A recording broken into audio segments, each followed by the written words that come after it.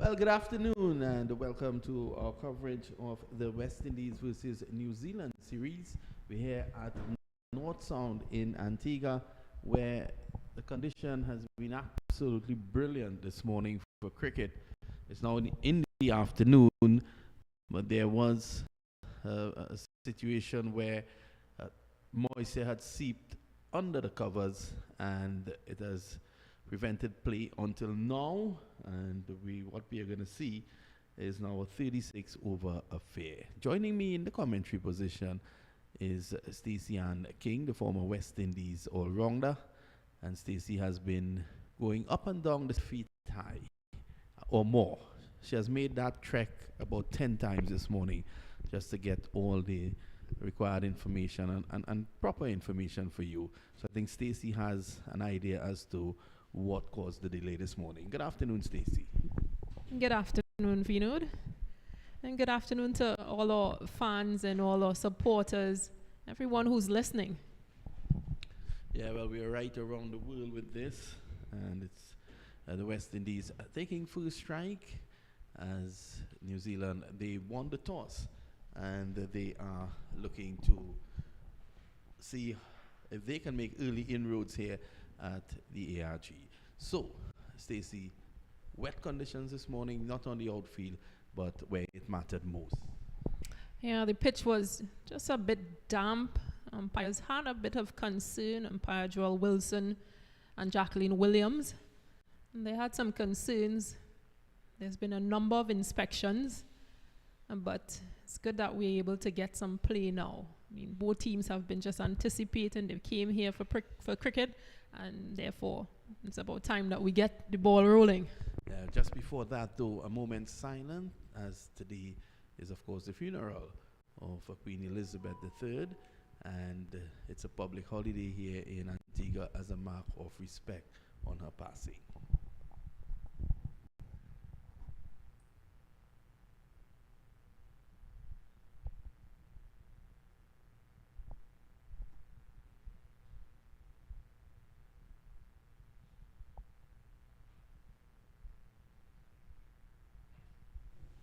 Right, so of course we ourselves would like to send the condolences to the royal family, and it's about time that we have cricket on the way here at North Sound.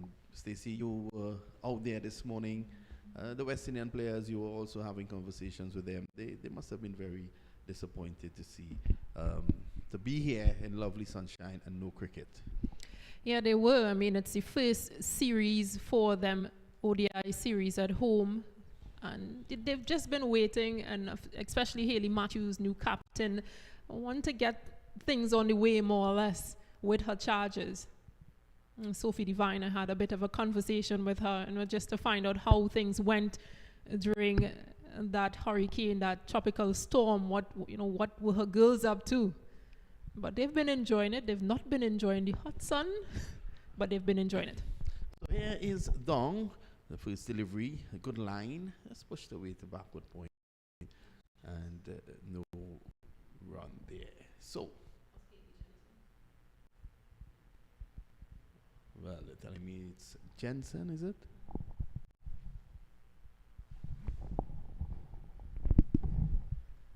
Opening for West Indies, Hayley Matthews. Oh, that's Rashada Williams and Natasha McLean.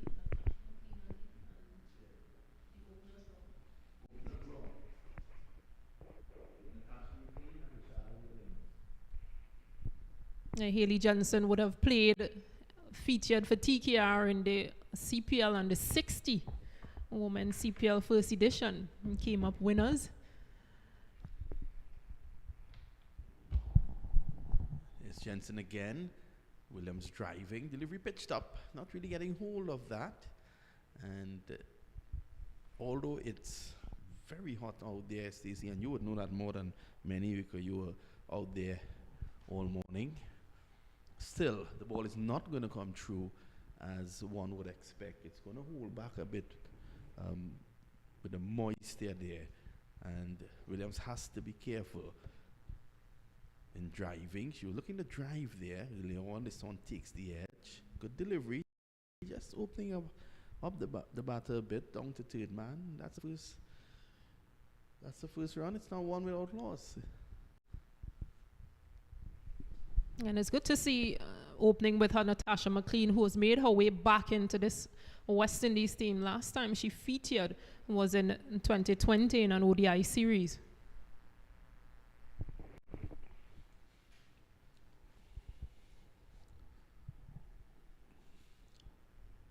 McLean, as Stacey was saying, just fresh from winning that inaugural women's CPL title with the Trinbago Knight Riders.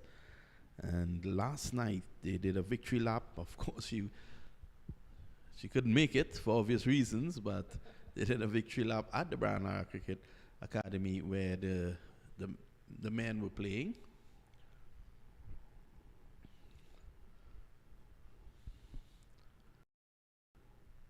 Okay, this is playing a check drive. So McLean, who normally goes very hard early on, would want to just take a moment or two and assess the conditions here, Stacey. Yeah, she should. I mean, she's now making her way back, Natasha McLean. And it's a long way. It's 35 overs. So give herself a chance. There still might be a bit of moisture within the pitch. So give herself a chance just to be able to, go big at the ending. But it's important for this West Indies team to just rotate the strike as well. It's an area that they've faltered in this version of cricket. So they'll need to work on that, and the perfect opportunity here.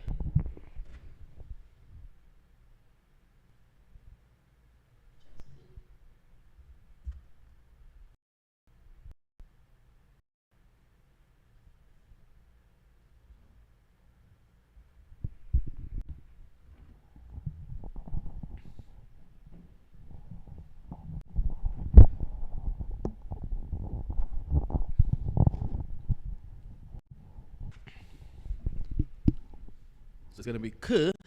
Take up the attack now from the Sir Curtly Ambrose end. And she starts with the delivery wide outside the off stump. I thought that was a bit harsh though. Umpire Wilson just stretching his arms. Yeah, one of the players to make her way back into this New Zealand team, Jessica herself, Lauren Dong, and Molly Penfold. Much better, right on spot. Yeah, they replace Jess McFardy, Seema, and Claudia Green and Rosemary Mir, who would have played at Commonwealth Games. So she would have missed out, Jessica, that Commonwealth Games because she took a mental health break as well. And that is happening so much these days, Stacey. I'll get back to you on that as the day goes on. You, of course, being an athlete. So, quiet start here by the West Indies at the moment. This is over number 2. We have revised conditions because of the moisture that was on the track. Of course, thankfully, Hurricane Fiona didn't do too much damage across here in Antigua. This delivery seeming back in. Williams just going across. So she has to be careful. She wants to assess this pitch properly. As we keep saying, a good decision by New Zealand to bowl first, given the moisture there. The ball is not going to come onto the bat. But once they stay out there, the West Indian openers, for a while, the sun that is beating now is going to bake that track. And I'm afraid it's going to make batting easier as the day progresses.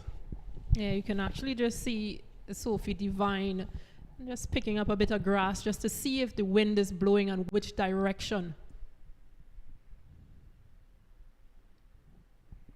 Again, another delivery, good delivery.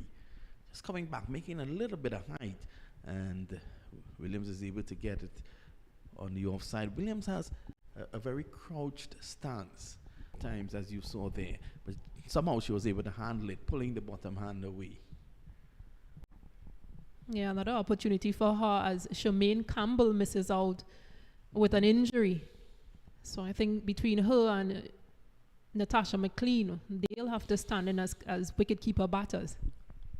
Driving, she'll be unhappy with herself, as that should have been a pace through the offside. It wasn't. It was played straight to mid-off. End of the over, the end of 2. It's 2 without loss.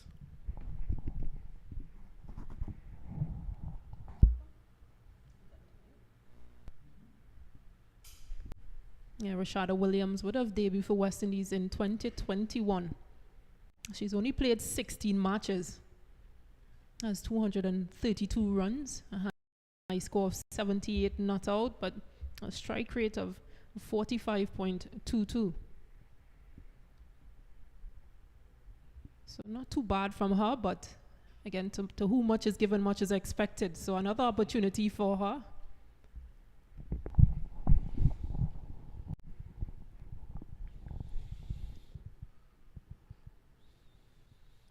Driving nicely, McLean, timing that one nicely, but finding a squarish cover. The Jamaican McLean would have played a lot with Stacey King.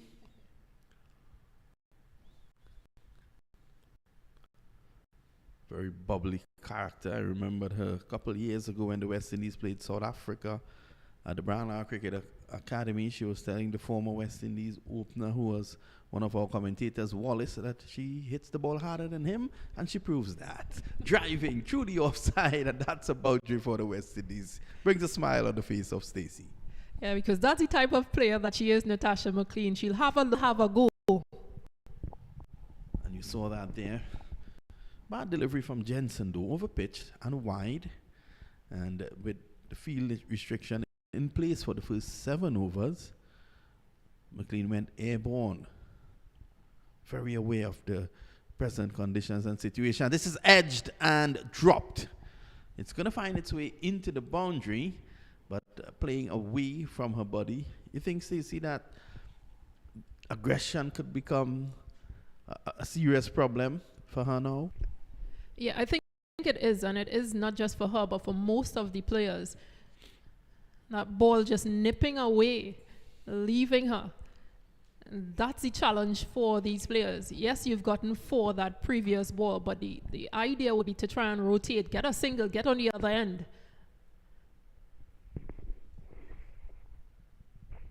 But again, it was good bowling from Hayley Jansen. The previous ball that she was hit for 4 was a wider delivery, gave Natasha McLean room to just open her arms.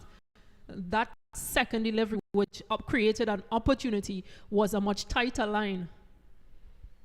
Got the edge, but fell between wicketkeeper Easy Gaze, who's making her international ODI debut for New Zealand.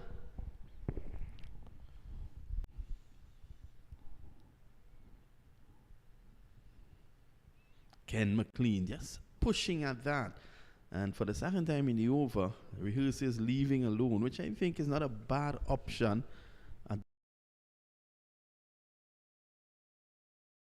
At the other end, bringing it back in. She was not in position to play at that. Yeah, and reminder, they were teammates for TKR in the women's CPL. Streeter.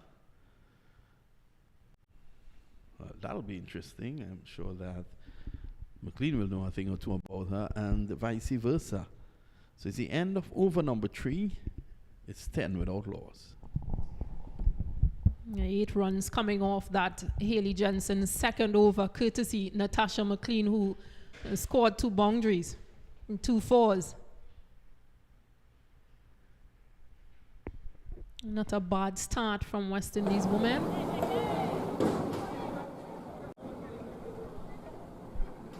McLean goes to 8 off 8. Williams 1 off 10. As Jessica continues from the media end.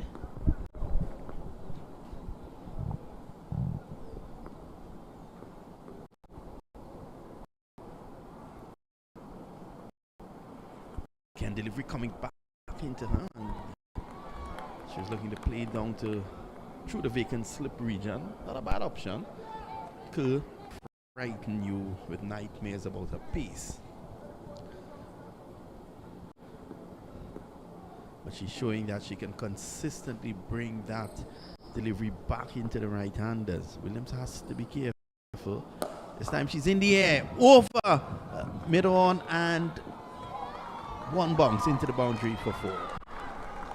In her zone, and she went with her. It's a really good shot from Rashada Williams, a good release shot as well, because before that she was one. This ball just pitched up from Jessica in the slot. And well put away. As you mentioned, those fielding restrictions, just 2 fielders out. So using that to her advantage, Rashada Williams. She dealt with that efficiently and effectively. This time, this delivery, she just had the presence of mind to not go at it initially, looking to push out, just allowing it to come on to her, which is a good option when you're playing on a track with moisture. You look to play as late as possible, and that worked for her on that occasion. Yeah, what it has done is forced a change in field. 2 fielders out, and now deep square and almost a deep mid-wicket. Not ready, pulling away. Williams. Stacey King was saying Lily on. That release shot would do a lot for her. She would have faced at that point 10 deliveries for 1.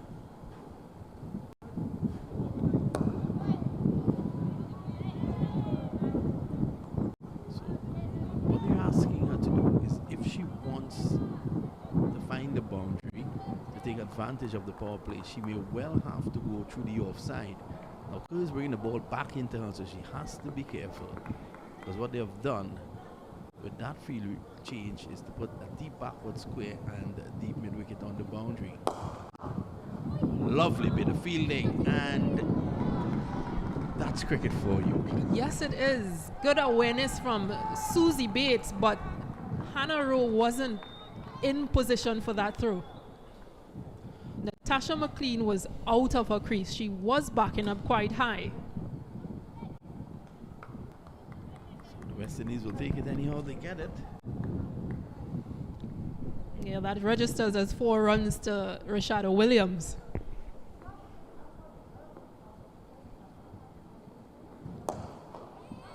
She gets this through the offside, not really getting hold of it.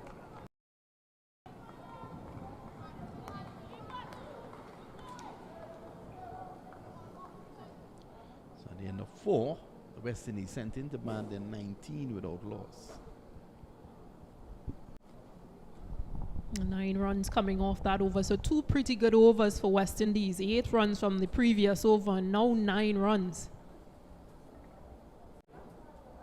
This good partnership building here between Rashada Williams and Natasha McLean.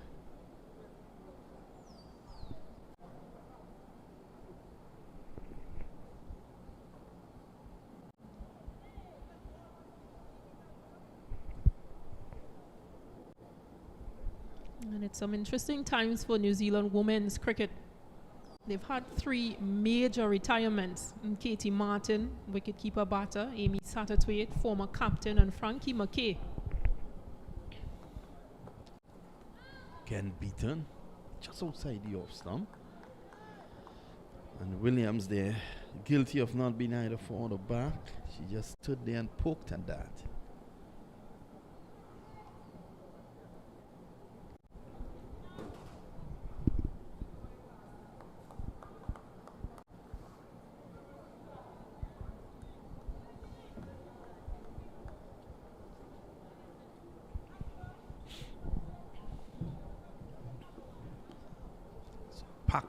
Close in offside field, and driving and beating every one of them into the boundary now for 4. Over pitch delivery, all she had to do was to clear the levers. Running boundaries, Rashada Williams scoring in 4s. As you mentioned, over pitch delivery, Sophie Devine does the fielding, But yeah, pitched up delivery and given room on that offside. And all feelers in that ring, she gets past it. And 4 more runs. Wow. True. Mid-wicket for 4. Lovely shot. Again, this time the line was also wrong. And all she has to help it over an onside field that is not very populated. Yeah, I'm not sure what was the message from those first 2 overs into these 3 so far, but Rashada Williams has really taken a liking to these New Zealand bowlers. All of a sudden, she has just turned it on, and you were quite right when you said that release shot would help her. Beaten. I want to give her the benefit of the doubt, probably just pulling out at the last moment. Yeah, 2 batters, Rashada Williams and Natasha McLean from Jamaica. So possibly that conversation within, you know, that same twang as well, just to let her know here's what. You just need to up the ante a bit, keep things going. Is that how they say it in Jamaica?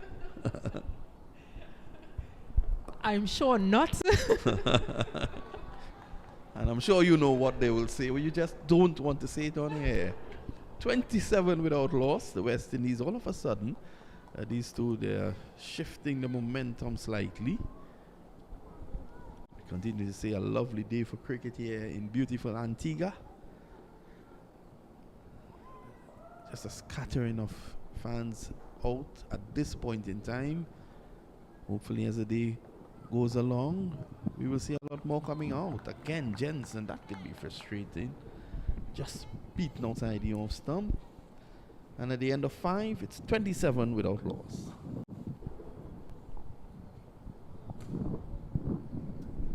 Yeah, these last 3 overs have been really productive for West Indies.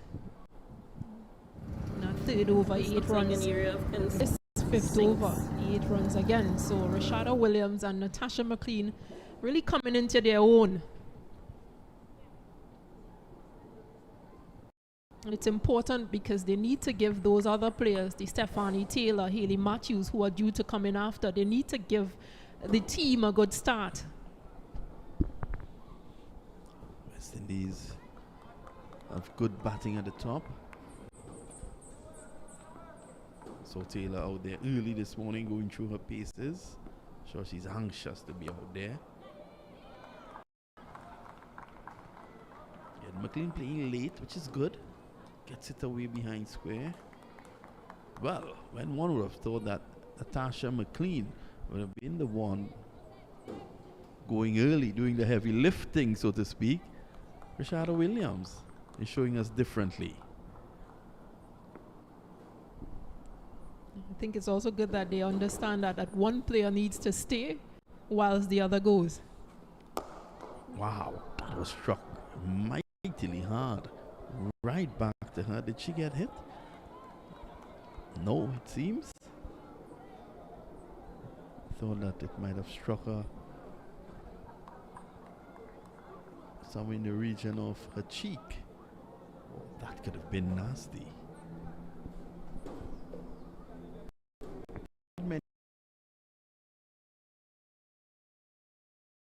Sometimes he might always bowl over the wicket and swing across the right-handers, so you gotta win. Full toss, driving.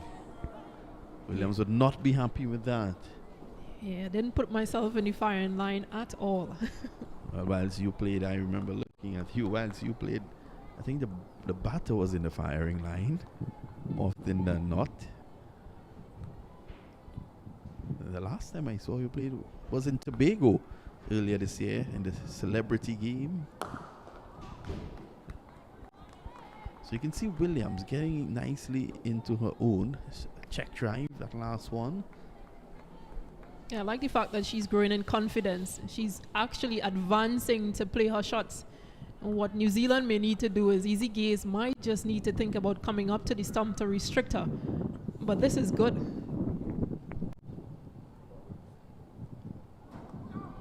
Beaten, susceptible just outside that off stump, as do many batters, but I'm afraid she's just standing and poking the bat at those deliveries. That one held its own.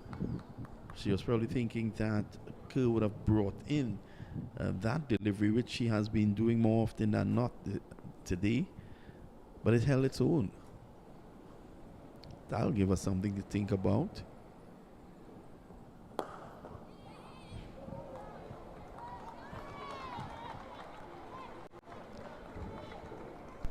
One more to Williams. At the end of the over, the end of 6. 29 without loss.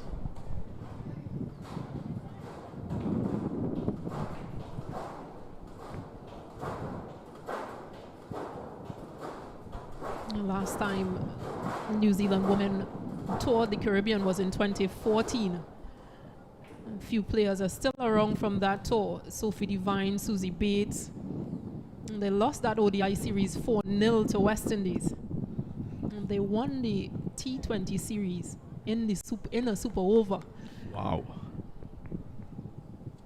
So not so good memories for them, but again, a rebuilding phase for New Zealand. They've got 3 18-year-olds, including debutant Easy Gaze on wicketkeeper.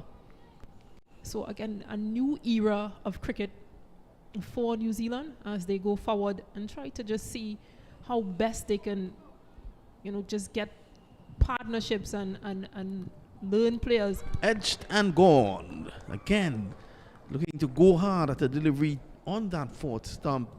She just flat Williams and easily caught at first slip. And the West Indies, they've lost their first wicket. Jensen getting revenge, exacting revenge. Again, Stacey King, you can see exaggerated a waist swing. She drove at it. She was nowhere close to it. And Williams has to leave for 19 of 27 deliveries. Yeah, in over number 4, she would have been put down. Well, not put down because she guided one into slip, but it landed safely. Not this time around from Hayley Jensen. A proper line, a perfectly lined delivery, which carried good bounce and carry as well, into slip. You mentioned that Rashada Williams was fishing out there just a bit too often, and Hayley Jensen used that to her advantage.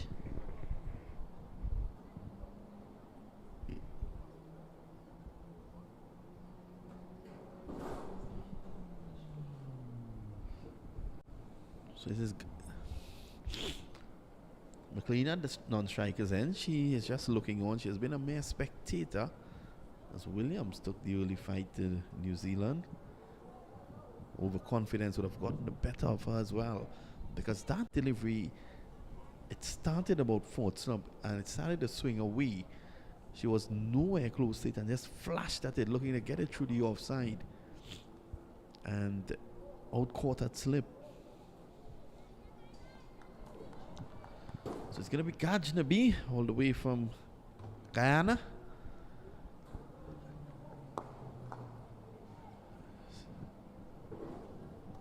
Showing Jensen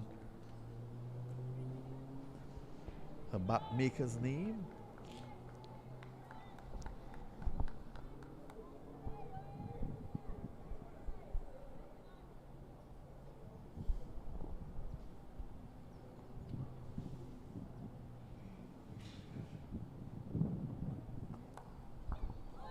Maddie Green just going flying there. She's able to knock that one down. Maddie Green held the catch to dismiss Williams head high.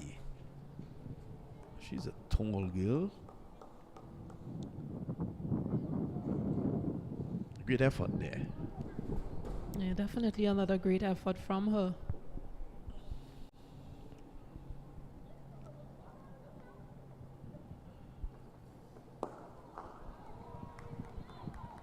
You can see you can see Natasha McLean tightening up a bit.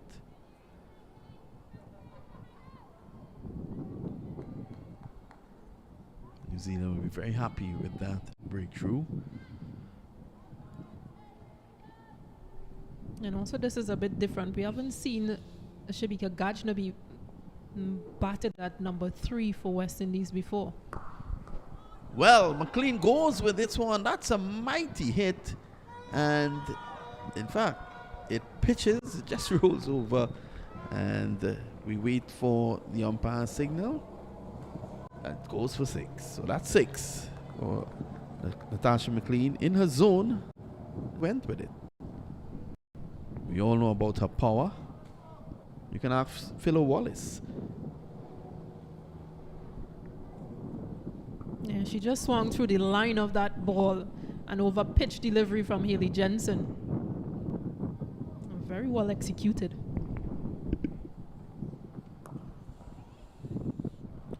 Much better delivery by Jensen. So at the end of over number 7, 36 for 1.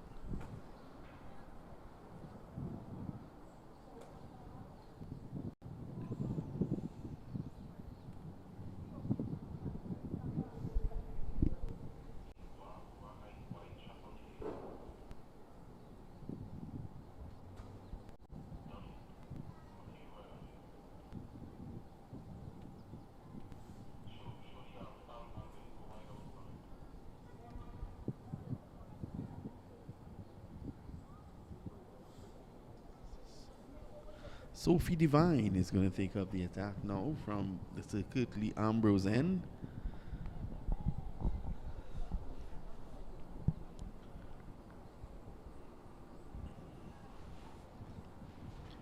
It's going to be Gajnavi to take strike. Gajnavi has just got in there. Faced just 2 deliveries.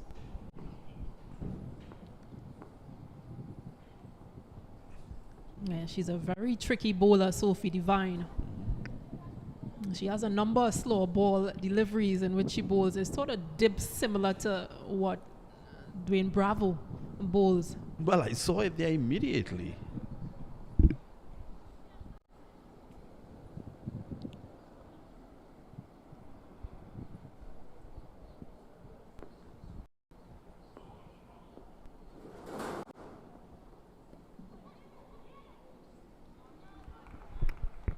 She's also one of 2 players in this New Zealand team who has represented New Zealand at 2 sports. She's also played hockey at a national level for New Zealand. And Susie Bates being the second who was featured at basketball in Olympics for New Zealand. Wow. Serious athletes. Down the leg side. McLean would be annoyed at herself. There's no long leg in place. There is deep backward square on the boundary. So had she gotten anything onto that, that would have run away. And the power play is up, but Sue's 2 feelers out.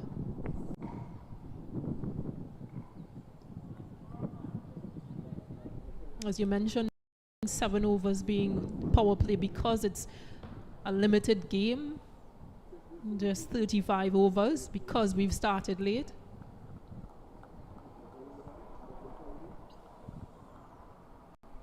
But I guess she believes in her bowling. Yeah.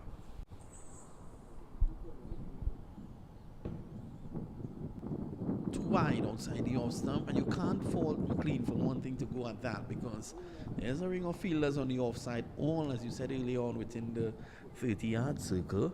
And McLean looking for scoring opportunities.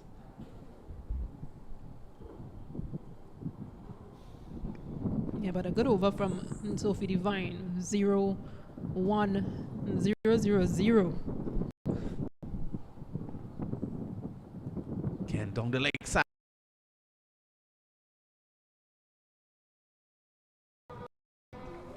And I thought, though, Stacey, that although it was 0-1, 0-0-0, she was lucky a bit. A delivery down the leg side that wasn't taken advantage of, and there were deliveries way outside the off stump that McLean just couldn't connect with. But in the end, she got a 4. So the West Indies, they've raced up to 41 for 1. This is, of course, a shortened game, 36 overs aside.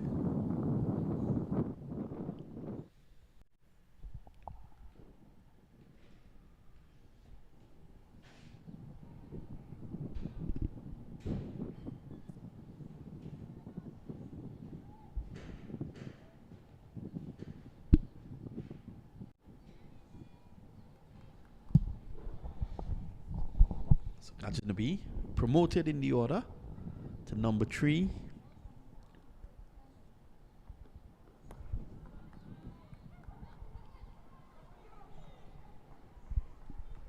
Yeah, a bit of indecision, but they get home safely. Look, Natasha McLean is just saying, I didn't hear you, or to call louder.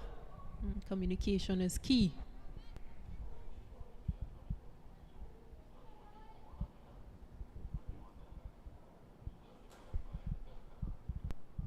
It's Hannah Rowe from the far end, Sir Andy Roberts end.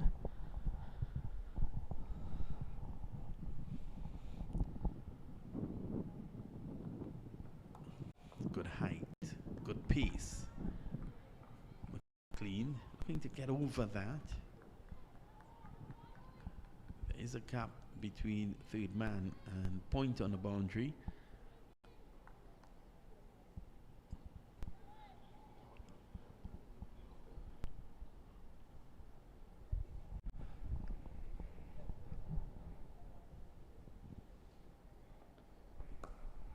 Yeah, just 25 years of age, Hannah Rowe. And has a best of 5 for 55. And Connery rate of 4.98. And she would have picked that up at Women's 50 over World Cup earlier this year in March. And picked up 9 wickets in that tournament.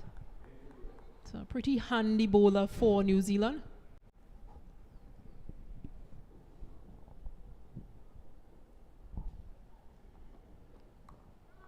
Getting away with that, hitting it hard. And you can see McLean, she's trying her utmost best to get over those deliveries to keep it down.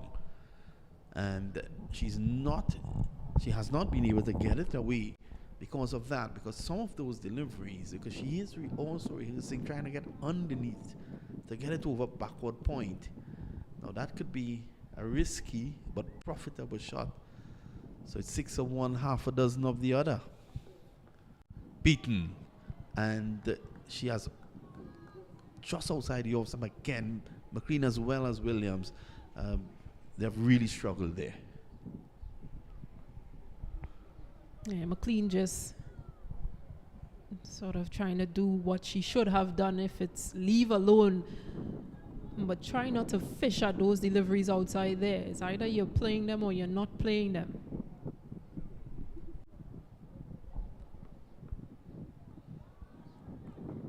Again, not listening to Stacey King. End of the over, the end of 9, it's 42 for 1. And since we've seen the dismissal of Rashada Williams, things have really dried up.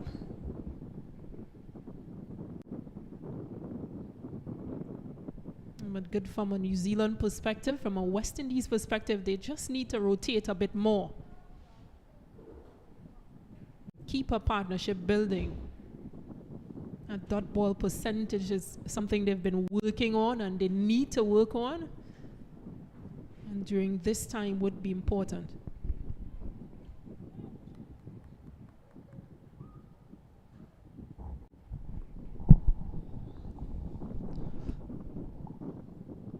Again, down the leg side, noodled away. That should reach the boundary.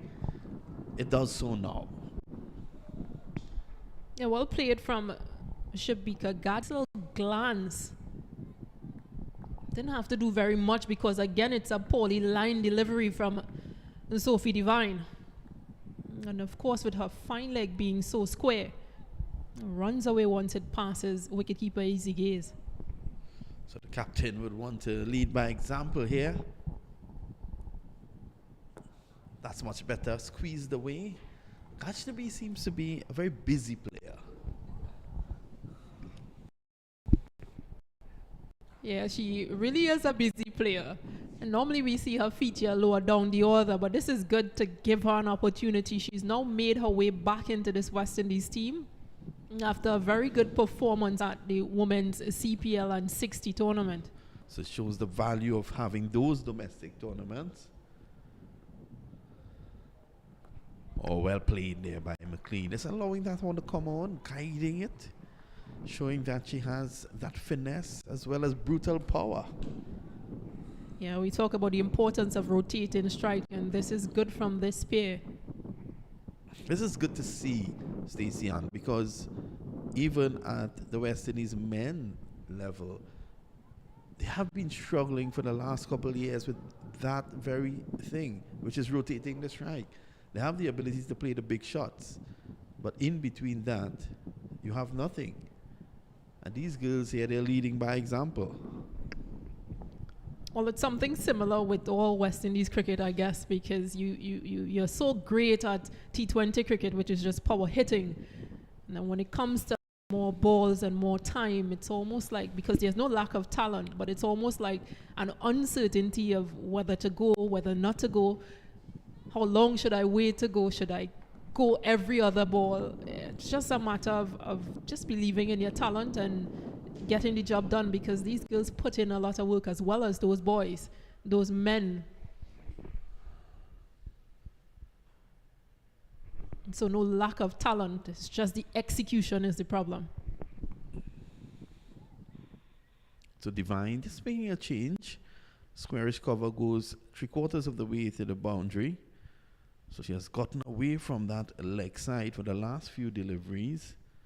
Of course, she did give away a 4 early on in this over. Oh, that's well bowled. Excellent line.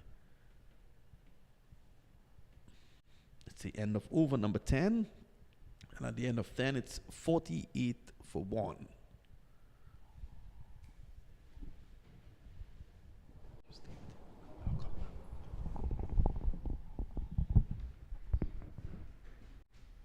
Now, this has been good for West Indies from a West Indies perspective. 48 runs on the board, just 1 wicket. Natasha McLean is still there. She's 20 off 22. And Shabika Gajnabi just moving along. She's on 8 from 10. Good afternoon, Stacey and King. How are you doing? Good afternoon, Vernon Spriggan. Welcome. So, 48 for 1. We start over number 11. There's a peel for caught behind. She's out. Natasha McLean goes back. So, I think I don't want to say I brought a little bit of luck here for New Zealand, but not one. Just outside the line of the off stump, and took a faint edge and a good catch for the New Zealand's wicketkeeper, Isabella Gaze, on debut, 18 years old, and taking a very comfortable catch. West Indies losing their second wicket.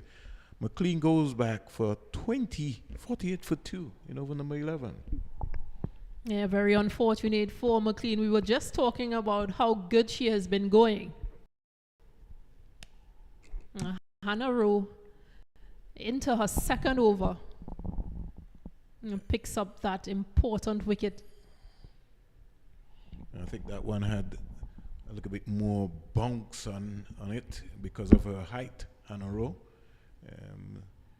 She got herself in a little bit of a tangle there, more or less. Natasha McLean, good catch by Isabella Gaze, making her debut. 18 years old, so New Zealand, as Stacey Ann said earlier, was given an opportunity to be able to make sure that they uncap some players on this tour. They're more or less in a rebuilding process, and they're striking pretty early. The game being reduced to 35 overs per side because of, as we would say, Fiona would have passed through the Leeward Islands and through the Caribbean. Is maybe taking a toll even right now as we speak on Puerto Rico and the Dominican Republic.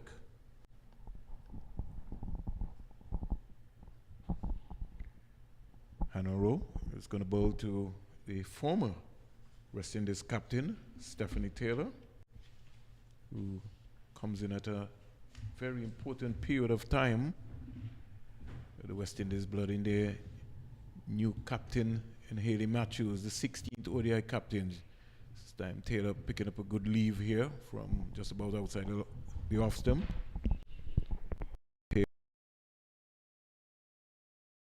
Stacey Ann, 145 matches, 5,298 runs with 7 ODI hundreds and 37 half centuries. The West Indies would need even a half century here today from her. She is going to face her second delivery, a wide delivery. Very, very, very wide there by Hannah Rowe. The score in the meantime goes up to 49 for 2 as Jacqueline Williams from Jamaica gets her hands out like one of those birds here at the Sir Vivian Richards Stadium. Interesting times ahead. Taylor North, Gajnabi 8. This is going to be an important period of play here for the West Indies women's team. Taylor comes quietly forward, solid in defense. As always, admire her for the way she plays the ball right under her eyes. Some 17 matches versus New Zealand, 758 runs with a high score of 108 against New Zealand with 5 half centuries. And has had a lean time in 2022 with 1 half century, 197 runs from some 11 matches. Again, she's solid in defense here to another straight delivery. And the score remains on 49 for 2.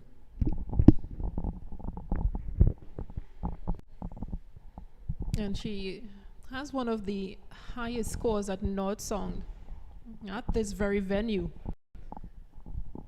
94. And she would have scored against India. She had 8 fours and 2 sixes in that innings. Again, she's driving straight again, but still can't get off the mark, so she remains on North. Into over number 11. Very important period of play for these two teams, Stacey Ann, with the ICC introducing this new method of qualifying for the World Cup, especially in the 50 over game. West Indies over the next 2-3 years will be 2 years, 66 matches, Stacey Ann. That's a lot of cricket. Yeah, this is New Zealand's first tour of that International Cricket Council Women's Future Tours program. So the end of over number 11, Taylor is not after losing the wicket of McLean for 20s. So the West Indies so far, they have lost their openers in Rashada Williams and Natasha McLean. It's now rebuilding time here at the Sir Vivian Richards Stadium for the West Indies women team. 11 overs bowled, 49 for 2. Just a bit more on that Women's Future Tours program. And there are 10 teams competing for the first 5 places on offer at the 2027 Women's World Cup. For New Zealand, they've got a 3-match home series versus Bangladesh to follow this. And before the ICC T20 World Cup in February next year in South Africa. We have a change here. Stacey and King, who we have coming in now. New Zealand have gone to spin. Number 26. We just wait for a little while. Looks like it's going to be the left arm spinner. Bang on target, arm ball straight away. Gajnabi is defending nicely. Fran Jonas from the circuit, Ambrose end goes past umpire Joel Wilson. Short the Nabi. I think it was so slow and it really didn't bounce. But the most important thing is that she kept her eyes right onto it and just played it to the fielder short middle area. Score remains on 49 for 2 into over number 12.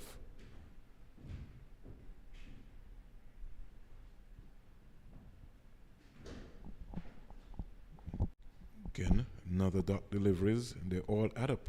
Stacey and King. Yeah, we mentioned it's an area that they need to work on, West Indies women. But losing 2 quick wickets. Here is a little steer, or more or less just a little glide around the corner, turned more or less by Gajnabi into the square leg area. Rotation of strike, picking up a single. It now brings Taylor, who's a knot. Gajnabi goes to 9.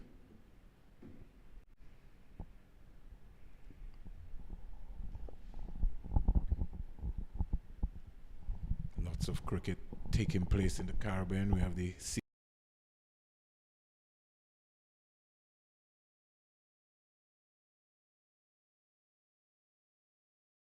soft hands, just opening the face of the bat and steering it down to the third man, picking up her first run of this game.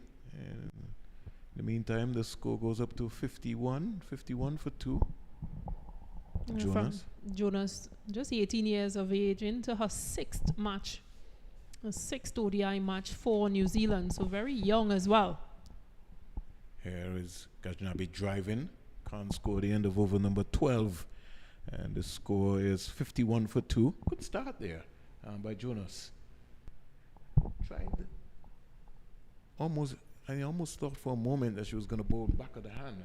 Just the way in a slice in terms of her delivery stride. But good control. And as you would say, the Black Caps get into the overs very quickly here. Yeah, I think that's something with women's games. You get, they actually run through their overs much quicker. Would you agree or not agree? I don't want to feel guilty about that one at all, for sure. There's more efficiency, and I guess maybe when the competition gets a lot more tighter, then you know what's going to be happening. Game number 21 between these two teams being played here at the Sir Vivian Richards Stadium, and the record before would show that New Zealand have won 11 matches, West Indies have won 8, and there was one no result. Stacey and King said earlier in her earlier broadcast on with Vinod, the last time that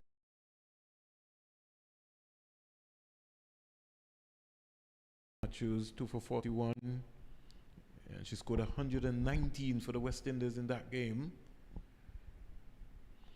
West Indies 259 for 9 in 50 overs. Matthews 119, 128 balls. Nathan 36. Taylor herself was on 30. Jessica picked up 2 for 43. New Zealand in reply 256 all out of 49.5 overs. Sophie Devine, she scored 108. So West Indies, as we would say, going into this contest ahead. Here's Taylor back and punching that pass backward point. We'll get a couple of runs here. Lovely outfield here. Good timing. In fact, it's gone for 4.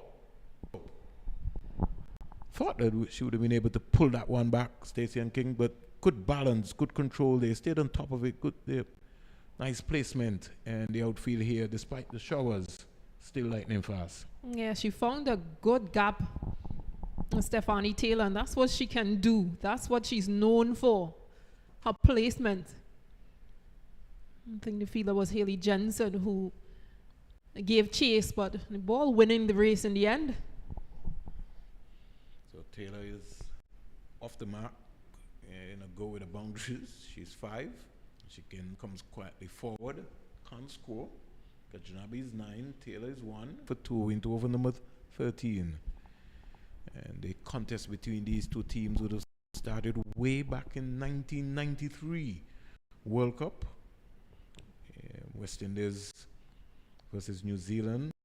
West Indies 96 all out. In fact, in that period, in that World Cup, they played 60 overs. West Indies 57.1 overs at that period of time. We'll come back to that one.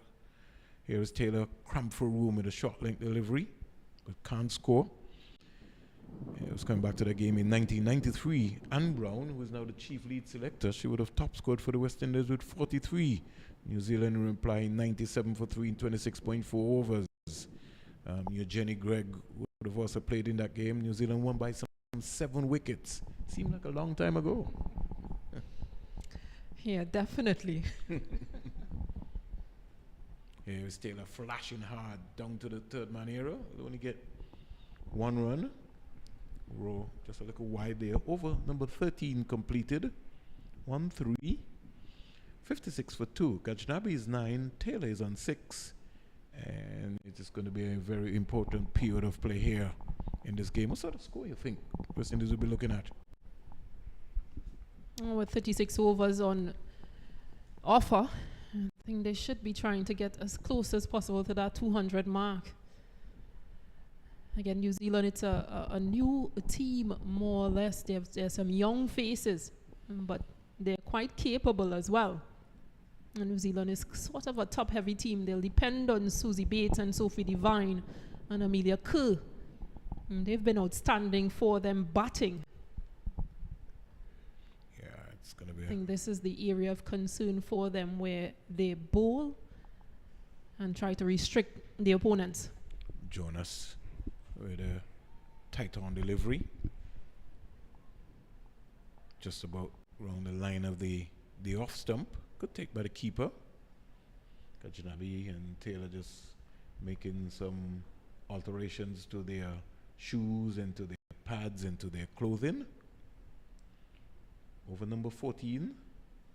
Partnership from 18 balls. As Jonas from the circle he was in. Bang on target. And Taylor could do no more but just come forward quietly. And it alerts the fielder from the short mid wicket to run in. There's no run. Pretty interesting field placing, more or less a 5-4 field. Stacey Ann, give you a chance to talk a little bit about that. Jonas in now to Taylor. Taylor is back and looking to pull that, finds a gap. Will it have the legs to go into the boundary? No. And the mid-wicket fielder coming around there and they only get 2 runs. So good covering there by the mid-wicket fielder. Had some running to do. Looks like Green, Maddie Green. And she might have saved 2 runs there. In the meantime, the score goes up to 58 for 2. Taylor goes to 8 and Gajnabi is on 9. Here is Taylor driving. She's out caught. She gave that one away, never got to the pitch of the ball, and just more or less stopped in her tracks. And she's rehearsing her shot to indicate that she should have gone right over the top. And had she maybe just put some elevation onto that shot, it would have gone all the way 1 bounce for 4. She's disappointed, Taylor.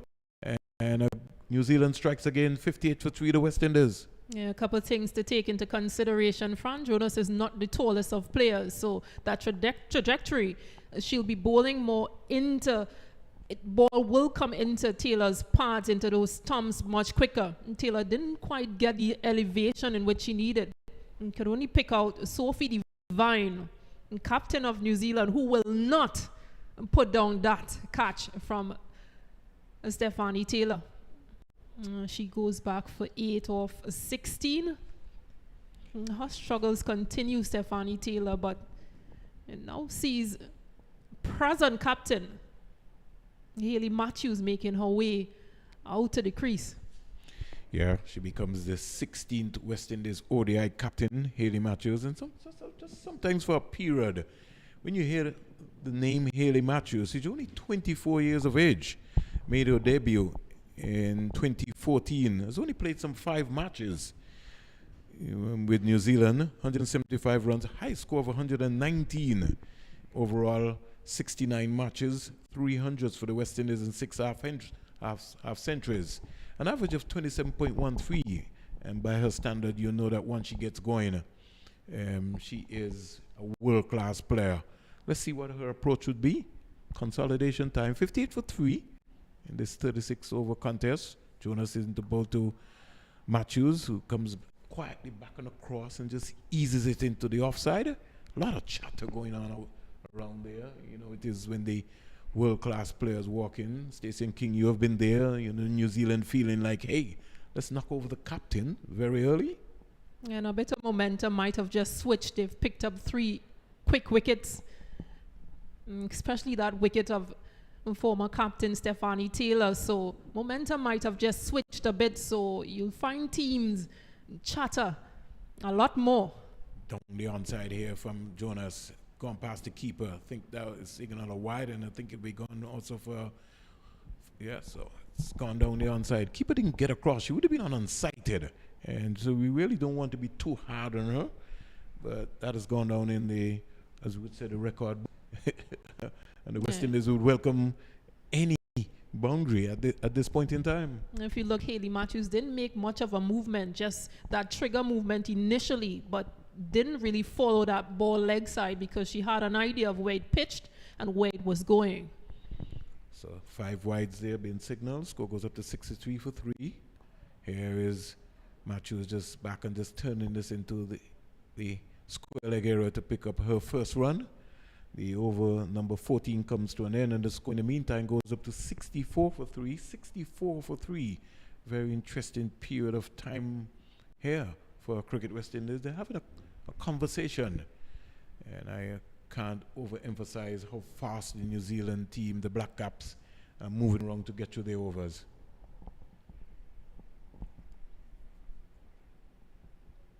Lovely day here has turned out to be here this afternoon at the Sir Vivian Richards Stadium.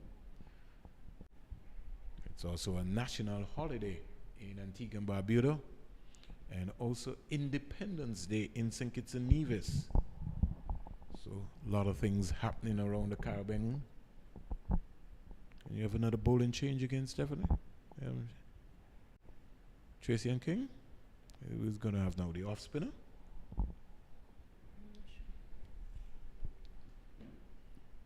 New Zealand captain ringing the changes, Sophie Devine. And Amelia Kerr is going to be the new bowler. She's played some 21 matches for New Zealand with some 76 wickets. Bowls off spin. She's been around for some time, Kerr. And she will start from the Sir Andy Roberts end. Sir Andy, with a little bit of wrist spin. Here, Taylor, not Taylor, but Hayley Matthews coming forward. Mid-on and mid-off right inside the circle. They've got a short mid-wicket, short cover, no slip. Sweeper on the offside. And loosely, Hayley Matthews, not Taylor. I don't think she got right to the pitch of that delivery there. The hands went and it peeled off the outer part of her bat and just flew down to the short third man. Gets a short delivery back and pulling it out to the mid-wicket area. Kerr pulling this one down. Yeah, also the sister of Jess Kerr. That's her bigger sister. Yeah. Amelia being 21 years of age. Just being 24. So Amelia Kerr playing some 21 matches for New Zealand. Here is Gajnabi trying to hit one inside out over cover. Never got to the pitch of the ball. The left foot didn't get out there. In reflection, she had to rehearse very quickly and decided, I have to get closer to the ball. Kerr in out the ball to Gajnabi. Gajnabi is losing her shape there, pulling away. Yeah, she's trying to do a bit too much, Shabika Gajnabi. Amelia Kerr would have scored 232. She has the highest individual score in women's ODIs. Youngest cricketer, male or female, to achieve that. And that was against Ireland. So over number 15 comes to an end. Good dot ball there. One spun past Gajnabi. Good take by the keeper. 15 overs bowled here at the Sir Vivian Richards Stadium is the CG United International Women's Series, ODI Series, West Indies women versus New Zealand women. And the West Indies under a new captain in Hayley Matthews. Very important period of play here. And this partnership is going to be important. It's also going to be important for Gajnabi because she has to rotate the strike and pick up the singles. Here is another delivery here by Jonas. Bang on target again. Pitch between wicket and wicket. And Hayley Matthews could do nothing else but defend. Jonas, left armer, in out the ball to Matthews. Appeal for a leg before. She's out. She's given out. She was half forward, not really right out. The stride was not confidently out. And umpire Joel Wilson, the appeal went up. And West Indies in trouble. They've lost their captain, Hayley Matthews. She goes back, leg before, to Jonas. And we look back on the television replay for two. Let's look at this one. Stacey and King. He had a stride, but didn't make any contact with bat. And looked like she was trying to play on the leg side across the line of that and delivery. And maybe that might have moved into the direction of where the ball pitched for umpire Joel Wilson, who maybe thought that she was maybe playing around the line of the ball. And the appeal went up. And in the affirmative, Joel Wilson said to you, Stacey and King, Joel Wilson normally is a tough man to get a leg before decision with as an umpire. So that had to be pretty close. Yeah, he's one of those umpires that at his standard, he thinks about it. He looks at where the ball pitches, where it goes, where it ends, where the bowler, the type of bowling that is being presented as well. But this has been really good from Fran Jonas. She's now picked up Hayley Matthews and Stephanie Taylor in her 2 overs. What she seems to be doing is just attacking wicket to wicket. Let batters make the mistake. And so far, that has been 2 mistakes made. Left-hander Kaishana Knight comes in. And this might maybe break up the momentum for New Zealand. But Jonas so far has been spot on, as you heard there from Stacey and King. You can now see changes because it's a left-handed batter, Kaishona Knight. And so again, just trying to get right fielders in position. Knight waits for Jonas, and she comes quietly forward. She's a naught. Gajnabi, who is a 9 from 18. West Indies are in trouble here at the Sir Vivian Richards Stadium. 65 for 4. Went over number 16. Jonas, 2 for 10 from so far. Here is Knight approaching and deciding that she was thinking about a single, but Jonas she's in a momentum drive. She's enjoying her spell right here, and she got through very quickly. And Knight had to get back into a crease. Kashona Knight, we say good afternoon to the folks in Barbados. Kenji comes quietly forward, can't score. New Zealand feeling that they're on top here. Over number 16 completed. West Indies are 65 for 4. Williams, McLean, Matthews and Taylor all back in the West Indies hut. And West Indies are in trouble more or less here. Yeah, maiden wicket from Fran Jonas. And that important wicket of Hayley Matthews. Well, it will take some rebuilding here for West Indies. Kaishona Knight, she last represented West Indies in November 2021 versus Pakistan. Didn't get off the mark then. Yet to get off the mark here. But it's going to take some doing, some batting, some maneuvering of these New Zealand bowlers from not just her, but the others to come. Chanel Henry, Chidi Nation, Ali Allen, Afi Fletcher, to name a few, not necessarily in that order. Gajnabi playing her 23rd game for the West Indies. High score of 22. So really, should really need to get going. Again, getting herself in some trouble here. Trying to pull away. I think she would be advised to get as close as possible to the deliveries and look to punch, look to find the gap. 65 for 4. Gajnabi's 9 from 19. Kerr, that one had some rip on it, as you would say. You know the terms. Your coach, Stacey and King. The coach will tell you that you want to get a rip on it.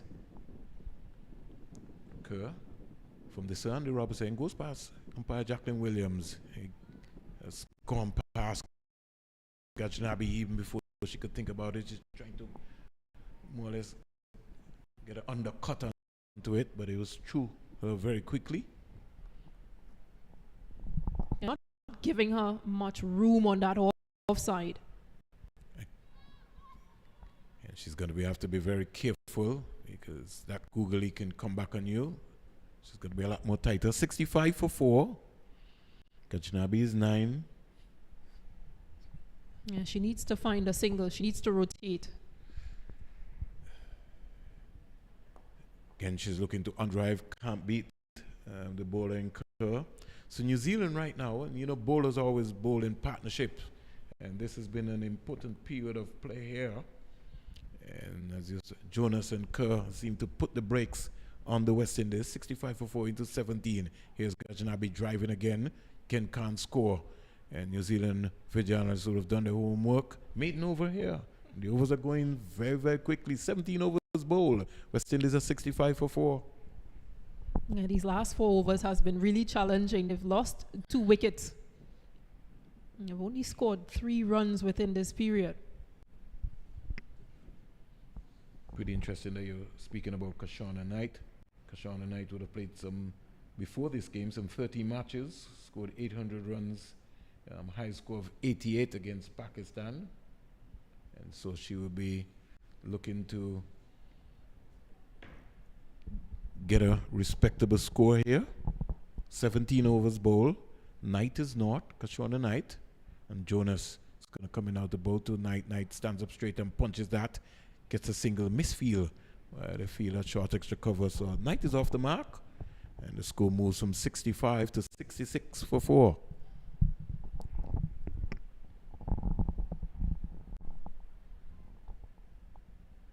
Yeah, they've got to keep rotating. They've got to find a way to score, especially Shabika Gajnabi.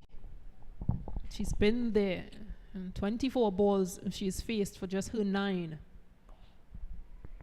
And I just find sometimes that Gajnabi looking to pull away. She needs to maybe just the trigger movement, stand up and look to punch the ball. She's always wanted to back away. Gotta get it more tighter. Jonas so far has been bowling between wicket and wicket. Jonas into bowl to Gajnabi. Gajnabi's losing her shape there. Was looking to go for a big heave. Never got anywhere close to the pitch of it. She just needs to keep talking to herself. Just try and make sure that I can rotate the strike and get a single. That has to be an objective. And she does so quietly. Just steers it into more or less the short third man area and picking up an easy single. So good rotation of the strike. Left, right handed women player as batters, as we would say. It's got to be very important that they communicate very well. Jonas into bowl to Knight, Kashana Knight. She's standing up straight and looking to punch that. Can't beat the field at short extra cover. But it's early days still in this 36 over game. So West Indies still can get a respectable total. When it's all said and done. Here is Knight on driving but can't score. And over completed. So 18 overs completed. The West Indies are 67 for 4. And we have, as we were considered to be, water break. As the golf cart glides across the field. Is an Oasis water break. Stacey and King. Yeah, just some time as well for both teams to gather and have a conversation as to where they are at present and where they want to be. And just a reminder, New Zealand won the toss and elected to field first. West Indies in reply, they 67 for 4. Yeah, 67 for a spot of trouble. The West Indies would have lost the wickets of Natasha McLean for 20, Rashada Williams for 19, Taylor for 8, and Matthews for 2. Jonas 2 for 12, Rowe 1 for 7, Jensen 1 for 24, and Kerr has been the other bowler for New Zealand so far. So as you heard there from Stacey and King, New Zealand winning the toss and deciding to go into the field. I wonder if West Indies would have done the same. It would have been pretty interesting at the end of the day's play to ask that, that to Hayley Matthews. 18 overs bowl and 18 quick overs. We play starting around about 1 o'clock.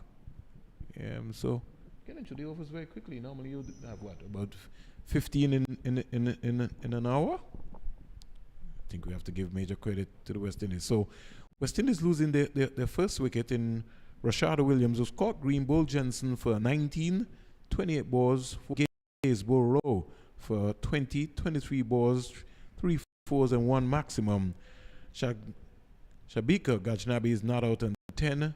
Stephanie Taylor caught Divine Boat Jonas for 8 and Hayley Matthews for 2.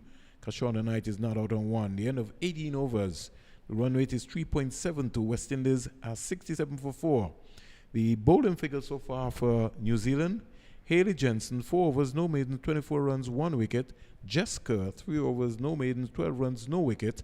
Sophie Devine, 2 overs, no maidens, 11 runs, no wicket. Hannah Rowe, 3 overs, no maiden, 7 runs, 1 wicket. Fran Jonas, 4 overs, 1 maiden, 12 runs, 2 wickets. And Amelia Kerr, 2 overs, 1 maiden, 1 run, no wicket. So New Zealand to date have used 6 bowlers within the period of time, and they have not let up on the West Indies batting, especially knowing that Matthews and Taylor, McLean and Williams are back in the hut. Yeah, their pacers were pretty much expensive. There was some runs, some boundaries scored, but their spinners, they've really come back. They've both really put pressure on these West Indies batters. And just in case you just joined our broadcast and you're wondering about the New Zealand women's team for today: Sophie Devine, captain; Susie Bates, Laurie Down, Amelia Kerr, Brooke Halliday, Maddie Green, Hayley Jensen, Jessica, Hannah Rowe, Isabella Gaze, and Franz Jonas. As you know, Isabella is 18 years old, making her debut. And for the West Indies, we'll go through their lineup. Hayley Matthews as captain, as we're back with the action. Just to come back to the West Indies final 11 for today. Here is Gajnabi hitting inside out over cover area, picking up a couple of runs right after the break. And you know, after a break, Stacey and King, you always tend to lose a wicket or something happens. She loses her bat as she ran down to the non-striker end, Shabika Gajnabi, but again trying to be a bit aggressive, that release shot. Amelia Kerr keeping the pressure here on the West Indies lineup. She comes in now to bow to Gajnabi. Again, Gajnabi looking to pull away, the ball going across her. And she has to keep 12 from 29 deliveries. Yeah, maybe a better option will be to get closer to the ball and try cutting. Here is a heave by Gajnabi, going to pass the keeper. Think it might be signal as buys. Let's wait and see. Well, Jacqueline Williams, think she came up just a little bit too early. Score in the meantime goes up to 70 for 4. 70 for 4, so I was right. Knight is 1, Gajnabi is on 12, and Kerr's bowled well so far. Yeah, 2.3 overs. But this has been good from their spinners, both Jess Jonas and Amelia Kerr. Quality. Here is an appeal for a leg before to Kashana Knight, who was just playing from her crease. Umpire Jacqueline Williams, with Kerr coming around the wicket, dismissed that pretty early and said not out quietly. And the score in the meantime remains on 70 for 4. Kerr getting through her overs into a third over. Down the onside, that will be signal a wide. She knows that that is offline, and pretty lucky to get away with that one. Because Shona Knight in her element would have hoisted that out of the Sir Vivian Richards Stadium. Yeah, she's normally a really good puller of the ball. Here is Knight. Sort of didn't get right out to the pitch of that one, Kashana Knight. Maybe just searching away for some confidence and some form. 71 for 4. New Zealand, there's a buzz. They feel like, hey, we can bowl at the West Indies today. Getting an easy single on the offside. She goes to 2. It brings Gajnabi into strike, but that was the end of over number 19. And the partnership will have to be a very important one, as the score in the meantime goes up to 72 for 4. These days, because of the new format, we're now using 2 5-ounce balls. Same as applies to the men's game.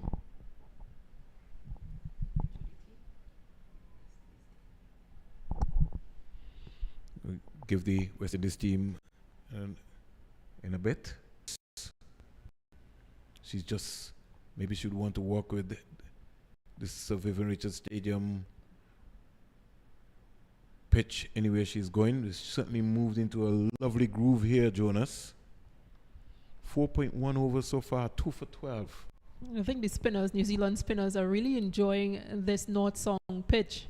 It might be encouraging also for the West Indies because Affy Fletcher and company will be maybe smiling. Maybe Taylor might have to bowl today also, depending on what score the West Indies will post here. And then you have Karishma Ramharak, who's also featured in this team. Jonas in out to bowl to Kashona Knight, and Kashona Knight playing a naughty delivery. Be advised to look up the V. Just trying to get a little fancy there too. That's a nothing shot, as you would say. You got the V right in front of you. You've always been told as a coach to keep looking up at the V. Mid on, mid off, long on, long off. Here is Knight again back and looking to punch that. Can't score.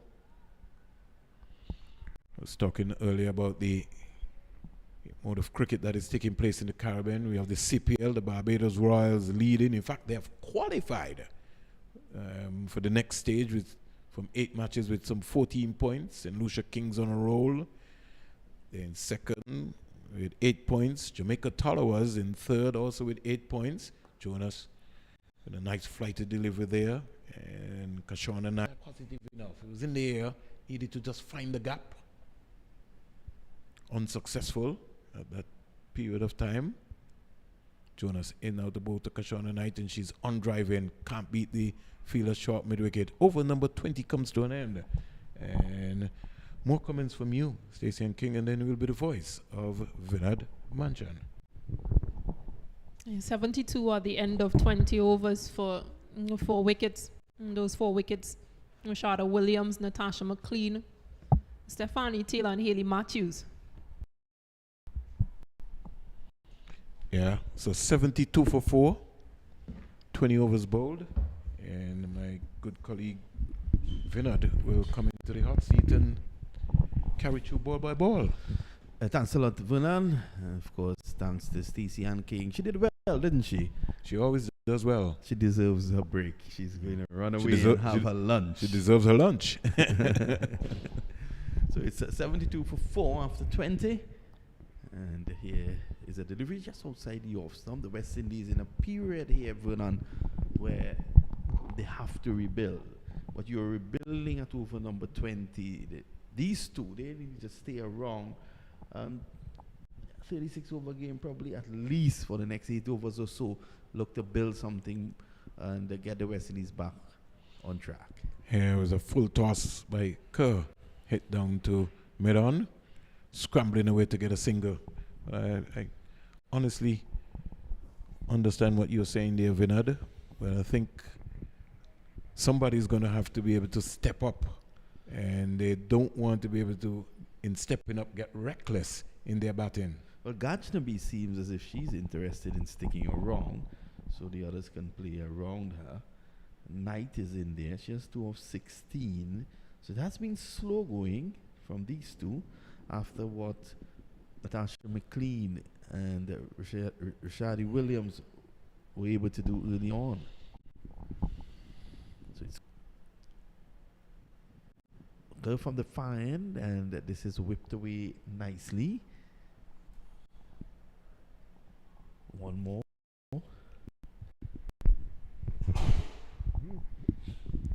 Good control shot there by Kashona Knight. Just whipping it away out to the mid-wicket fielder in the leg side area. And Kerr has certainly moved into a lovely groove here from this Andy Roberts end. Yeah, she seems to be in the midst of a good rhythm. Oh, that's good. This is good. She's getting to it. Slow turn, mind you. But she's getting to it. I think Janabi, there's just too much movement. She's pulling away rather than getting a little bit closer to the ball. Again, Gajnabi unable to really get this one away. She's in trouble. And she's gone. That was never a single there, Vernon. Never a single. And that's what I was talking to you about, Vinod, about the haste It was almost like a hit and run. She got a full toss, lost her, and just hit the ball and just ran. And that has been the case. The second full toss of the over, with the batters losing their shape, trying to get it away. And both occasions, it was Gajnabi. I think she dug herself into a bit of a hole. It was difficult to come out and take advantage of those loose deliveries, because she really had two bad deliveries in the over that she could have dealt with appropriately. Had she dealt with that one appropriately, she would have still been there. And the ground feeling by New Zealand so far has been excellent. They've always been a good, tight feeling unit, New Zealand. Well, demonstrated here again today. I told one of the production guys who was asking me early on, he was remarking how these girls are diving all over the place. And I told them the outfield here is in such splendid conditions at the Sir Vivian Richards ground that these girls are probably thinking they're back in New Zealand, where you will dive at the side of the road. So pristine are the conditions down there. 74 for 5. Looks like Chanel Henry has come out to join Kashana Knight. And the West Indies team for today, as I wanted to give you a lot more earlier, would have been Hayley Matthews, captain, Stephanie Taylor, Shabika Gajnabi, Natasha McLean, Rashada Williams. Then you have Afi Fletcher, Chanel Henry, Karishma Ramnarak, Shamila Connell, and Shakira Selman. 74 for 5, Vinod.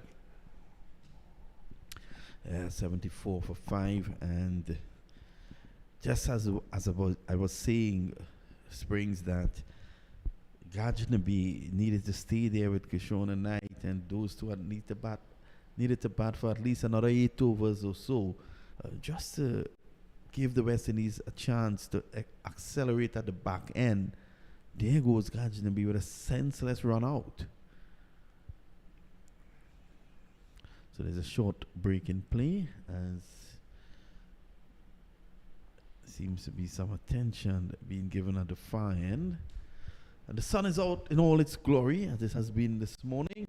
Of course, today being a public holiday in Antigua, given the fact that it's the funeral of Queen Elizabeth III. The national flag here of Antigua and Barbuda being flown at half-mast, and the West Indies Cricket Board flag as well being flown at half-mast. I'm very surprised, though, Springs, that there is no New Zealand flag at the ground normally. I was having a discussion with Stacey and King earlier about that, and I don't know if they forgot the flag at the hotel, but we'll find out as the series go on, as the physio is out trying to patch up someone. We can't see the number, but we know he's not the captain. Devine is just supervising at the moment. I wonder if it's Kerr. It's Kerr. Okay, maybe. Of course, it's the leg spinner Kerr. Maybe when she hit the bails, maybe she might have just ripped the finger. It's possible. Let's see if it affects her bowling. She's going to go around the wicket now to the left-handed Knight. And one hopes that the New Zealand team forgot the flag at the hotel and not in New Zealand. That would be quite a trek for them. It certainly would be. I have a miniature one at home from all my travels. I should have brought it along for them. I think the manager will be charged if that happens. Well played, excellently played there by Knight. She allowed that one to come on to her. And again, turn on offer, but slow turn. Very slow. Amelia Kerr would have played some. It's amazing, Vinod. She's played some 21 matches and already has picked up some 76 wickets for New Zealand. So she's been in the wickets with a best bowling of 5 for 17. Like spinners do take wickets, don't they? They do. Over number 21 comes to an end. So 15 overs to go. Knight is joined by Henry for the West Indies. And you'll have to begin Chanel Henry. She's played some 27 matches for the West Indies. 27 matches. Nothing much to shout about, Vinod. 212 runs, high score 39.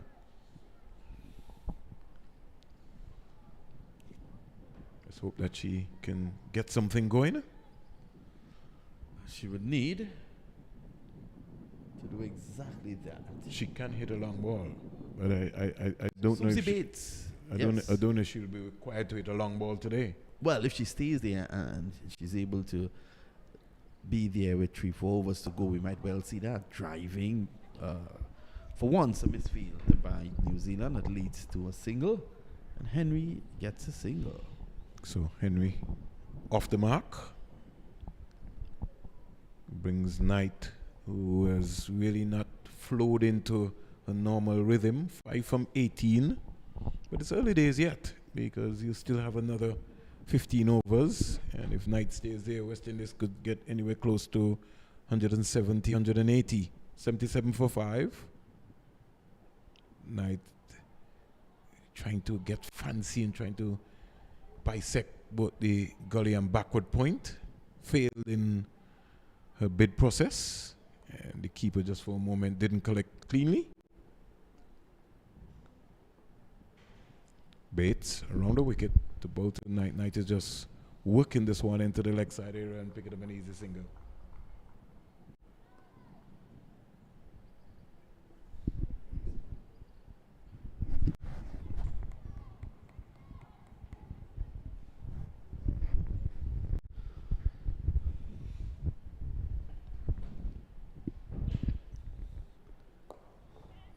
Single again to Henry.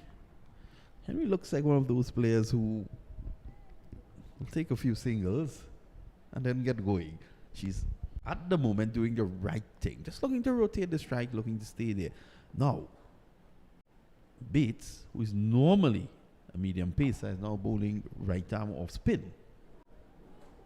Which So means that she will have seen something in the track. Which means that they've done their homework. So they know that the slower they bowl on this track, the more efficient it would be for New Zealand bowlers against the West Indies, because the West Indies like pace on the ball. Who doesn't? Cracked away through the offside. That's one more. End of the over. At the end of 22. The score is 80 for 5. 80 for 5. Knight is 7 from 22. Henry 5 from 2. And Bates has completed her first over, which would have cost us some 4 singles. 22 overs bowl. 14 to go.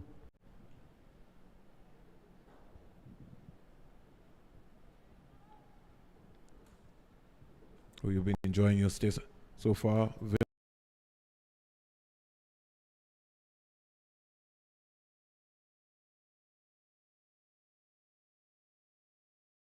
Thank you publicly for your generosity. You've made the team very comfortable here in Antigua. I now understand why they call you the mayor of St. John's. Don't think I can live up to that title just yet. I'll have to give that to people like Shipwreck and company. You know, I showed you a couple of days ago, Stanfield Joseph Shipwreck. I have to call him the mayor, and even more than the mayor. Little hesitation here, Vinod. Oh, and the keeper just was not sharp enough. Communication with Henry and Knight, not at the best there. On that almost occasion. caused a run out. And the last thing you want if you're 80 for 5 or 81 for 5 is to have a run out. Well, as we had earlier on with Gajnaby, for the West Indies losing their 5th wicket. So these two, they just need to bat overs here. Keep rotating the strike. If there's a bad delivery, try your best to put it away and just bat overs. You know, put themselves in a position with wickets in hand to fire at the back end. Kerr is really settled into a lovely groove here. Yes, she has. Excellent line. Again, that's playing inside of it, though, was Henry. Good control here so far by Amelia Kerr. Not for 9, and she's into her 5th over. Yeah, the leg spinner has been economical. Normally, the leg spinners are not that economical. They normally go for runs, but they take wickets. Exploring the possibility of a single. Not there. New Zealand have a stranglehold on the West Indian women batters here today. Oh, that's put away nicely for 4. Short and wide. Deserve the treatment, and the power of Henry is what took that to the fence. good positive shot there. It was short, you waited on it, and the sweeper on the offside had no room. She was running from the CG United boundary board. In fact, I thought she was caught in no man's land, Vinod, because she wasn't really right back on the fence. She was just about 4 meters away from the fence, and by the time she picked it up, it was too late. Down the leg side, and Henry looks at Jacqueline. I think it came off of her pad. End of the over. She signaled it didn't, and at the end of 23, She has to be careful. 85 for 5. Match referee might get out his pen. Yeah. If the match referee gets out his pen, that's problems. Certainly don't want it to get into the bad books these days, because one, you can end up, it could be 2 ways. You get fined for your behavior, and then if the team bowls slow over it, then there's another fine. So you might soon not get any money. So you may have to pay. So here's Susie Bates trying her hand at off spin. That's a good delivery. It goes right through. And Knight looking to drive that. She was nearly yorked. And then the other attempt, I think Kashana Knight just needs to stay a little lower to the ball, lower base, and just look to make contact. Better. Quick single thinking Henry's in trouble. And it ricochets from her bat. It goes into the boundary about now. And she's indicating that the umpire signals 4 by Wilson. So 5 in all. Yes. And it did strike her on the bat. It was not deliberate. Ben Stokes at the World Cup final brings to mind. Yeah. Comes to mind, sorry. But brought back memories of that. But 5 runs to the West Indies, something that they certainly would need. In the meantime, the score goes up to 90 for 5. So West Indies will be looking to push on. These two critical that they stay. Tapped away. Good running again. Night is as fast as night follows day. It's 91 now. And what do you think may be a good score? 36 over on this track. 91 for 5. Sorry, for 5. Yeah, the 91 for 5 with, you could say, down 13 overs to go. If these two bat for another 5-6 overs, they can still probably get up to a decent score of 160, depending on the approach of Kashana Knight, who's on 12. Well, I think occupation in the crease is going to be very important. They have to bat some overs.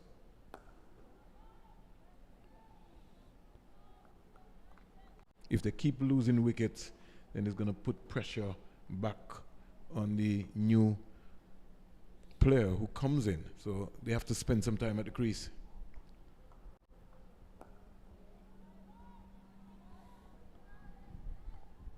End of the over. Overs are moving along pretty quickly. At the end of 24, 91 for 5. More comments from Vernon Springer. Yes, so Kashana Knight is on 12. Chanel Henry is on 7. And Bates, 2 overs so far, has cost some 10 runs. Count run rate 3.79, which is not bad. It's just that the West Indies would have maybe just lost too many wickets, 5 too many. The Captain Matthews, former Captain Taylor, Rashada Williams, McLean, and Gajnabi, all back in the West Indies hut. Everyone got good starts. It's just for someone now to consolidate and build in a nice partnership in terms of what's going to be happening. New Zealand ringing the changes. Some 7 bowlers used so far for the day's play. And they've gone back to seam. Vinod, looks like Rowe is going to be back in the attack. Hannah Rowe from the Sir Andy Roberts end. Here is Henry looking to drive. Can't score. Rowe starting her 4th over. The score remains on in over number 25, 91 for 5. Hannah Rowe. She's maybe about 6'2". Thinking about it. Sort of looks like Cougar line with the way she's positioning herself. Here is Henry driving inside out, down to the boundary for 4. Pitched up, half volley, and Chanel Henry put that one away. She goes to 11, and the West Indies move up to 95 for 5. It was wide and in her slot, gave her some arms, some room in her bat speed to be able to just swing her arms. And she put that one away nicely. Mid-on and the mid-off inside the circle. And they're thinking about it. So they're looking to bring the short third man into the circle. And the mid-off goes back. As Hannah Rosie now to both to Henry. Henry driving down the ground, picking up a single.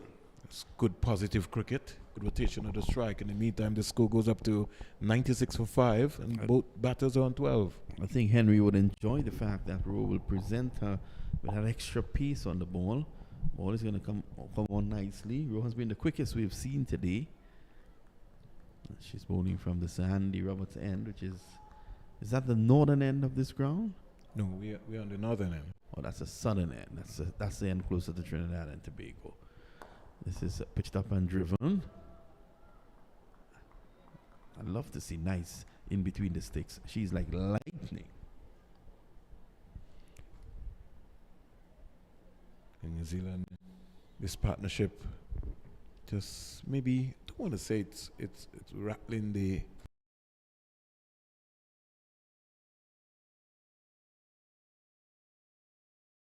wickets here, that they could put some more pressure back on the West Indies women team. 97 for 5 into over number 25. Short, cut away, runs here, that's 4.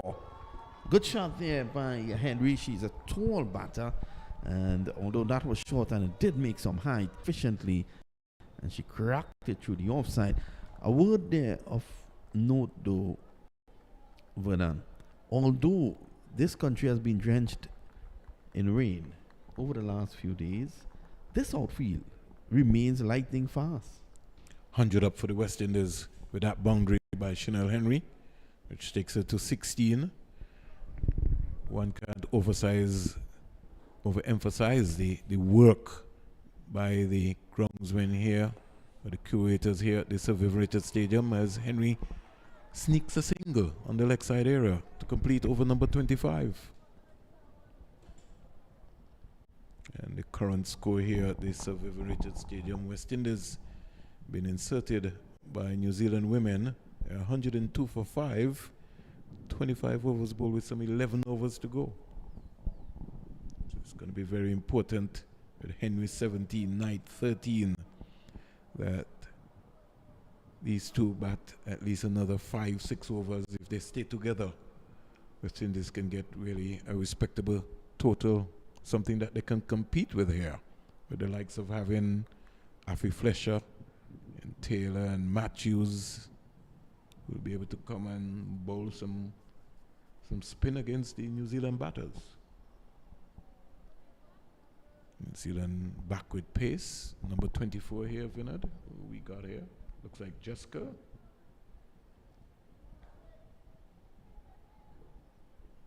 So New Zealand have decided that, hey, it's time to try and see if we can break this partnership.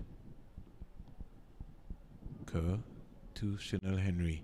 Henry is back and cracking that out to the sweeper. It's coming around nicely. She's thinking about 2, but she's got to get back because Kashona Knight is not interested. She goes to 18 and the score goes to 103 for 5. Kashona Knight is on 13. She now comes in to strike the left-hander.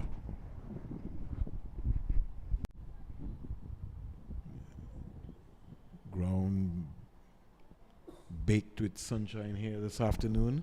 It's a lovely time here at the North Sound grounds of Vivian Richards Stadium. Knight is just clipping this one into the leg side area, just over the short mid-wicket area, picking up a single. So 2 singles of 2 deliveries so far in over number 26. Knight goes to 14. Henry on 18 comes into strike. The score goes up to 104 for 5.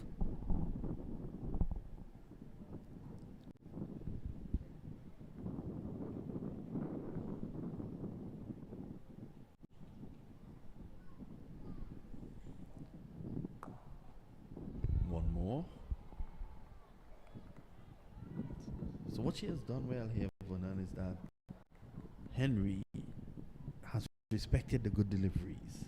And somehow she's still able to rotate the strike. But when the bad deliveries have come about, she has been able to dispatch it and dispatched it well. That was the issue with Gajnabi. Gajnabi was not able to take advantage of the poor deliveries.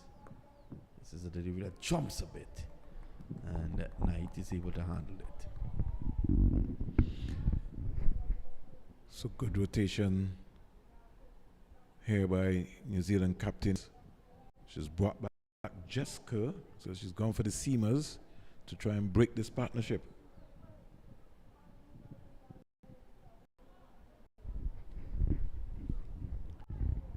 Ball. The force it down the ground was well pitched up. Didn't really have room to work with. Again, it was pace-off delivery there from Jessica. Yeah, Jessica opened the bowling from this end, the circuit Lee Ambrose end this early on today, and she has shown variety. She's a strong girl. 24 years of age.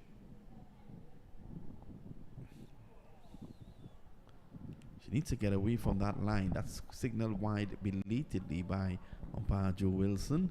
She needs to get away from that line though, because deep backward square is in position, but there's no one at long leg. So that's a huge gap there that Knight can prosper. Again, this touching and running. This is a good pairing here for the West Indies. They understand the value of strike rotation. They're quick between the sticks. Brings the overturn end at the end of 25. It's 105 for 5. At the end of 26. 26, sorry. Partnership, the current run rate now moving over 4, which is a good sign for the West Indies. And I'm sure in their predictions after being inserted by New Zealand, they will be thinking that if they get 170, 180, that it will be game on here. 106 for 5. 107 for 5. Henry 19, Knight 15.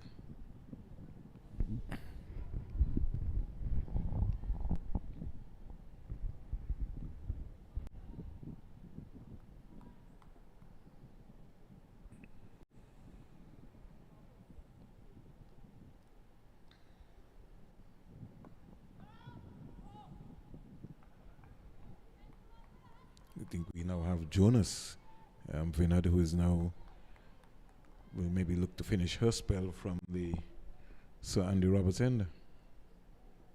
She started from the Circle Ambrose end.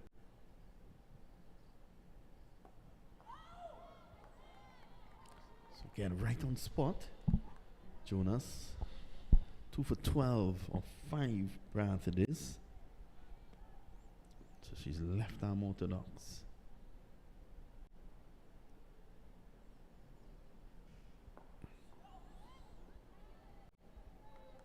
Knight trying to get fancy and just almost got herself into a tangle. New Zealand with at least 5 fielders inside the circle trying to put a trap on the West Indies women's team. Lovely bit of fielding at square leg. Doesn't prevent the single though, but Knight has been able to rotate the strike. She's 16 of 38. That might not indicate that, but what has happened is, I think since Henry has come out there, Henry has brought a certain energy that has worked well. But she's a big girl and she can hit a long ball. Oh, this is well played. Down behind square. This is running away. And it goes for 4. Brings a roar from a small crowd on hand here. Small but appreciative crowd. We'll see.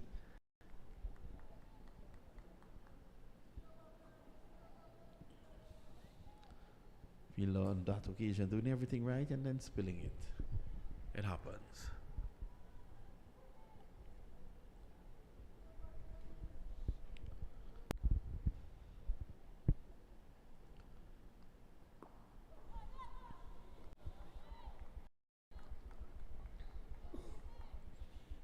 the over. Another over gone by, 112 for 5. And Jonas's 6 overs so far has brought her 2 wickets. Matthews, Taylor, 17 runs. The current run rate for West Indies women, 4.15. Important thing for these two is to just stay there. Put themselves in a position to launch at the back end.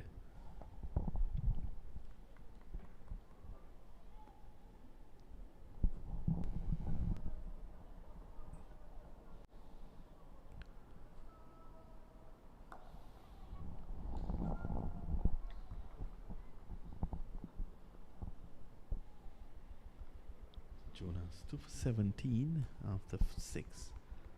She's done her work. Jess Kerr trying to get this breakthrough. New Zealand would be a bit concerned about this partnership.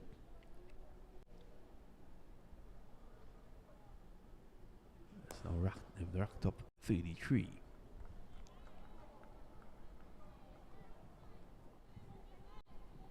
And with pace on for Henry. She's going to look to explode. She goes to 24 from 17. And the West Indies pushes their total up to 114 for 5 in over number 28.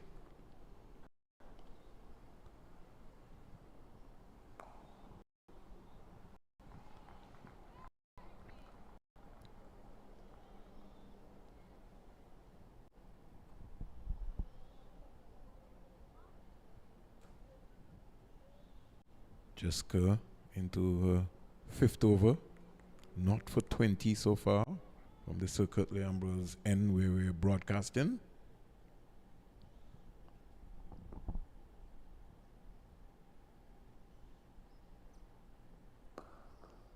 And another single. They're doing the right thing, these two. Credit to her though, she has been on spot. Hasn't done badly at all. Early on she was taken around the park by Williams and McLean. She's come back strongly here. A second over in this spell. Take one. Sophie Devine saw that Henry was taking her own dear time to get into the crease at the striker's end, and she just hustled along. Good awareness. Tried to get her in trouble. I like the intensity so far by the New Zealand outfit, both in the field and getting in their overs. Seamers getting back to the mark as quick as possible.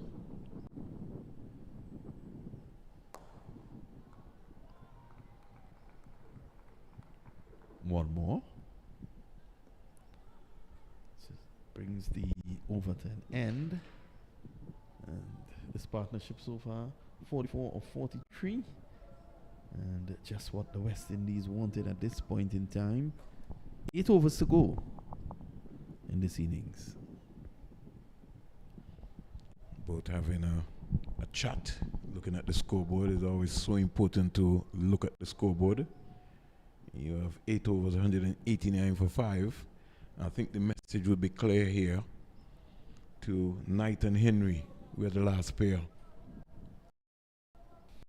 That should be their mindset. Yeah, they have to take that approach. Let's look to whittle away a couple of overs again. Continue rotating that strike. Look for the bad balls. And then with wickets in hand, they can go big.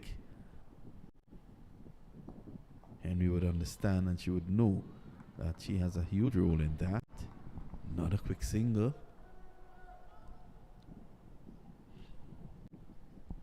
It's been really Isabella Gaze Vinod making her debut, 18-year-old. And she's really had to be very busy today as the wicketkeeper for New Zealand. You can see early on she did miss a few. And not catches that was, but it's one of the catch. She missed one chance, which was close to first slip as well. Could have been either. So there were some butterflies to work out of the system.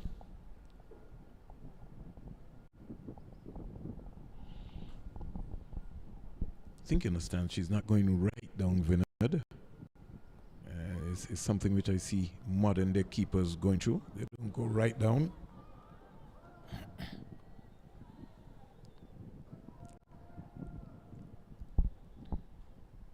I consider it as a coach to be a very lazy position. I think as a keeper, you need to start from down. Way down. It gives you just that delay in getting up too early. So if you go down, you stay down in the approved manner of which you would have seen in yesteryear. What it does is that it allows you to stay lower longer. And you can react to the ball that is dying.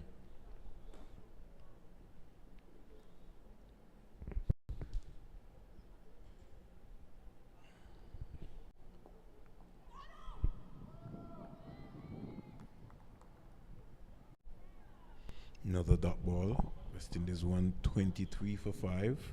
Henry 28, Knight 20. The partnership 49 for 48. Very important partnership so far. Much needed for the West Indies. 50 partnership comes up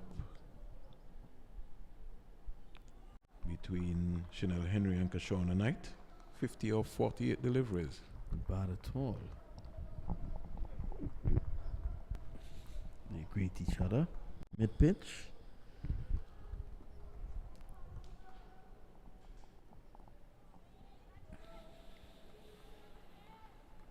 And the maneuvering of strike is so important. Another single to Kashona Knight brings it into over number 29. In the meantime, the score goes to 125 for 5.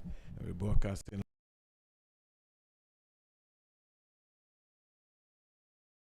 some ground in Antigua and Barbuda. Lovely ground here. So Viv, I think he'll be very proud to have his name adorned on this venue. On a holiday today, he'll be maybe out hitting some long balls. I think he'll be in the golf course today. That's where he lives. You never know. He might have.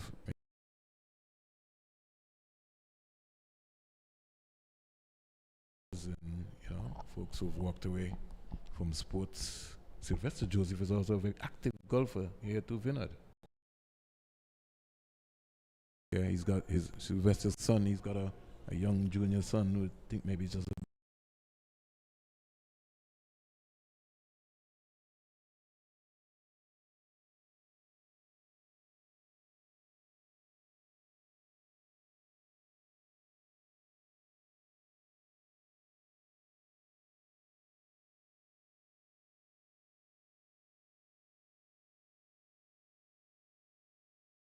But Williams had to jump out of the way, clipped neatly all along the carpet.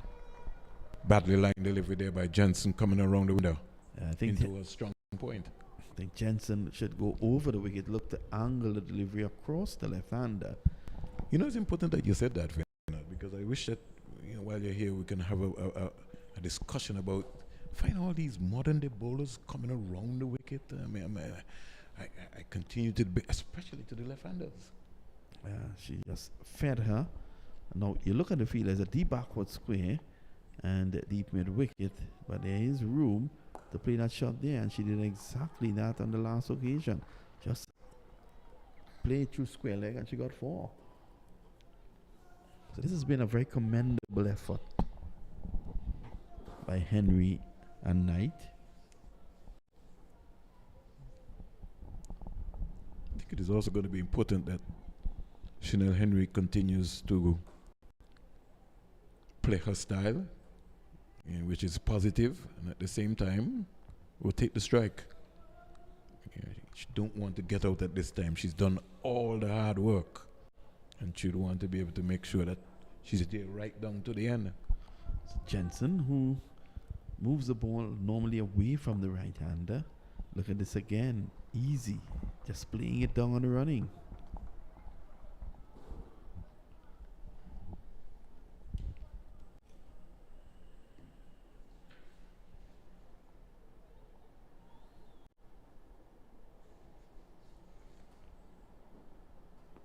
Janelle Henry's high score is 39. Vinod, she's 29, 10 away from her high score.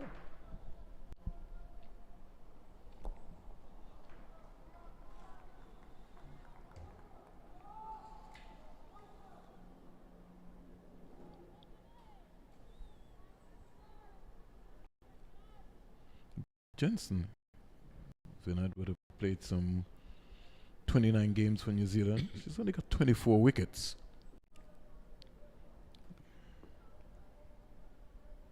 Nothing much to shout about. Oh, down the leg side, picked up nicely. But there's a short, fine leg that stops it.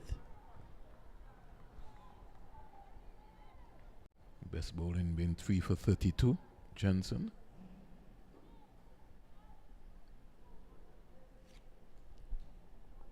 Looks like a Darren Gough Vinod from Yorkshire. Mm-hmm. Sort of stocky built.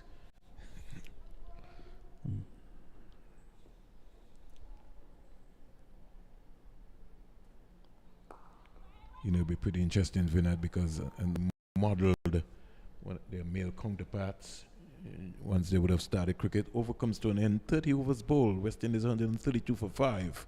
Henry 29, Knight 27. Some 7 runs coming out of that. Jensen's over.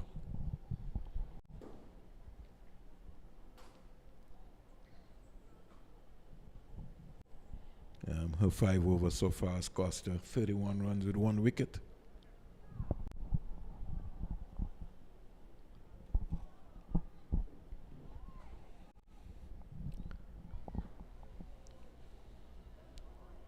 One weight inching up to 5. It's about 4.40. It's 6 overs to go. Talking about 24 legal deliveries left. Well, 6 to go, 5 overs in hand. We may see some more aggression coming into play now. I did say 24, it should be 36, Vinod. Trying to rob the West Indies of a couple there. You think they can still get up to 180? Well, Run a ball? Yeah.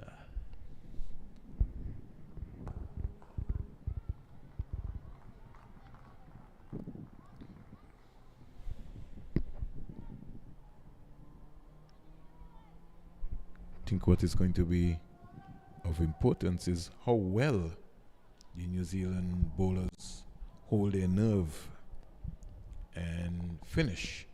Kerr so far, not for 14, she's into her 6th over. 133 for 5. Wide delivery and called wide by Jacqueline Williams. The score in the meantime goes up to 133 for 5. Went over number 31. Here's Henry driving inside out, down to the boundary for 4. Lovely cricket shot there by Chanel Henry. And good extension of the arms. And she's a tall lad. And when she gets there, where she can swing her arms through, especially on the offside, she's very strong in that area. Yeah, and she has struck the ball really sweetly today, I dare say. Given room, as you said, it was all about taking the hand through the shot.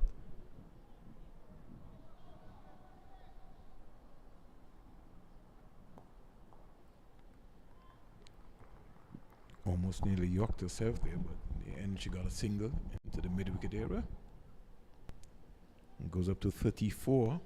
It brings Kashana Knight 28 from 50. If you're listening and you hear Kashana Knight has got 28 from 50, you might be saying, what is happening? Well, had she not played in the manner she has done, the West Indies could have probably been all out by now. Pitching outside the leg stump. Good call by you, Vinod.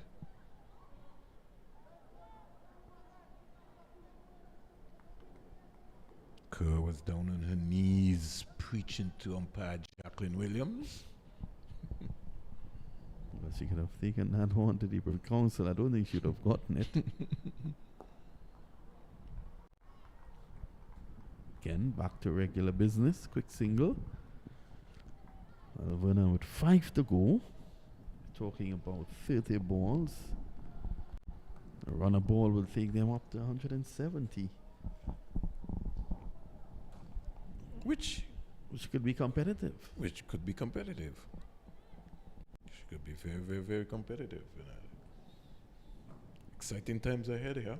Yeah. And like I said, the objective of Knight and Henry would be that this is the last pair at the wicket for the West Indies. That has to be the approach.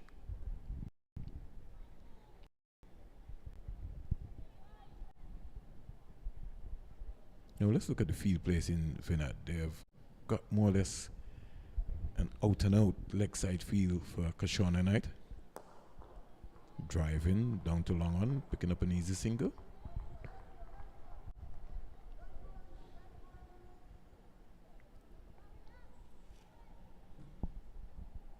And the danger for New Zealand is that both Kashona Knight and Chanel Henry on the go, they're very explosive.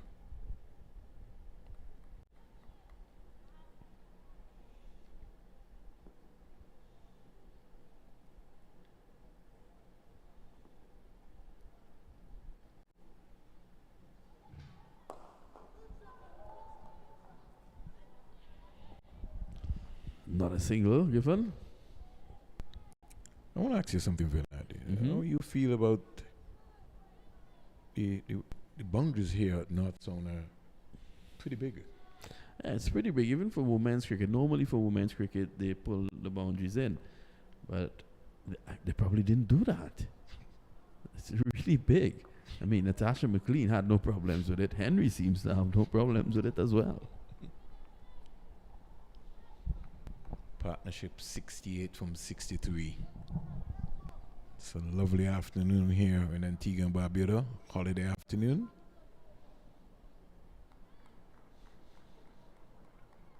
New Zealand's searching for something. They need one, they need two. Can Jensen produce?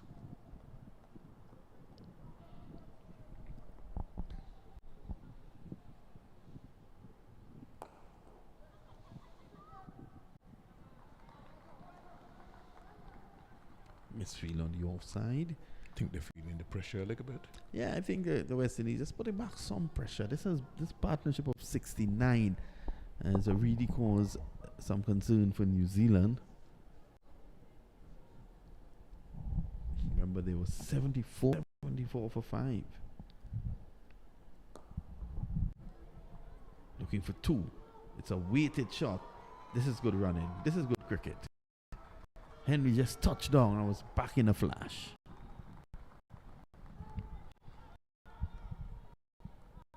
West Indies dugout cheering on, and the spectators who are here, they're really supporting the West Indies women's team. It's the home team. The ladies in the maroon are back. So too is the Black Caps. Over mid-off. Should go back for 2 more. Henry has been good.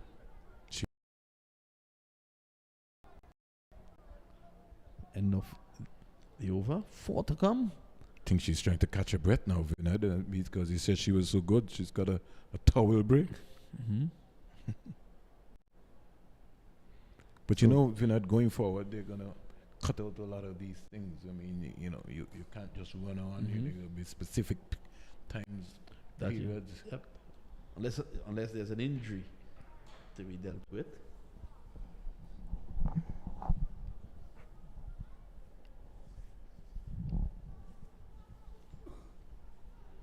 But with the increase in heat, Vinod, it's going to be up to the umpires. Because the heat these days, with climate change. Yeah, it's different, now. Even you look at soccer and you realize how many substitutions are now allowed. Yeah. Sometimes up to 5.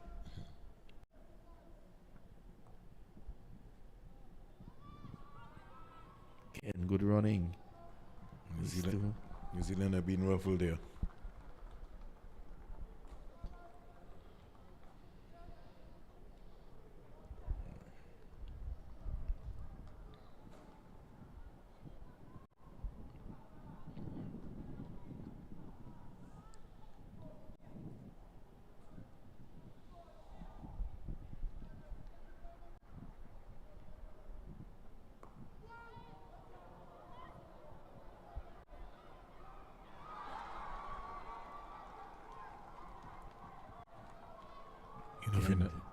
tired shot, you know that, right? It was definitely a tired shot. She's bending over again. Both batters are. Both batters are. I mean, you look out there and you see what's going on, and you realize that they're really tired. It's very hot. Added to that, they have been running very good between the sticks. They have really been energetic out there, and they've really taken the fight to New Zealand with some excellent running. Henry's now recorded her highest ODI score, compared to 39 to 42. 150 up for the West Indies. So still competitive. It's going to be a good game.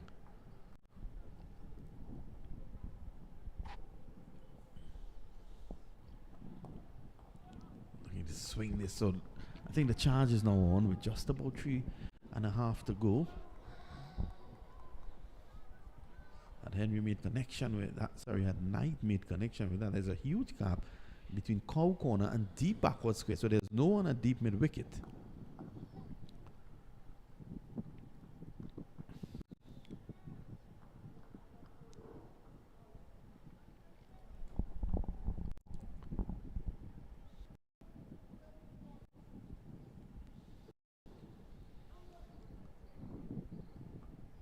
Tossed up nicely and invitingly. Henry looks at umpire Williams. It's the end of the over. 3 to go, and your prediction may well come true of 170, 180. Well, if we look around here, we'd see, if you're wondering what's happening, if you just joined the broadcast, Rashada Williams caught green ball Jensen for 19. Natasha McLean caught wicketkeeper Gaze on debut. Ball row for 20. Shabika Gajnabi was run out Jensen and Amira Kerr for 13. Stephanie Taylor caught Divine. Bowl Jonas for 8. Haley Matthews LBW to Jonas for 2. And Kashana Knight is not out on 33 with Chanel Henry on 42 not out. Knight is facing 152 for 5. 152 for 5. New Zealand Blues used some 7 bowlers. Haley Jensen 6 overs, no maiden, 38 runs, 1 wicket. Jessica 5 overs, no maiden, 23 runs, no wicket. Sophie Divine 2 overs, no maidens, 11 runs, no wickets. Fran Jonas, beautiful spell, 7 overs, 2 maidens, 22 runs, 2 wickets. Here is a drive on the offside, pissed by Kashana Knight, picking up 2 runs. We got Jessica coming back into the action. 154 for 5. Knight 35, Henry 42. The current run rate is 4.64. Whipped away. One more.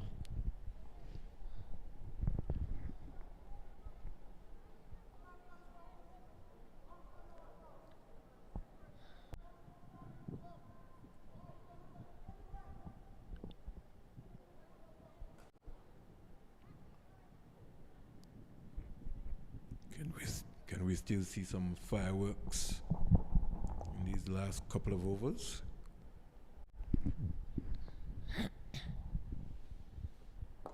This is whipped away nicely into the gap. It should get into the boundary now. A lovely stop. And knocked down. Divine will now return the ball as Susie Bates was flying around. So one of the better fielders taking critical positions at the moment. And she saved 2 runs there. Yeah, that was a good shot though by Henry. Right into her area. She's very strong in that area. Chanel Henry, approaching a half century, will be a well-deserved half century. She's 44. A tired shot.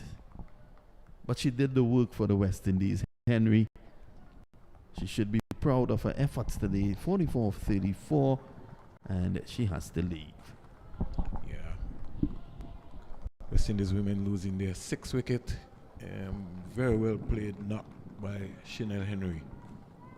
And as Vinod rightly said, more or less a tired shot in the end. Halliday taking the catch, wearing the number 68. And what a knock by Chanel Henry.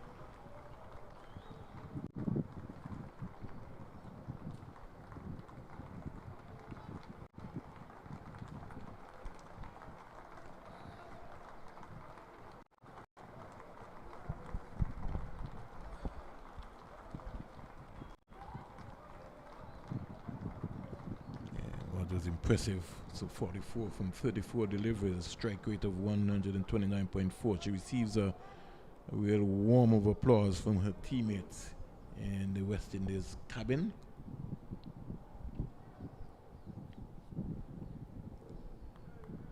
Looks like it is Afi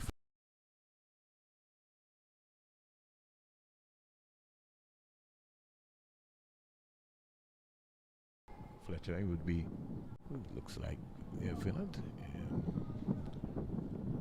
Selman, Shakira Selman, of course. Yeah, Fast Selman. bowler Shakira Selman. So I think New Zealand with a critical breakthrough there, getting rid of Henry, because with 3 overs to go, she could have made some serious damage with her power. Let's see if Selman can follow suit.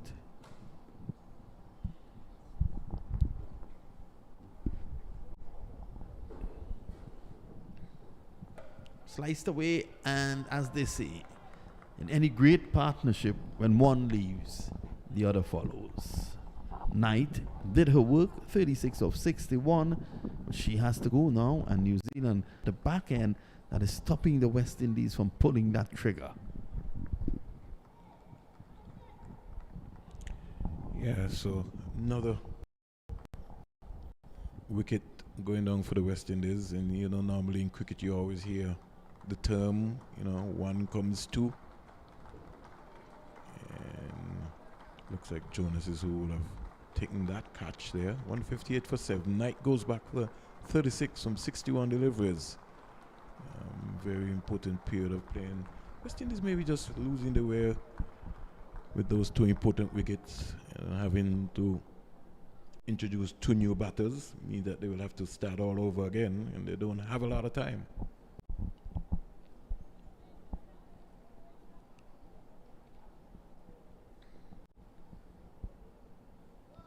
Afi Fletcher now comes out.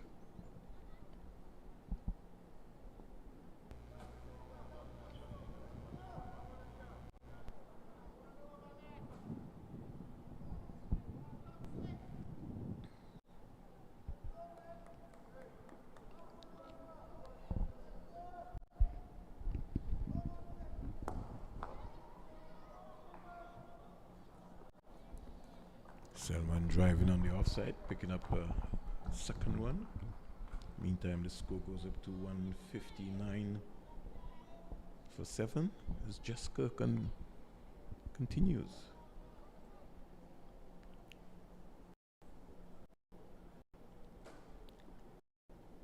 Just switch from the circuit Lambos end now to the Sir Andy Robertson.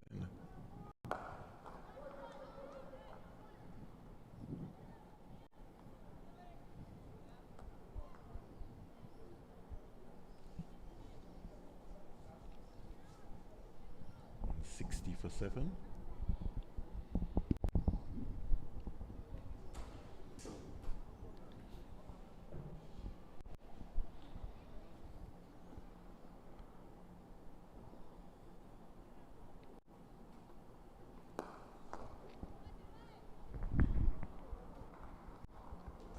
Another single.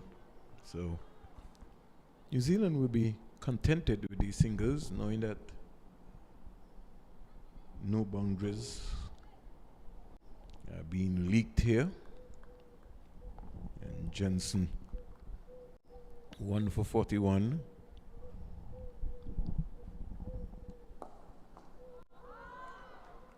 Another single onto the offside.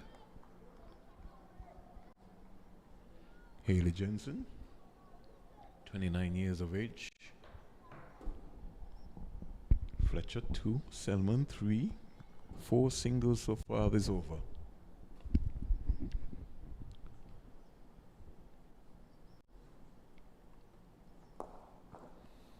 Dot ball. Yeah, as I said before, you know, those breakthroughs are critical. I think it has pulled the West Indies back.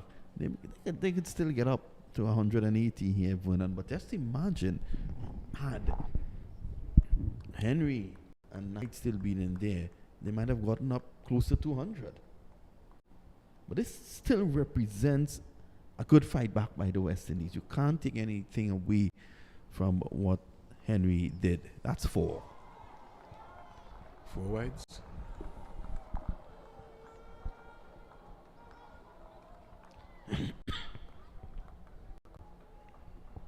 Jensen. Straying down the leg side. The West Indies will welcome that. Selman will be looking to use the long handles. If she can find one. Well, at the moment, she's receiving some deliveries that are choking her up, so to speak. Can't really get the space, the room to play the shot, but she gets a single to end the over. And with 1 over to go, the score is 168%. In fact, that's the innings. That's it. Earlier on, we got a notification it was going to be a 36 over game. I found it strange when you were telling me that it was 35 or 36. Well, it's 35 at the end of 35. Well, they're waiting. That's it. It's That's 35, yeah, because the West Indian bat. An official correspondence early on, which indicated, and let's see. Well, it's 35 overs, 168 for 7, and dare say we.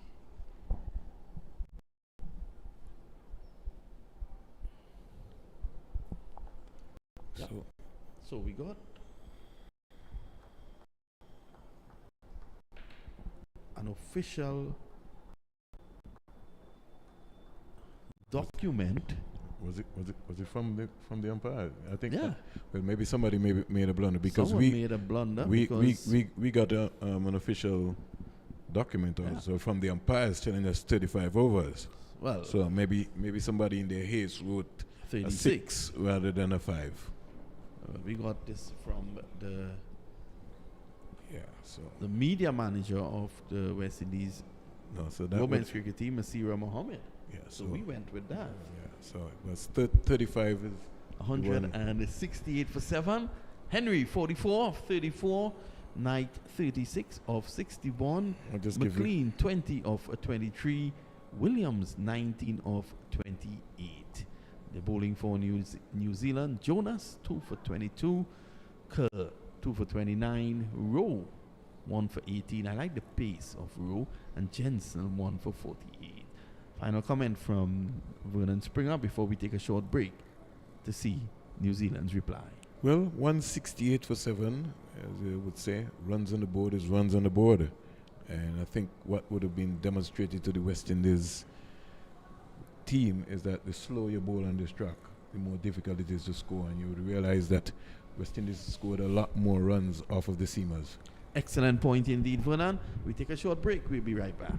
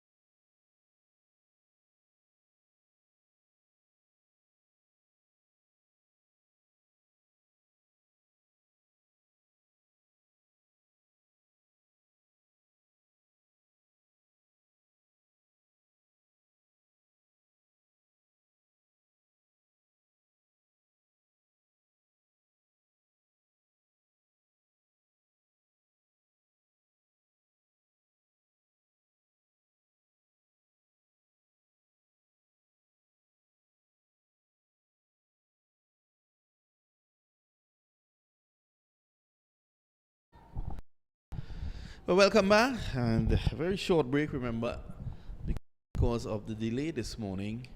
We had just a 20-minute break between innings. The West Indies fighting back. A score of 168 for 7 of 35 overs. You would think they could have done better. But that actually represents a fight back. At one stage, there was 74 for 5. But thanks to Henry, who got 44. They were able to come back, as well as Kishona Knight with 36. They were able to fight back. New Zealand came back into their own towards the back end of the innings, and the West Indies were then restricted to 167. Joining me is the former West Indies all-rounder, Stacey Ann King, who has been with us today as our expert commentator. Good afternoon, Stacey. How are you? Afternoon, Vinod. And kia ora to all New Zealanders who have just probably woken up and found the score between this New Zealand and West Indies women's team. Well, first delivery, a good one there by Cornell. Good pace, good line as well, good length. And just slightly moving away from the right-handed Bates. So, New Zealand, right at the top, you have Bates and of course, the captain, Devine. Yeah, they've been literally the two more experienced and prolific scorers for New Zealand. Outside the off stump, wide. You think it's wise though, because earlier on you had mentioned that a number of youngsters are breaking into the New Zealand team. They're in a bit of a transition. Do you think that New Zealand being so top heavy, for want of a better word, would benefit them, or do you think that at least the captain Devine should have probably come in at probably 3 or 4? I think this is something that has worked for them over the years in terms of these two, this opening pair throughout their careers. Susie Bates, she's into her 143rd ODI match. Sophie Devine, 129. So, again, a lot of experience between both. What normally you see happen is one of them earlier on this year, March, for Women's World Cup, Sophie Devine stood out in certain games, especially against West Indies. She had a top score, 116, I think it was, against West Indies. Sophie Devine scored that. Susie Bates struggled. She only scored 3 runs. But again, they lost that game by 3 runs to West Indies. Mm-hmm. And for them, it's a matter of other players stepping up as well. You have young Amelia Kerr. And there's a few debutants, Izzy Gaze, who replaces Katie Martin, the seniority of Katie Martin, and a number of other players like Amy Satterthwaite, who is no longer there, and she was one of their prolific batters. So an opportunity for their younger players, but all that to say that, yes, I think that it's a good idea that they should have just split things up a bit. Cornell. Oh, that's a good delivery. Just outside the off stump, driving loosely. Susie Bates. Cornell has held her own in this opening over. Yeah, she's been really good for West Indies.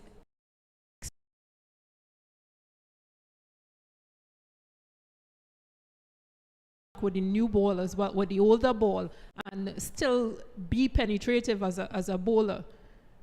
It's really good to see her growing into her own as well.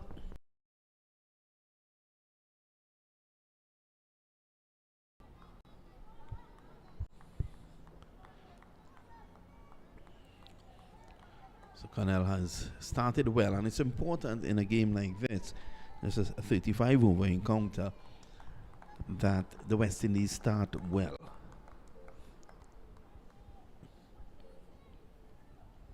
You don't want to give New Zealand that opportunity. Any bad deliveries, you can't afford to give them a flying start. You want to keep that scoreboard pressure up. Oh, cut away nicely. Protection down there.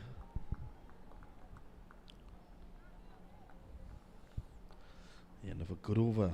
Good opening over there by Cornell, and at the end of it, it's 2 without loss. Yeah, just 2 runs coming off it. Yeah, as we were talking about new captain Sophie Devine, who was only handed the captaincy last year in July 2020. 2021 for New Zealand after Amy Satterthwaite took some time off, maternity leave.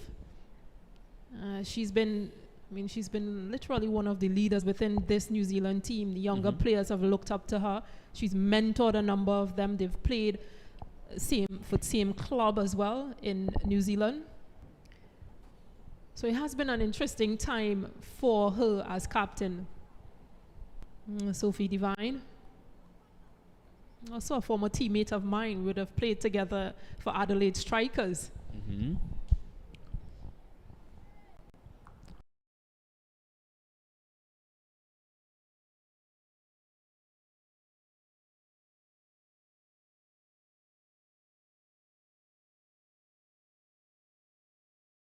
Added.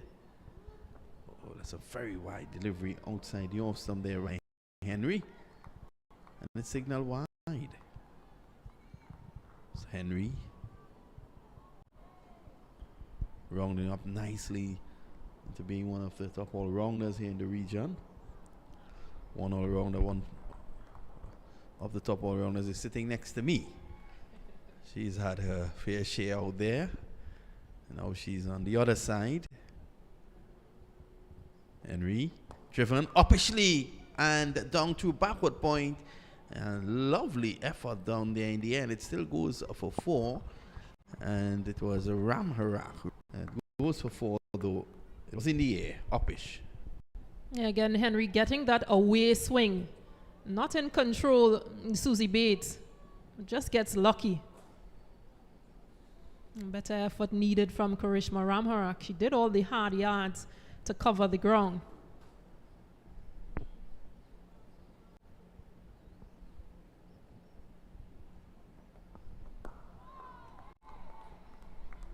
Yeah, much better line.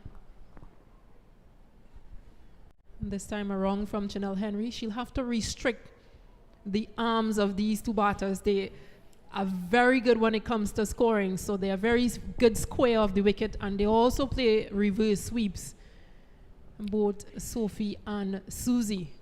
Well, she needs to take the arms away from them. She needs to cramp them for room, and this is exactly what she does on this occasion.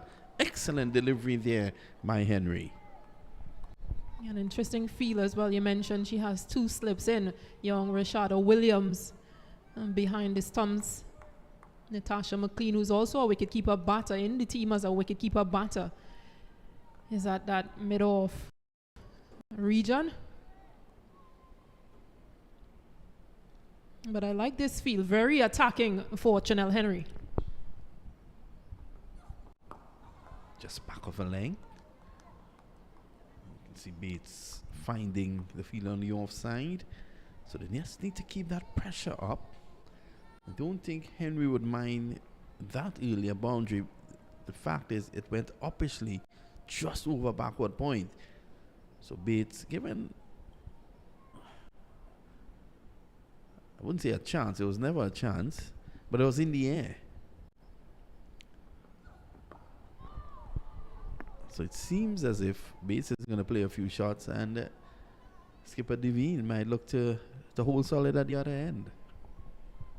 Yeah, their communication is so good. You can just see Susie possibly mentioning or saying to Sophie what Chanel Henry's doing or what the pitch is doing, because they tend to spend a lot of time at the crease and they share information. That's the importance of just being with somebody there that understands and knows your game. Communication is key. Again, big outswing, starting a bit too wide though, and it's the end of the over. So a searching, probing over there by Henry. She'll want to better her lines in the next over. So at the end of 2, it's 7 without loss. We're still within the power play. Yeah, and Susie Bates will remember when the last time that both teams met at ICC 50 over World Cup earlier on this year in March, she was run out by Chanel Henry. So that will also be to the back of her mind. Chanel Henry also picked up the wicket of Sophie Devine, who went on to score 108. Of course, the West Indies coming away winners. The previous 4 games leading up to that clash, New Zealand won it. In fact, they won one of those games by 205 runs. Cornell. Short, pulled away for 4. All she had to do there, Devine, was to beat the shot. She did. There was no one else out there. It's just 2 players on the onside. You have McLean at mid-on and, of course, a mid-wicket. A lone. Is it Afi Fletcher at mid-wicket? Gajnaby. Yeah, she'll have to just bring that ball further left, more to the offside. She doesn't have a field set for that. She comes through the offside and it's punched away. Runs here, it would not get to the boundary. And they go back for 2. Seems to be Ram Harak down there. It seems to have passed Stephanie Taylor in that backward region, point region.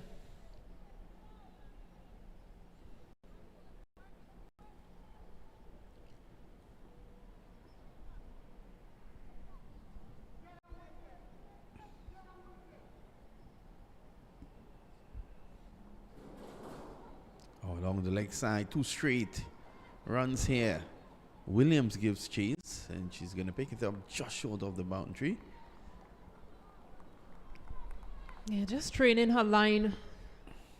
Shamila Connell. The first over was just 1 run from it. And Haley Matthews just having a word with her and possibly wondering if to make any changes to the field.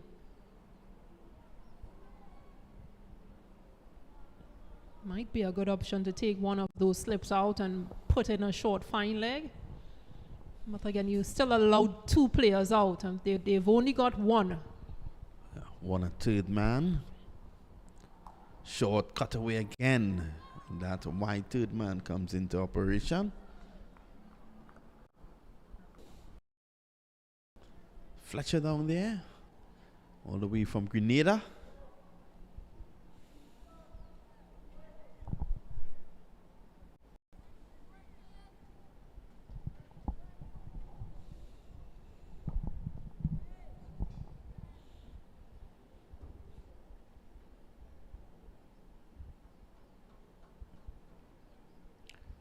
It's Cornell.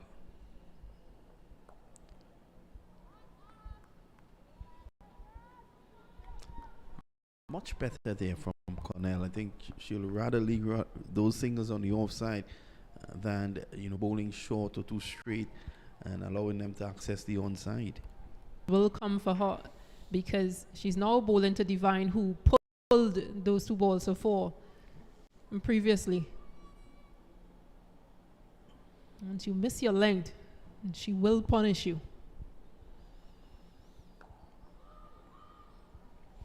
Much better on that occasion. So it's the end of the over. At the end of 3, 17 without loss.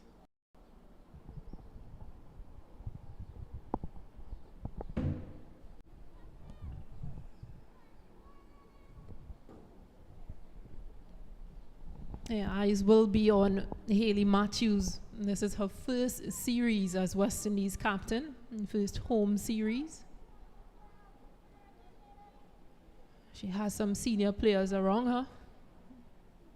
Shakira Salmon, Stephanie Taylor.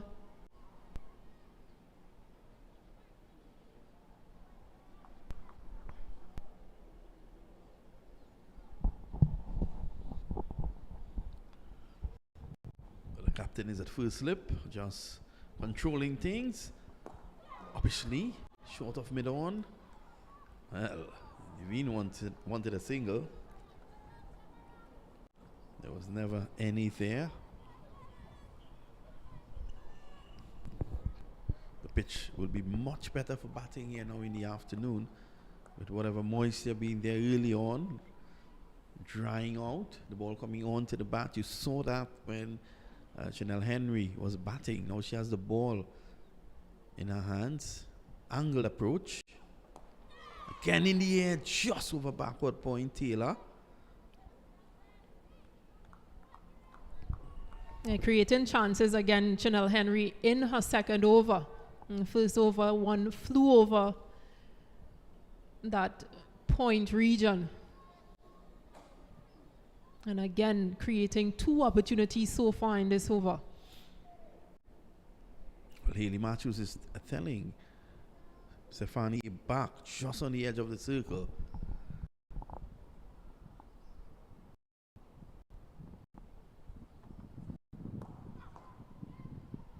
True mid-wicket runs here.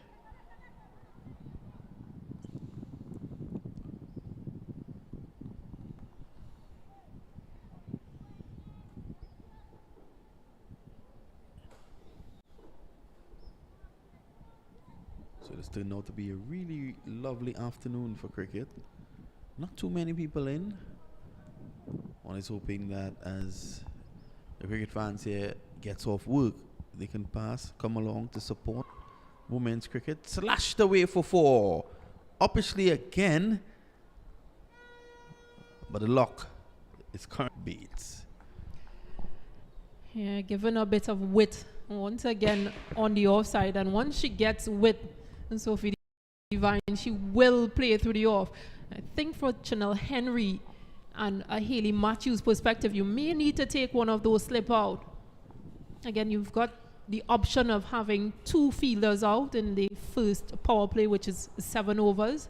Well, your thoughts and your ability as a captain comes into play there, Stacey, and she has done exactly what you suggested.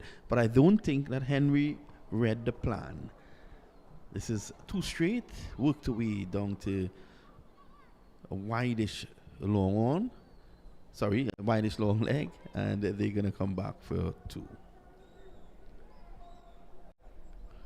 Yeah, not bowling to her field, Chanel Henry, just bowling a bit too straight on that occasion.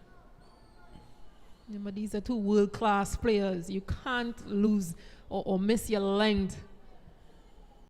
They will find gaps. You've opted to change the field back to what it was for Susie Bates. 2 slips. Just short. Well, McLean is claiming the catch. Look a bit suspect. Well, that's McLean for you, and she's rolling on the turf. It's such a bubbly character, McLean. It just seemed to have been a bit flat-footed, but was played up officially. And again, this is the 3rd chance created by Chanel Henry. Well, let's see. Oh, I think she was just having fun.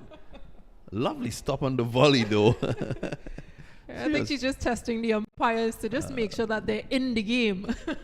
The funny thing is that her teammates, they know her so well. I don't think they took her on. So it's going to be Connell to continue. Shamila Connell, let's see if she can have a better over. She started well, just a single in her first over.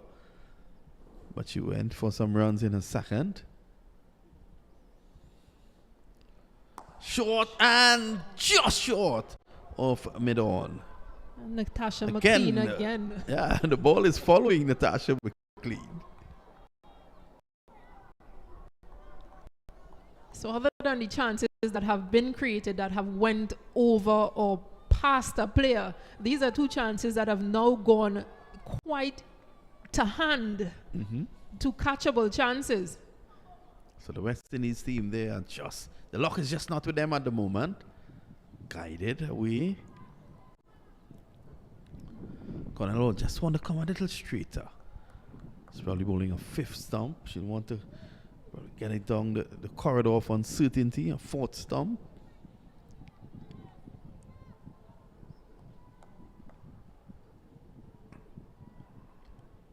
I haven't seen a slower delivery from her, Stacey. Does she normally have one? Connell. But that's too short and dealt with in the appropriate manner. 4 runs. Yeah, I think for her with her slum will be if the batter reads it. I'm not sure if this was her slower delivery, but definitely too short. It was way too short for a player of class as Susie Bates. I think generally she has a few cutters that she bowls and just pulls the finger across the seam, as well as try to bowl it just a bit deeper, hold the ball a bit deeper in that grip. She has a few variations, but again, with the field that she has set, she's got to bowl tighter lines. Well, Matthews is asking her to keep it outside the off stump. She's now put protection on the cover boundary. This is driven straight down the ground. Runs here. 4.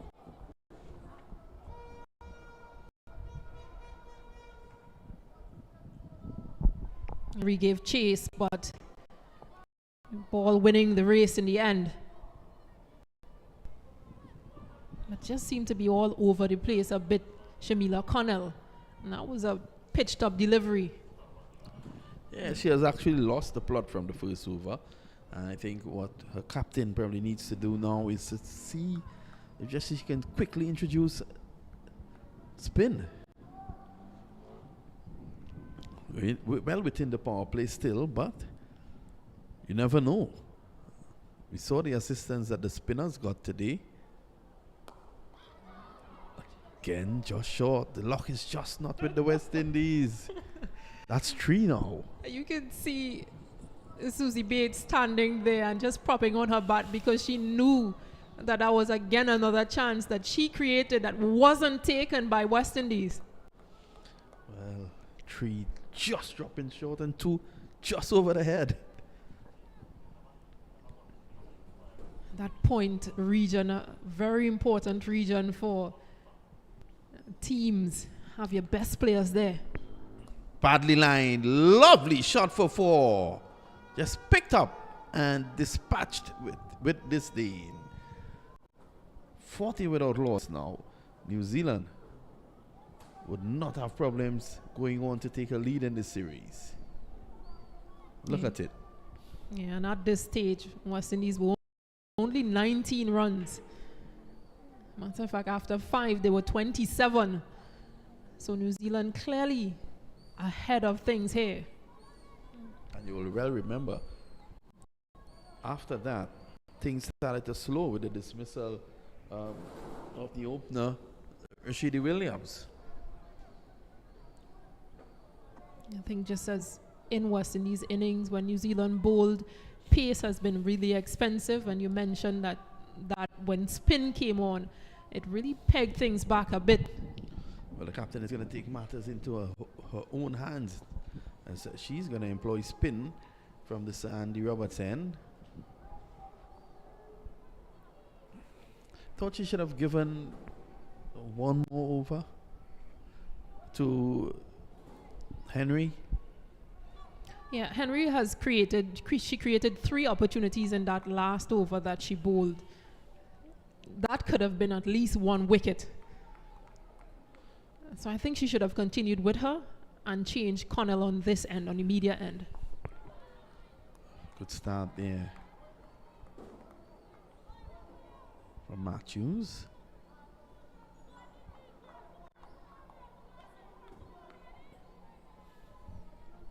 So let's see how she goes. Devine has moved on to 19, and Bates prospered in the last over. She's also on 19.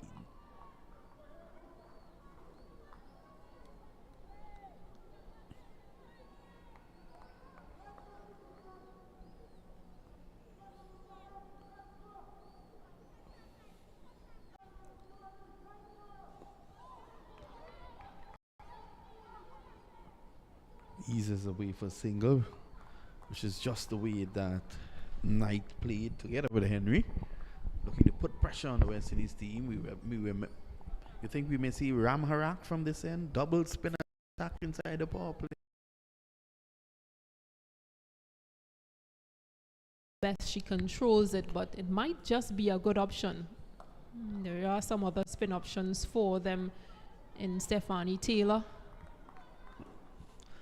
I think she should go for the experience, especially if you're a spinner and you want that spinner to control the new ball in the power play. Yeah, and then one other option of Afi Flechter with her leg breaks.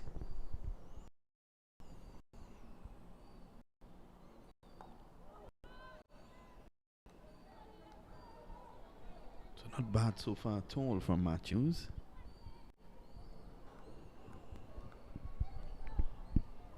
And then, of course, there's Shakira Salmon, medium pacer, who's very tricky, and she has been exceptional with her bowling throughout the 60 and the women's CPL. Short but quick. End of the over, 2 runs. And the West Indies looking to peg things back.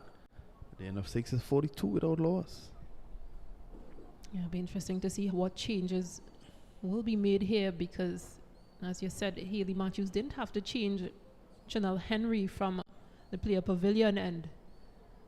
Shamila Connell, who was bowling on the media center end, will be swapped for spin, it seems. Well, I thought, whilst I was speaking to you during the over about Henry, a thought ran across my mind. I was wondering whether she's going to switch Henry to the Sir Gertley Ambrose end. But that's not going to happen. It's going to be spin, a diet of spin. So let's see how this goes. It's Ram Harak. Yeah, just into her 15th game, Karishma Ram Harak.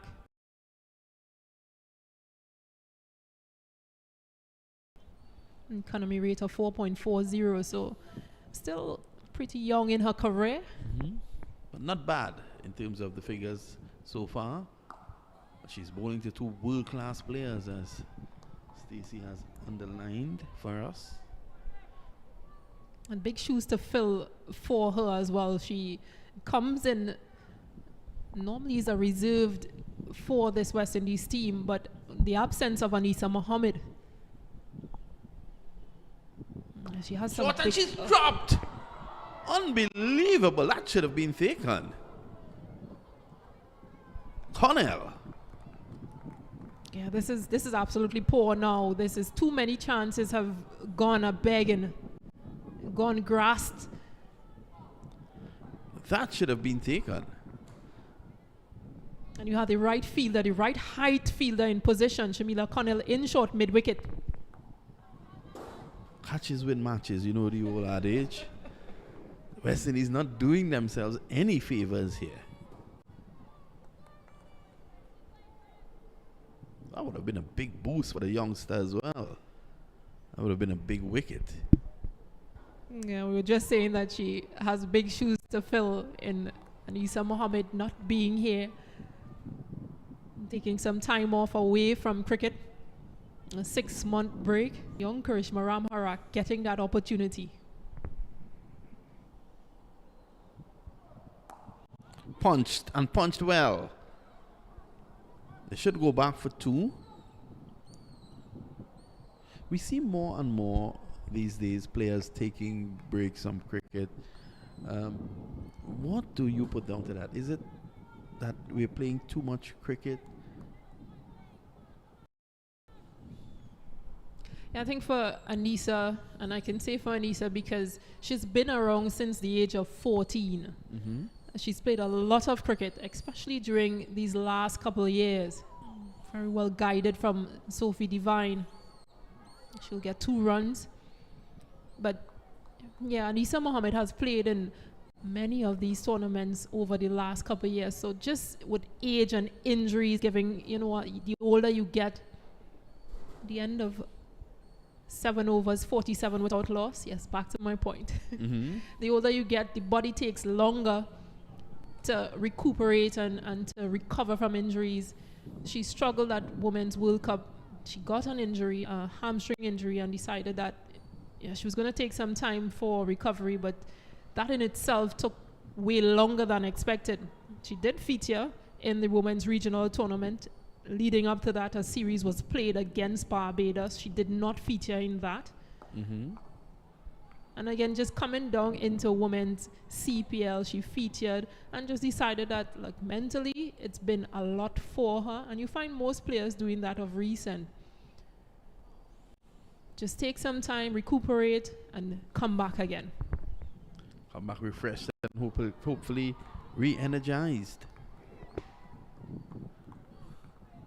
So the West Indies women not doing themselves any favors at all, and that I think is one of the differences between them and New Zealand. You saw New Zealand being very sharp in the field. The only time they looked a little bit fragile was when they were put under pressure. They just crashed down the ground for 4. Length delivery, and the beats went straight down the ground for under 25 now. That's a 50 up for New Zealand. The only time that they looked a bit fragile in the field was when Henry and Knight put them under pressure.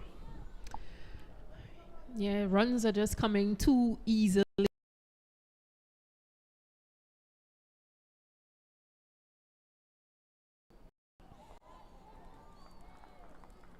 Pushed up on the offside, better delivery, just pulling it back a bit.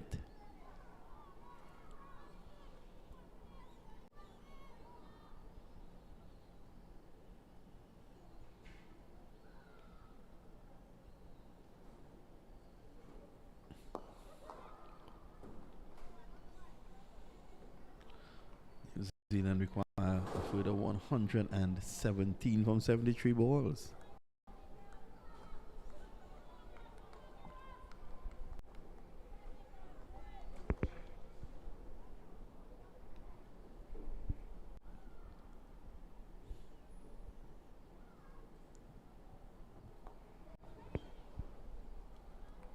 Yeah, these two have settled. This 52-run opening stand partnership. At the end of 8 overs, 52 without loss. Well, Matthews just indicated to Cornell that she should move away from that straightish mid-on position, or short mid-wicket if you want to call it, as she went a little wider. So she's removed Cornell from there. Stephanie Taylor, who as we all know is an excellent fielder, she goes into that position, and Natasha McLean is sent all the way down to long on.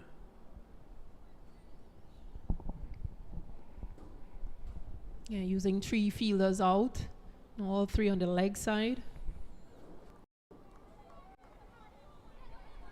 And just look at the running from Sophie Devine. She ran one quickly down to the wicketkeeper's end and is always looking for that second run. She's always switched on.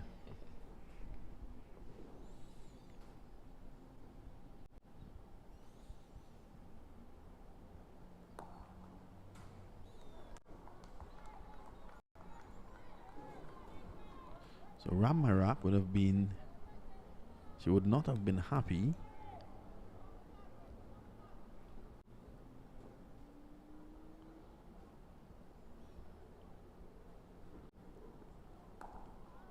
after that first over when that catch was spilled, but she settled into a nice rhythm here quickly. Two spinners looking to lock it down.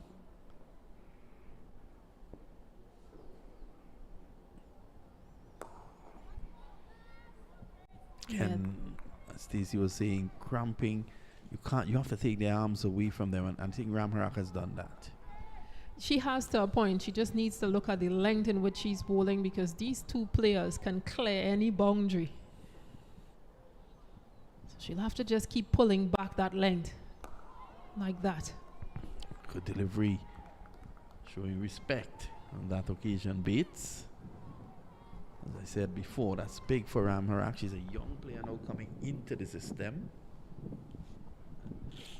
A duel with these two can only lead for things being better with her.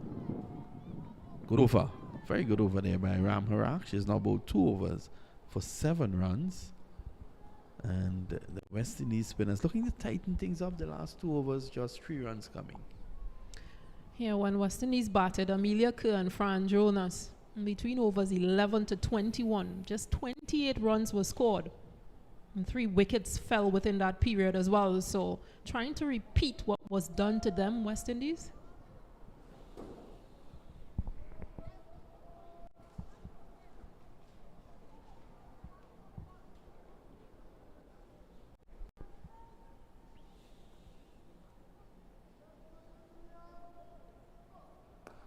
swung away. This is a chance. The catch taken.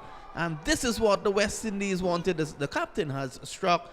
Devine goes. She, well, of course, being New Zealand captain. So on this occasion, Hayley Matthews winning the battle. Catch from Kaishona Knight in the deep. Couldn't resist. Sophie Devine get that width and able to play into the leg, try to drag it into the leg side. But again, the breeze is also blowing across, so would have held up a bit. Well, you're quite right in saying that, Stacey, because of the fact that she had to fetch it. She just did not get the power that she would normally impart on those shots. She had to fetch it from way outside the off stump, and this is why Knight was in the game.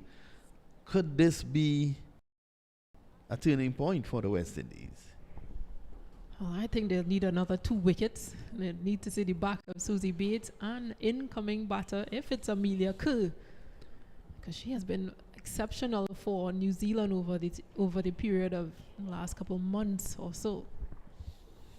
But again, this is good. Maybe a start of good things to come from West Indies. They've dropped a couple, at least 3 catches they've put down. And Hayley Matthews makes that breakthrough, that important breakthrough for her team. Then what Matthews needs to do is to keep up the pressure with spin from both ends, at least for now. Young Ram Harak has responded well to the challenge as well. I think it's Kerr who has come in. Yes, it's Amelia Kerr. 1, 2, 3. The 3 big batters in for New Zealand. Bates has lived the charmed life at times. So Matthews keeping it as tight as the economy from that end. Fine end. Yeah, Amelia Kerr has a top score of 232 runs. Not out. Wow.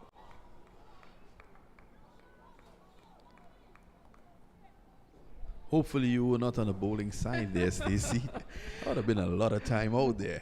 No, that was versus Ireland. That's the highest individual score in women's ODIs, and she's the youngest cricketer, male or female, to achieve that. She's just 21. Wow.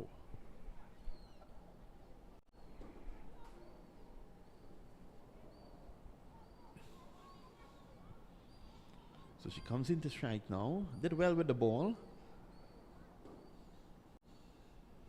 Grabbed 2 wickets. I think it was 2 for 17.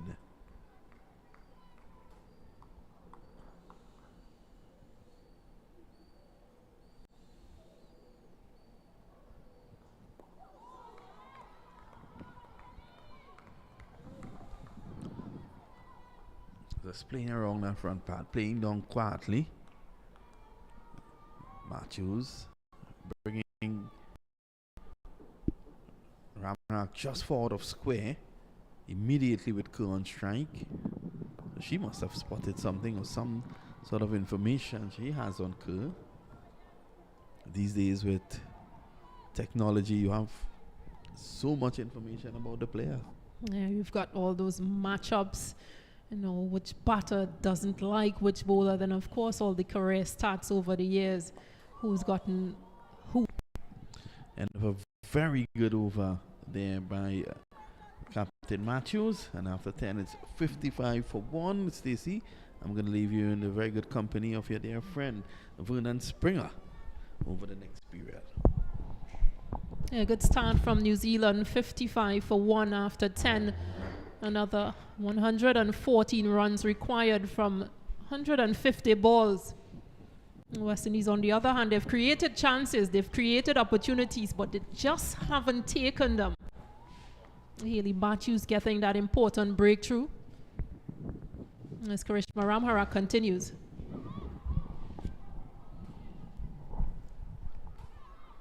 Good afternoon. 2 runs neatly tucked away there by Susie Bates. And when you're talking about New Zealand cricket, you're talking about Devine and Bates, some 8,272 runs between them, 1800s, 270 matches before this one. Ramnarak wearing the number 77. It's going to move into ball to Bates, who is 30. Bates is back and cracking that. Down to the boundary for 4. It's a good shot because she just stepped back a bit just to open up the offside. Good balance, good position, good execution. Yeah, when you're talking about Bates, she scored some 677 runs against the West Indies with 2 centuries. So tends to fancy the West Indies bowling attack. She's 34. She's back and cracking that again. Thinking about a single, but certainly not on in the end. Hayley Matthews, the skipper, has pulled herself now out of the slip area, made some changes. So there's no slip. There's more or less West Indies bowling to a 5-4 field or more balance. 5 on the leg, 4 on the offside. Trying to keep the pressure up. Bates, before this game, in fact, she celebrated her birthday, Stacey King, on the 16th. No, so she did celebrate her birthday on the 16th, turning 35 on this trip. So she'd maybe want to get herself a birthday gift. Back and playing this ball as late as possible down to the third man area. The fielder they had to come around. Can't stop the single. It was interesting to hear her talk about Amelia Kerr and her rise to prominence. Some 21 games before this, 1,240 runs, 232 not out. Wow. That had to be really a sensational innings by the young player. She's not here. And still yet to score.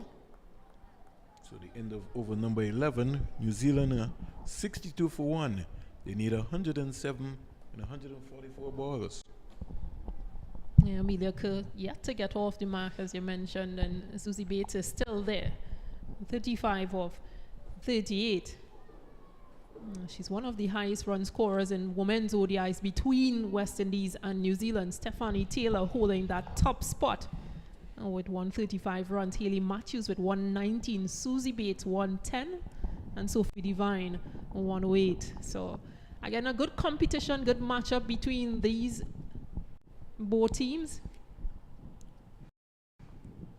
Here is another good delivery from Hayley Matthews, respected by Bates.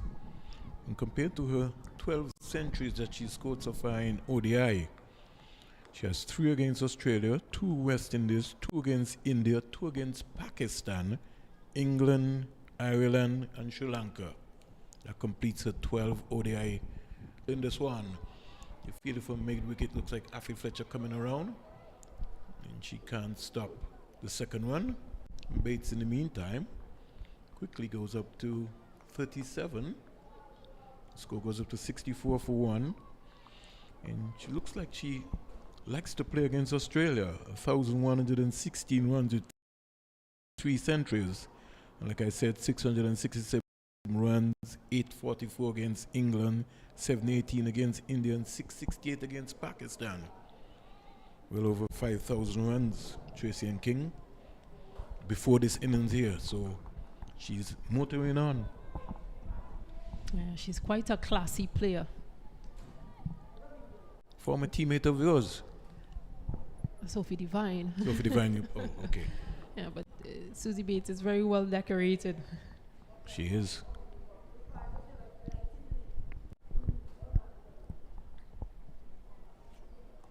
She's back and playing this one here late. Stephanie Taylor is in a little bit of a problem, but she can't, sort of got wrong-footed in coming around there from backward point area, and in the end I think she couldn't stop the second run.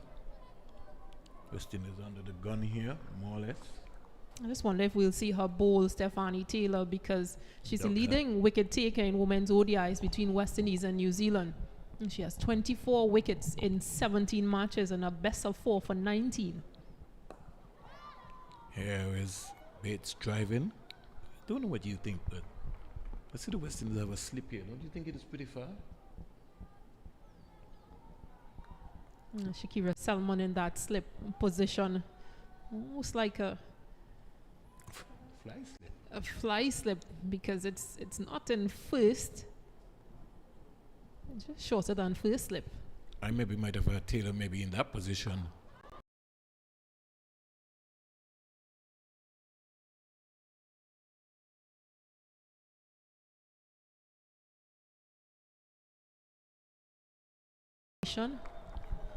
She's on for someone. So we score at the end of over number 12. Let's look at the save again and see if they would need the third umpire's eye. I think it is all good. Yeah, brilliant effort. Brilliant. And backed up by Shabika Gajnabi. So, end of over number 12. New Zealand are 69 for 1, Kerr is 4, Bates 38, and Matthews 4 so far, has Costa 1 for 15. She's going to have to be careful because she really is the main engine as to what happens here.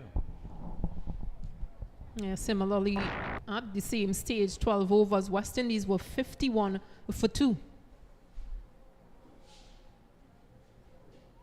And so New Zealand just ahead.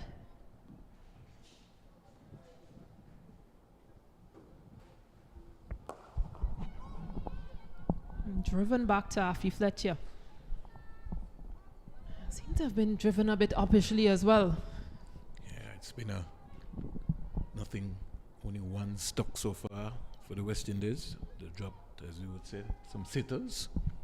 You consider that if we get to see the television replay back on that one. You can just see her flexing that right hand.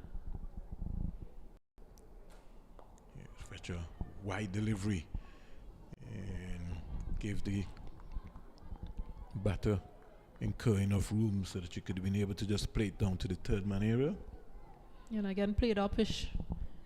So not fully in control, New Zealand, in these shots that they've been playing. Now, a couple of them have been really just flyers just off. Not in control. Fletcher guilty of not getting behind the stump there. The bowlers tend to have some fancy movements where they try to stay on the side to get close by. You're always taught to get around and get back to the stumps. Nation firing one in there from backward point. Fletcher to bowl to Kerr. Kerr is driving beautifully on the offside. Gets an easy single. It's just a little bit too easy right now, and the West Indies just need to find a way to be able to just build some pressure. 73 for 1. Fletcher will be looking to be the main stay here. Here's another wide delivery again, being played here late by Susie Bates. Again down to the third man area. Nation will have some running, and can they pick 2 runs up quite easily? Yeah, I think they just need to take that slip out and put slip in a short third position, because those are 2 balls that have been played uppishly in that region, which is just over slip. Is Chanel Henry off the field? Driving again. Getting an easy single.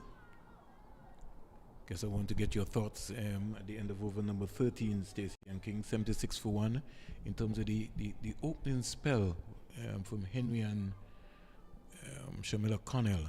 Just thought that as fast bowlers, you want to give them as much encouragement as possible, and thought that Haley Matthews had them bowling to a 7-2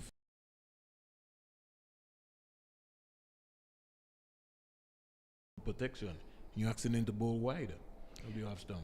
And in Haley's defense, Chanel Henry bowls in-swingers and in-swingers and out-swingers at right-handers. So to me, it's not her fault as much, because as bowlers you should know what is happening out there with the conditions, because yeah, you'd be accustomed bowling one thing, but when you go out there you may have to adjust. So if you realize that it's not swinging as you want it to, then it's their right as a bowler to go to the captain and say, Skip, I don't think I want this field. I think I want more protection on the leg side. So it's a team effort. And again, Hayley Matthews into her first series, she'd need whatever help she can get, especially from her senior bowlers. 76 for 1. She continues. She starts her 5th over. And Bates just playing around her pads, but in good control still, to be able to just turn this into the more or less leg slip area. And she's rehearsing that shot. She knows how important it is for her to stay here. West Indies also know that if they pick her up, that it could open the floodgates. She's playing with a nice straight back to Hayley Matthews. And she's maybe read the situation to a point to understand that, hey, I'm going to see off Matthews and figure out who else is there to come. She would have played against the West Indies so many times, so she would have seen all these bowlers. Matthews to Bates. Bates is back and just turning this around, looking like it's going to get a couple of runs here again. And the West Indies just need to be able to find something. I want to get your thoughts. So Shada Williams, she normally keeps?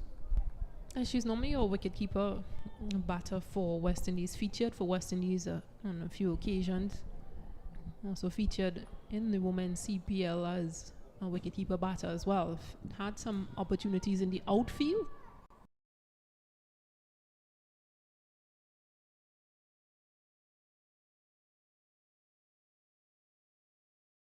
Bounce for a little while. Let's hope she didn't get a nick onto it. Yeah, you just got to wonder the way everyone went up, including the slip. Yeah, it would have been Shakira Selman. Commentator's curse. No, I thought that came straight off of the pad. So that sort of surprised Bates there for a while. She's 45 at this stage. West Indies were 58 for 3, 78 for 1.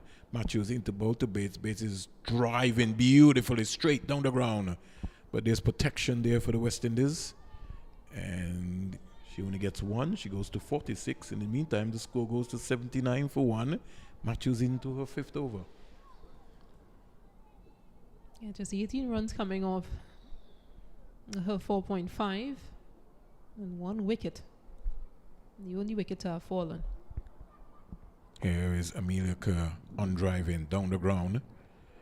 And the fielder comes off from the Andy Roberts area, picks it up and just lobs it back to the captain, Hayley Matthews. Over number 14 completed.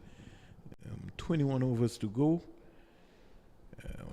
New Zealand are 80 for 1. Bates 46. Kerr is on 7. Matthews 5 has so far cost her 19. And she's picked up the all-important wicket of her counterpart, Sophia Devine. Yeah, and as you mentioned, a few names absent for West Indies. Normally you would see Charmaine Campbell featured behind the stumps. She's been ruled out due to injury. Kaisia Knight has also been, I believe she has to have surgical leave. Anisa Mohammed would have taken 6 months break from cricket, and while Deandra Dutton would have retired last month. Still a talking point, and you sometimes, because for 2022, some 12 matches, should have had 434 runs already for the season. So you realize that's going to be a big miss for the West Indies. But another chance for these young players to take this opportunity. 2 players missing out who are reserves for this West Indies team. Mandy Mangru, 22-year-old, and Kesia Schultz, left-arm orthodox. Here is Fletcher with building some pressure. 2 dot balls so far to Amelia Kerr. Fletcher is only into her 2nd over. First over cost 7 runs. Hayley Matthews at slip. I don't know how you feel, but just my observation, Stacey Ann, I even find that the captain, Haley Matthews, is still a good bit far back, if not first slip. Because with this track just been drying out for the day, you want to be able to make sure you give yourself some chance that you can see in terms of what's happening. And it's all well to have a slip, but you have to be in the perfect position as catches come. She's now pulled herself out of slip now and gone to the short third man. And that's because Bates has played 2 uppish balls in that area. So you now force her to change that shot. You know, force her to look for runs elsewhere. Fletcher, more stump to stump, as we would say. She's bowling from the circle, the Ambrose end. Goes past umpire Joel Wilson. In out the ball to Bates. Wide delivery and lucky to get away with that. Is that Ramnarak coming around there? Yeah. And stopping the one nicely. So 15 overs bowled. New Zealand at 81 for 1. Bates 46. Kerr is 8. And at this stage, the West Indies was 65 for 3. Fletcher's first 2 overs has cost her 8 runs. Umpire Jacqueline Williams just motoring around and just getting up to her position. Joel Wilson is also maybe a little bit concerned as I went on his walkie-talkie to say, hey, what is happening there? I haven't called for the water carters yet. Yeah, but you can feel for these New Zealand players. They've just feel 35 overs. And they've got to come out here to bat now. The Caribbean weather is not, the Caribbean conditions is not as they expect.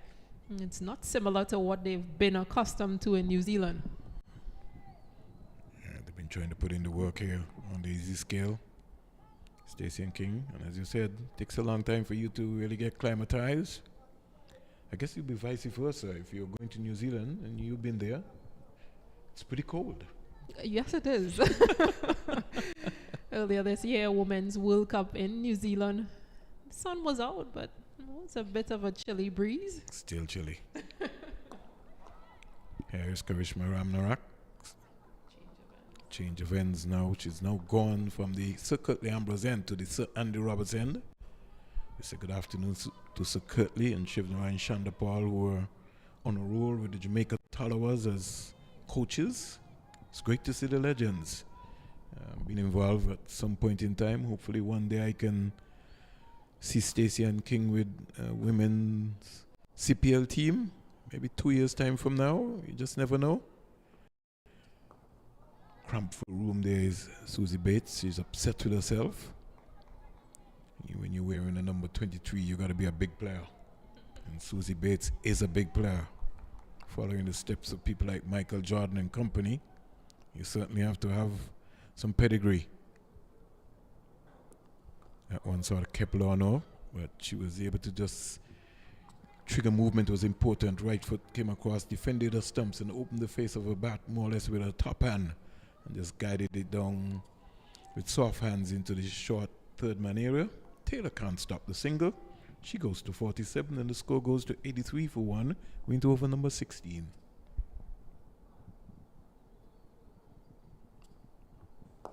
Ramnarak with a nice flighted delivery. And Amelia Kerr. It's the first time I've seen her, Stacey and King, and stays very low to the ball. Even when she was driving that one, you could see a low base, trying to get as low as possible. Back. It's not able to find the gap there. Another one of those young players who has been rewarded for their domestic season. And again, this is both teams, but New Zealand's first of this International Cricket Council Women's Future Tours program. So a new direction for these young players in New Zealand and New Zealand cricket on the whole. End of over number 16, 83 for 1. Bates 14.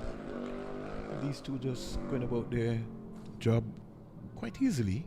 Not much pressure. West Indies, like they're waiting on something, you know. I think they maybe need to make something happen.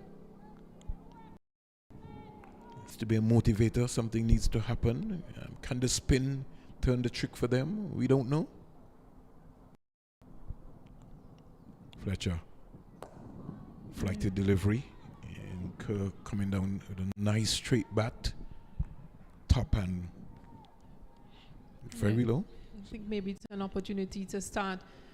And they've looked like they've been too comfortable. They're getting too comfortable. And a good advancement from Amelia Kerr and smacked away for 4 past Natasha McLean. And the most important thing is that she hit that straight. Yeah, she did. Yeah, and she just wasn't cleared going the inner circle, which now forces a change in field. But again, they've gotten too comfortable. You need to possibly start bringing in some changes. Don't allow them to get comfortable with the bowlers. Maybe bowl them in shorter stints. Shakira Selman has not been featured just yet. Here's Amelia Kerr back and just playing this down to backward point. Fielder had to come around there. Looks like Kashana Knight. She can't stop the single. In the meantime, the score goes up to 89 for 1. Kerr is 15.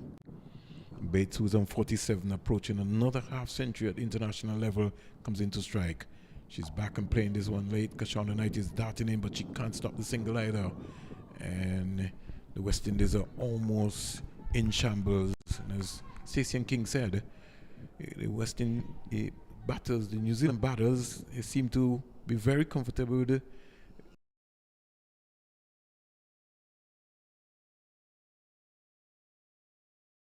Here for the West Indies. Good delivery and squaring up Kerr, but nice straight bat. She was well in line, positioned it well, and Hayley Matthews diving away. Yeah, the short third man era. She's coming back at slip, especially for Kerr. Pretty deep for slip fielder. Here is Kerr just being tickled into the offside. Can't stop that run. And Fletcher's third over comes to an end. Not for 15. And New Zealand are 91 for 1. Bates 48. Kerr is 16. That's the latest score here at the Sir Vivian Richards Stadium at Northern Ground in Antigua and Barbuda. And I'm alongside Stacey King, former West Indies player. Yeah, some of the leading wicket takers in women's ODIs between West Indies and New Zealand. And Stephanie Taylor, as I mentioned, she has 20 best of 4 for 19. Anisa Mohammed, who is not featured in this series, she has 19 wickets in 14 matches, 4 for 32 are best. Tremaine Smart, who's no longer with this West Indies setup, but you've got Shakira Selman, who has 10 wickets in 11 matches and a best of 5 for 15. So just to back up my statement of why not ring in some changes. Don't allow this pair to get too comfortable with the spinners presented so far.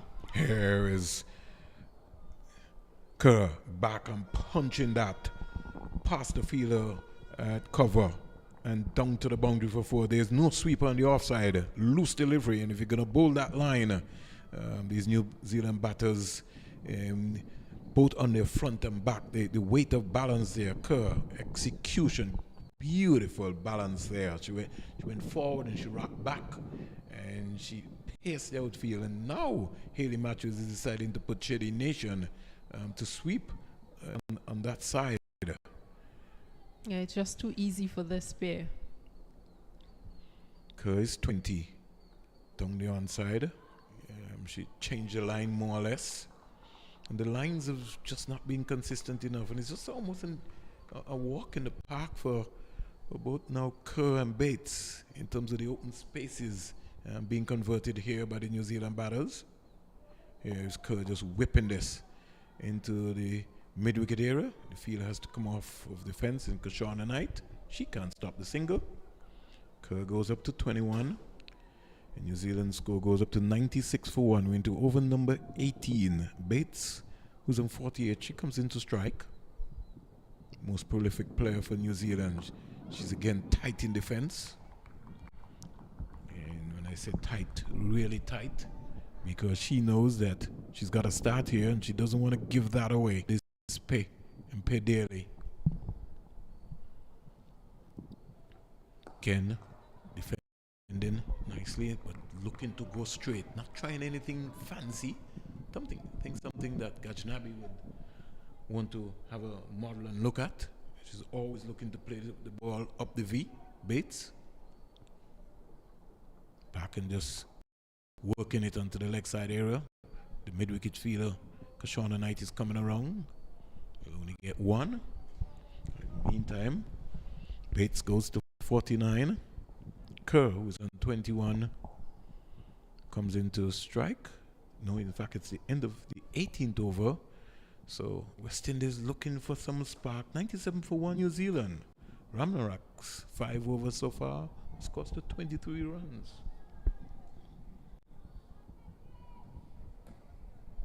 And it seems like Afi Fletcher will continue. We've mentioned Shakira Selman, but there's also Shabika Gajnabi, who had a pretty impressive moment in CPL and 60 bowling-wise. So a few other options for Hayley Matthews. But it will be Afi Fletcher to continue. Here is Bates on driving, but can't beat the big figure. Big, powerful figure. She's pretty close in that position. I think she'll have to be careful. Here is a drive again from Bates. And every now and again, Afi Fletcher looks a little concerned as when the ball comes back to her. Yeah, I think a couple balls before.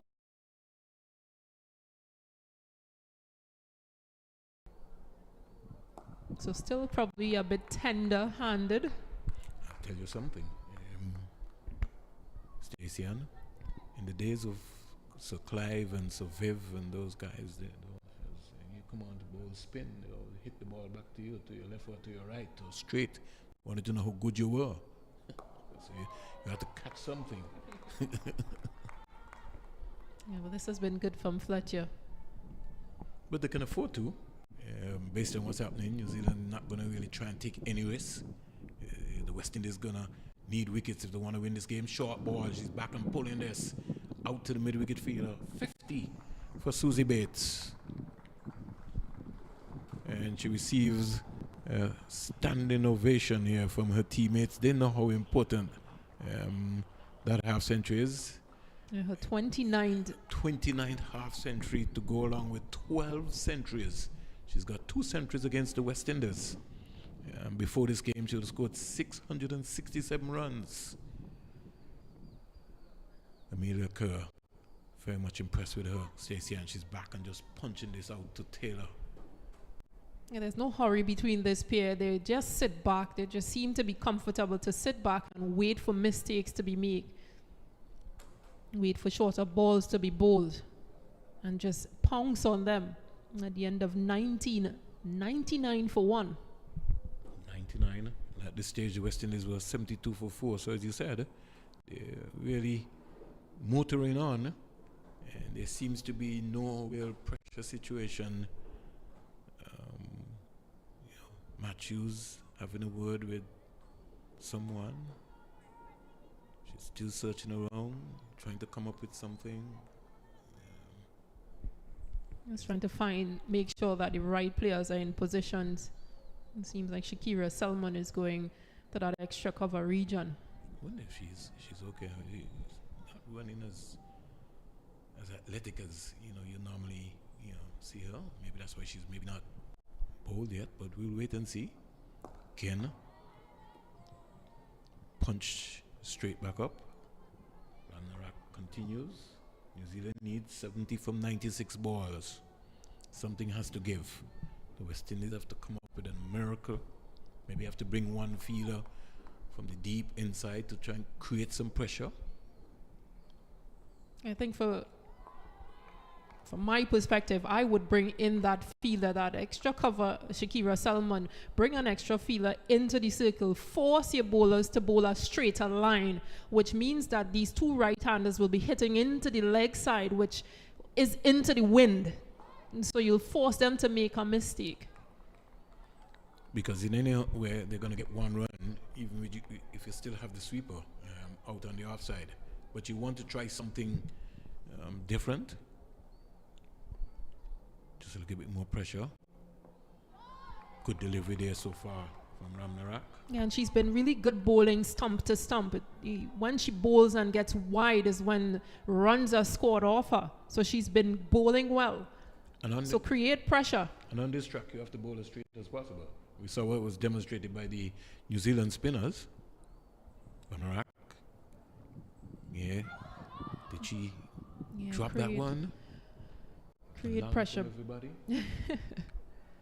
Create pressure. Bring that extra feeler in the circle and force them to play across the line. If they want to open up that offside, let them create that room. 5 good deliveries here so far. Let's see if she can complete and end on a good note. Comes quietly forward. So, well bowled. She receives a standing ovation, but you need more than that. And New Zealand need 70 from 90 balls. West Indies, they're going to need at least 9 wickets if they want to win this game. We have a water break, as we consider it to be. And as we look back, we realize that Ramnarak 6 overs so far. She's not got a wicket in that column for 23. Bates 50 from 63 deliveries and Kerr 22 from 33. Very impressive in terms of what I'm seeing so far from Kerr. It is understanding her role, understanding what is required, and pairs up really well. West Indies, on the other hand, it's an uphill task. I think that they probably would have fallen just a couple runs short. But yeah, just look at those New Zealand players. The heat is starting to get to them. Susie Bates, possibly with a cold towel. Usually as a player, you'd have those down in some ice so that you're able to just wring it out and cool yourself down. And this is where things stand at present. West Indies innings, Chanel Henry stood out with her 44 from 34. Kaisia Knight, 36.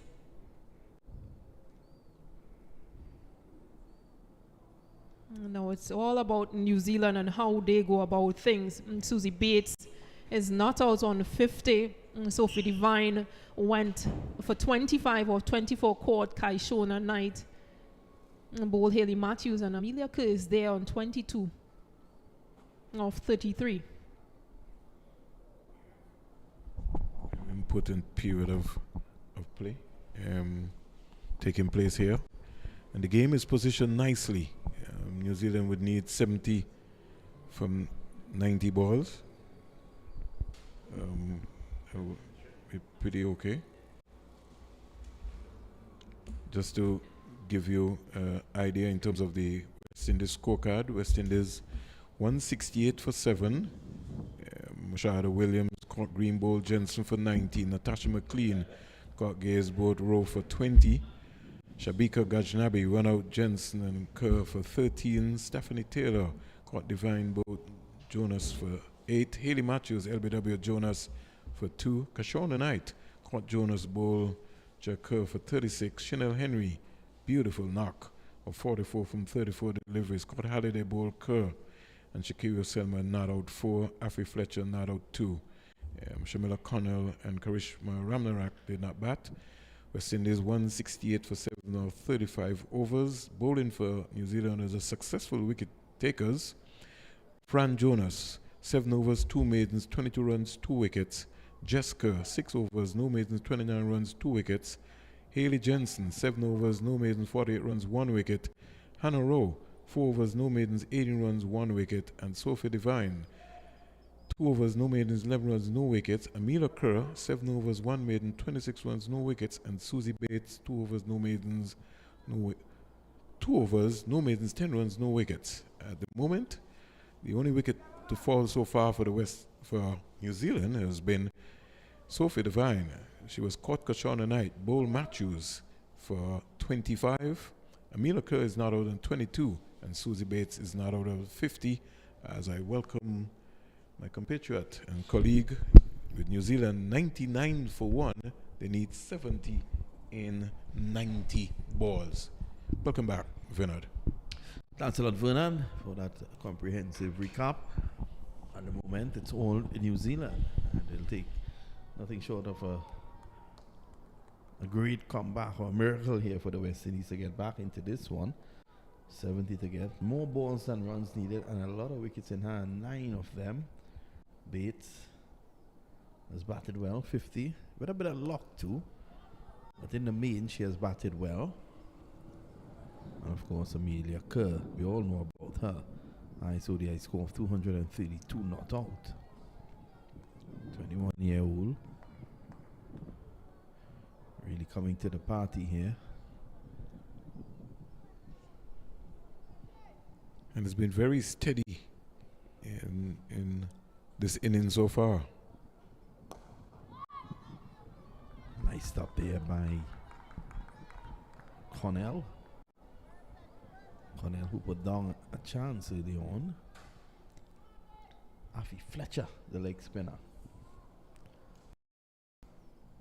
Oh, how the West Indies would need her to get a breakthrough. That one a bit too short. And just reading it off the turf, playing off the back foot for a single. So not many people coming out today, Vernon. Hopefully, as the week progresses, they can show up. Yeah, today's a holiday. You would have thought more people would have been here on the holiday. Off the edge, and that's the breakthrough that the West Indies wanted. So Yonker looks on as Susie Bates finally departs for 51. So 101 for the loss of 2. 101 for 2. And what happens after a break? It happens so often. Bates is very much upset with herself. It was a little wide, and she had to reach for it. And yeah, she was not in control, and Afi Fletcher baited Susie in playing that shot. And she knew that from the time it left her bat. She realized that she really wasn't to the pitch of it. And she would be very, very, very much upset with herself. It gives her a couple of other players in the New Zealand team an opportunity to come out and see what they have to work. Well, the West Indies would not be thinking along those lines. They'll be looking to push further. The next big bat in this lineup, Kerr, is on 23. If they could remove her now, they can probably look to fight back. Yeah, she looks very much concerned. But out comes, I think we're going to see in terms of what's happening. Looks like Maddie Green has played some 29 matches. 945 runs. So high score of 122. So New Zealand very much organized here, Vinod. Fletcher will have other ideas. Off the mark is Green. With a misfield by Kashana Knight. West Indies, they've been less than impressive on the field with their fielding.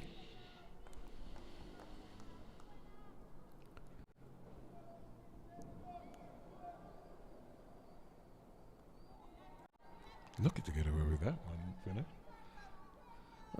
Over comes an end, and at the end of 21, it's 102 for 2. 102 for 2. You, as a coach, as a commentator, as a player, you always have to restart, refocus after a water break, and you see wickets either, you lose wickets either before, you lose wickets either after.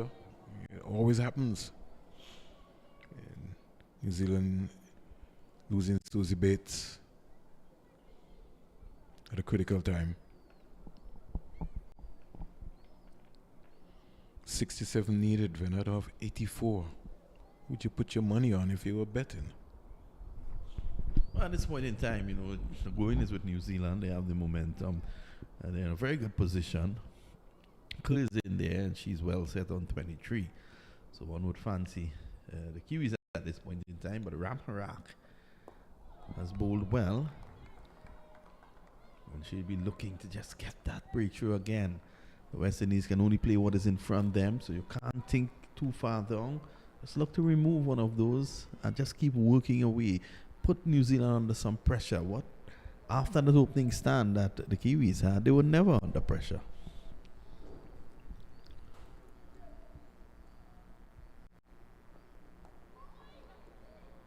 And one turning in to the right-handed Green, but I keep saying it's slow turn, so it's easily negotiable. Yeah, I think this is the best batting of the track so far. Yeah. The moisture is obviously gone.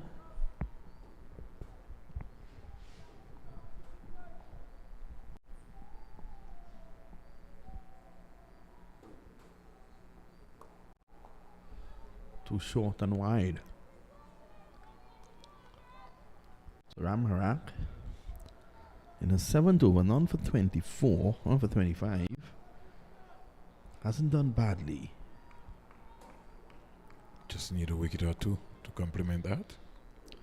Yeah, she was a bit unlucky early on when Susie Bates was dropped by Cornell.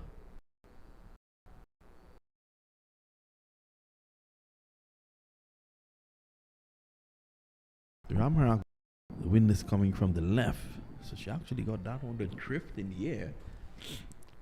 So that is something now for Green to take into consideration.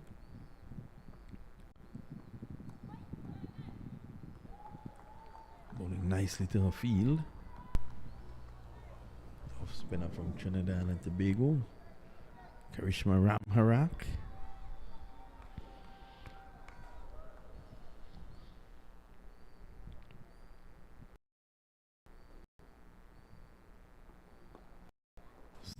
It's two straight. Worked away around the corner. They're looking for two. Green wants two. It's not there.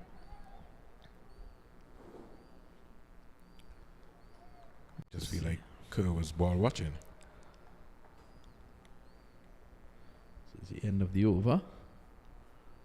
I don't think Cornell will be happy with you because I was actually Chanel Henry. So Cornell may be looking for you at the end of the day's play.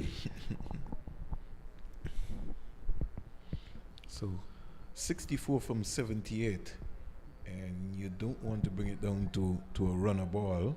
It's almost like a walk in the park. So I think West Indies have to continue to still build the pressure, and then building the pressure, after one comes two. So you're hoping that you can get one more, especially it could be Amelia Kerr or it could be Maddie Green. I think what the West Indies would need to do here at this point in time is to just keep taking wickets. When you take wickets, you can retard the momentum, and obviously there'll be a situation where these guys would have to continue to rebuild, so they would not be able to just attack and get those runs easily. They've gotten to where they are at this point in time because of that good start. Green though has looked good since coming in. Yeah, she certainly has. Hayley Matthews continuing with the pressure situation for Green to stay at slip. She now removes herself from slip and goes to a short third man for Amelia Kerr, who's 24 from 37.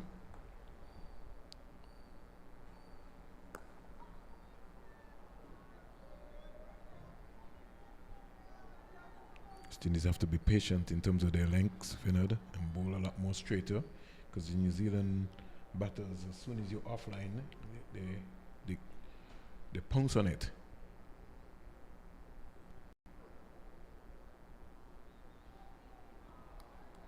At the turn. A generous turn. Turn is on offer out there.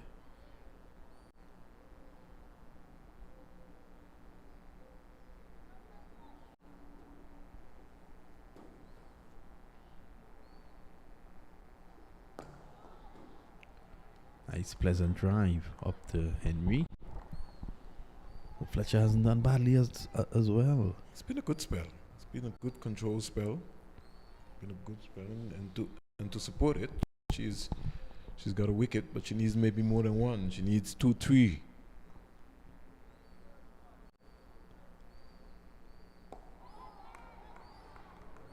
It's teasing Green, tossing it up. Green, knowing that there's no need to do anything silly, just comes forward. So this is what you're talking about, Vinod, in terms of reading the scoreboard, as they said. They understand that Fletcher and Ramnarak are the two bowlers who are on top at the meantime, so they are willing and contented to respect them because they know that the West Indians have more seamers that they will try to bring back into the attack. well, they have to do that now, and Cornell is coming back because Ramnarak has bowled out. So Cornell is coming from the far end, and let's hope that she can have a better control. After a good first over where she gave just one run, she was then taken around the park after that to the tune of 25 runs. So she actually conceded 24 in 2. Yeah, she was just too short. And I don't think her field setting to the 7-2 field was much of her liking also. Now, there's a situation where with this track assisting those who are taking pace off and the spinners obviously, I thought that Matthews could have gone for Stephanie Taylor as an added spin option before going back to Cornell.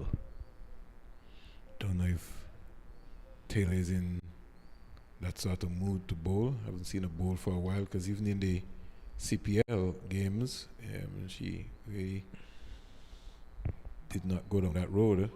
So don't know if she's maybe carrying. She may be just recovering back from her injury also, rehab.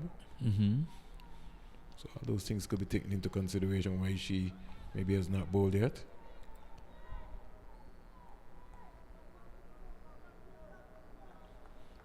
West Indies team needs somebody with a golden arm.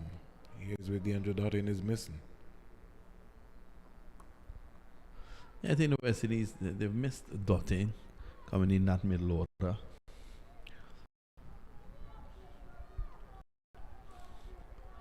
Of course, a bowling as well, and a exuberance in the field. But she has decided to call it a day.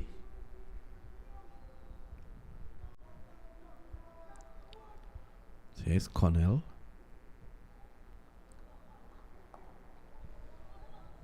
Short, not really threatening. Just stood up, and Kerr, very aware that there's a deep backward square and deep mid wicket in position.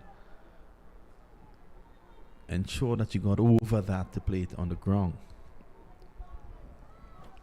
I think Connell is going to have to bowl a lot more cutters this afternoon, Vinod, especially on this track with the overcast conditions here. Slow delivery. CC King spoke about that slow delivery, so she's actually showing us that she has that. And she's got a very, very, very, very good Yorker, something which I find that she doesn't bowl consistently enough with armory. But I saw earlier this year against Pakistan, and she got the ball late to Indok. Very good delivery. Cornell, after going for 24 of 2, single in the third. Three singles? Well, yeah, just 28 runs. She had none for 25 of 2. So after 24, it's 110 for 2. So still ahead, New Zealand, 59 from 66, and you don't want to bring it down to almost a runner ball. And Amelia Kerr, so far, it's the first time that I'm seeing her, Vinod, and I really like the control of her. One thing, her base, she stays very, very, very low to the ball, especially facing the spinners.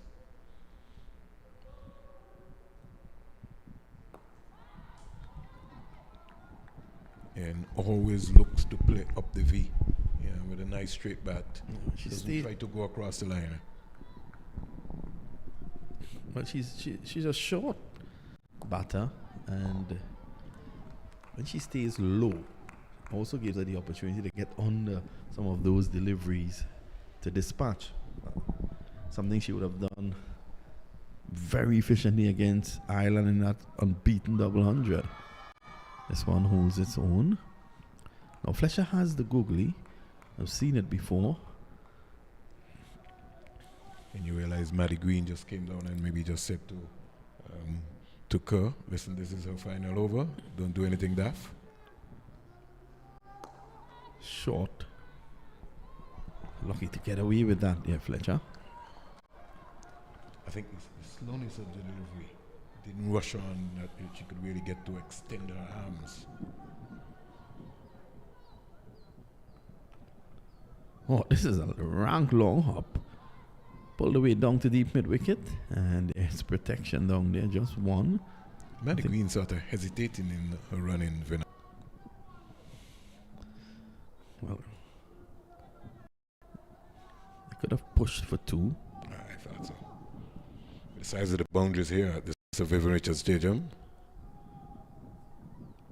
It's a full toss. Green hits this away into the boundary for four at a wide-ish long on. So maybe that's why she didn't run. Probably she wanted to hit a four. It's a good spell though. 1 for 27 of her 7 overs. And at the end of 25 winner, it's 115 for 2. Joining you for the next period will be the former West Indies all-rounder Stacey Ann King. And the lady in the ambulance, she has to be careful. She can't turn her back here at the Sir Vivian Richards Stadium. We're playing a cricket game. 54 from 60. Wow. This could go right down. Talking about 5:18 here in Antigua and Barbuda. And we have another 10 overs to go, Stacey Ann. And the big Connell is back. And lucky to get away with that one. Almost says she started with a wide, but it was just within the area of the blue line. Jack down now to some action.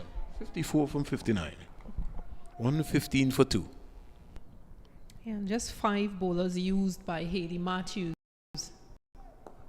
And Shamila Connell, who's on at present. Chanel Henry, who's only bowled 2 overs for 15 runs. Hayley Matthews herself, who has bowled 5 overs for 19, picked up 1 wicket. And Karishma Ramharak, who's bowled 7 overs for 26 runs. Nafi Fletcher, who's bowled 7 for 27 and picked up 1 wicket.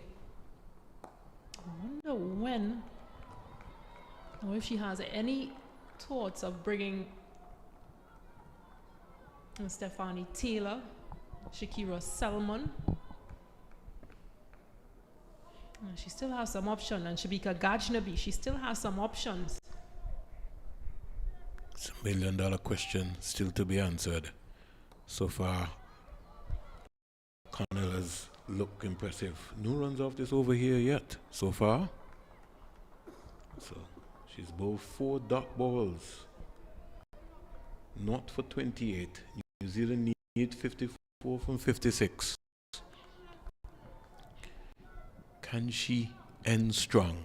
Shamila Connell. She's looked good so far with the old ball. Connell into Kerr. Back getting a wide delivery, steering it down to the third man area. And getting an easy single. Yeah, that's all it takes. It's no worries really for this pair. They need 53 from 55, so they just need West Indies to make those mistakes. Just happy to sit back, open your face, guide it down for a single, push it into gaps, run hard. Here is a clip by Maddie Green just past the fielder short mid-wicket. Looks like a Shauna Knight in the air, and the mid-wicket fielder coming around. 2 runs out of that over, or the Connell's over. So Connell so far 5 overs, no maidens, 30 runs. New Zealand 117 for 2, 26 overs bowled, 9 overs to go. Kerr 29, Green 10, and New Zealand need 52 from 54. Yeah, they've created chances, West Indies, but just weren't able to hold on. But again, take nothing away from the caliber of batting display from. So who we have coming now? Is it finally Selman? Yes. So it's Selman. Shakira Selman. Yes, she will come into the attack. Shakira Selman has been around the West Indies setup for some time. And when you look around at her stats, just break for a little while, 33 matches. To match that, she's got 76 wickets. Selman playing in her 34th game. It's her first bowl for today. New Zealand need 52 from 54 in conditions which would maybe be favorable for the West Indies. She's from the circle ambers and short delivery start with a wide. And umpire Joel Wilson will get his hands out. And he turns and the light goes on to acknowledge that it is a wide. So Selman starts with a wide. New Zealand won 18 for 2.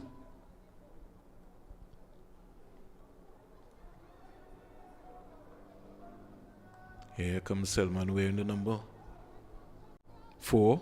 Starts from the circle, the amber's end. She comes in now. Pitched up. Driven. Getting an easy single. And there's a little hesitation there. Somebody indicating to Henry, maybe you should have gone to the non-strikers end. She's saying, no, I decided to go to the strikers. Yeah, but this is something we've seen with this West Indies team. They've been pretty flat-footed. Natasha McLean, those 2 chances was on the circle, on the 30-yard, the 25-yard ring. Didn't get off in time. Chanel Henry, if she was walking in at that time, could have opted to throw at the bowler's end, which is where the non-striker was coming to. There is a glide down to the third man area. Will it have the legs to go into the boundary? Big save there. And I think she might have saved 2 runs. Kaishona Knight and Afi Fletcher.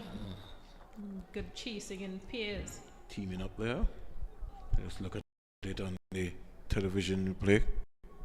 Good teamwork.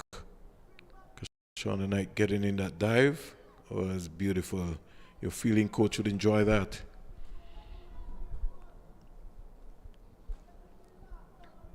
Kerr 31, Selman. The ball to Kerr, slow delivery. She just clipped that to the short midfielder. And Shamela Connell, who is in that area for most of the period of time on the field so far, just lobs it to her teammate. They need 48 from 51. New Zealand, 121 for 2. Selman from the circle, the Ambrose end. Driven straight back at her. Can't score. And so the end of over. No, we got 1 more delivery. In fact, it should be 2 more deliveries because she bowled a wide. Joel Wilson just indicating to Selman, please don't get into the danger area.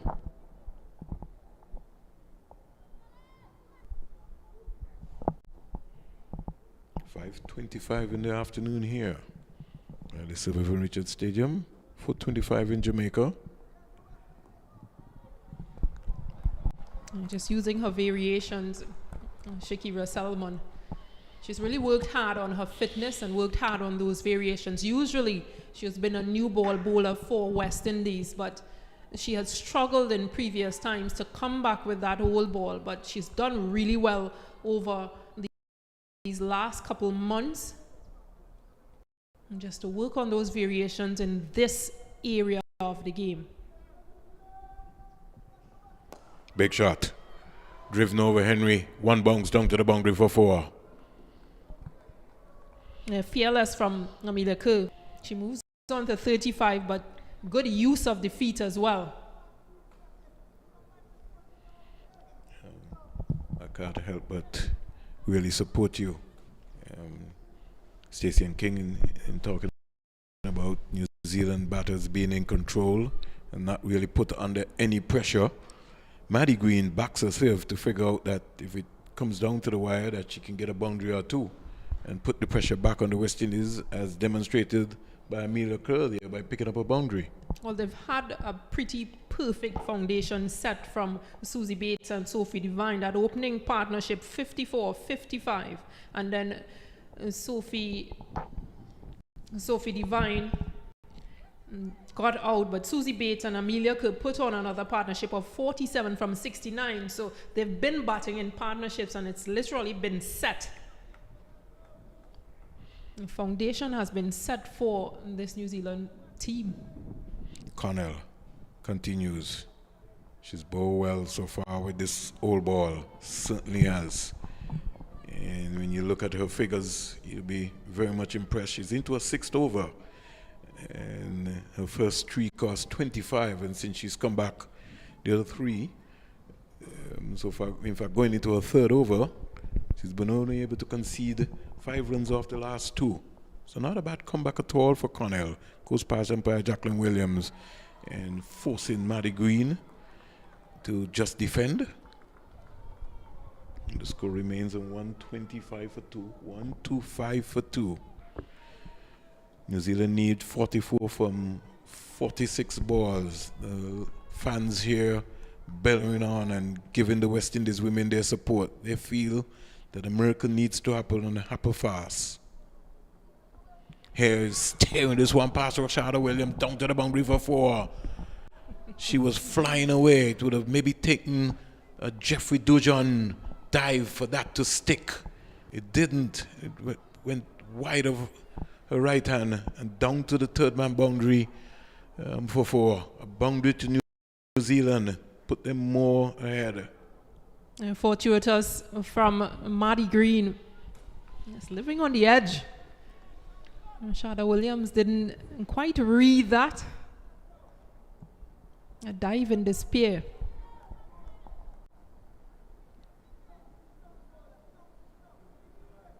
But again, just chipping away from that 40 runs needed. Another single down to the third man area. New Zealand in the meantime move up to 130 for 2. Maddie Green continues her merry way here at the Sir Vivian Richards Stadium. She goes to 16 and brings the accomplished Amelia Kerr. I'm very much impressed with. She's sort of playing an innings like a Shauna Knight. Very, very, very effective.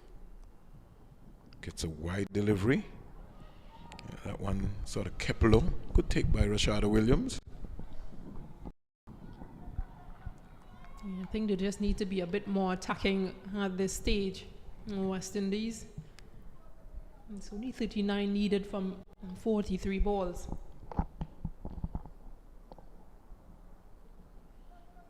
Connell. Bang on target. And Kerr just contented to just come quietly forward. They've got the boundary that they needed out of the over. Over number 28 is completed. They need 39 from 42.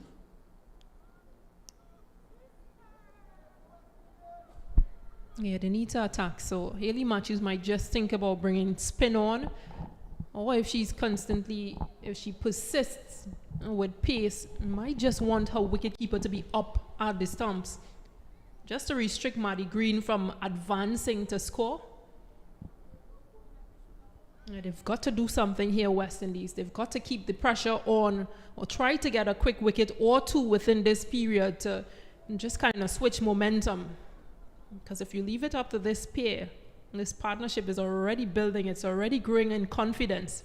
Only 39 needed from 42. I think it is important that Kerr and Green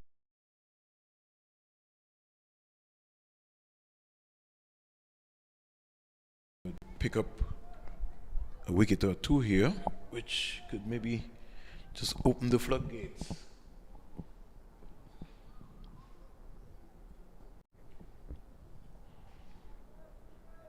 Matthews to Maddie Green, start, stop, a cat and mouse game.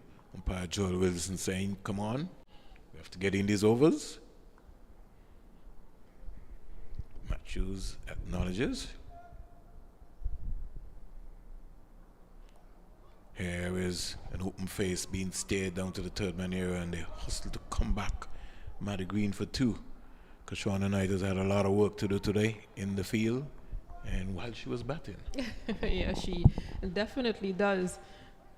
Yeah, she scored 36 from 61, and so far she's taken those 2 catches, that of Susie Bates and Sophie Devine. That backward point region, that position is a very important position, and that's a wicket. Got her.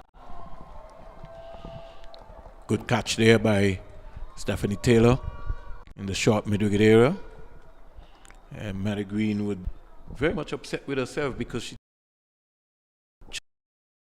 the line of the off stump. Let's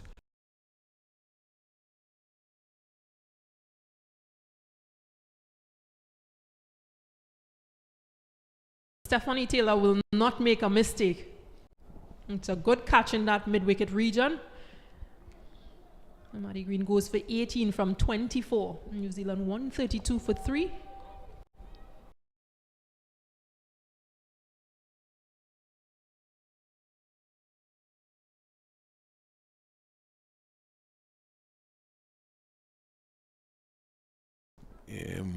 Lauren Down. Lauren Down is someone who would have played some 22 matches. No, in fact, 22 matches so far. Age 27, 352 runs with a highest score of 90.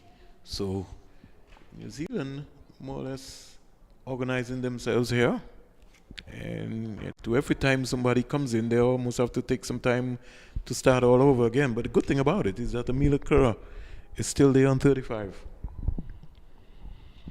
Yeah, good for West Indies that they keep making inroads here, keep trying to pull things back, allow the new batter to be on strike more.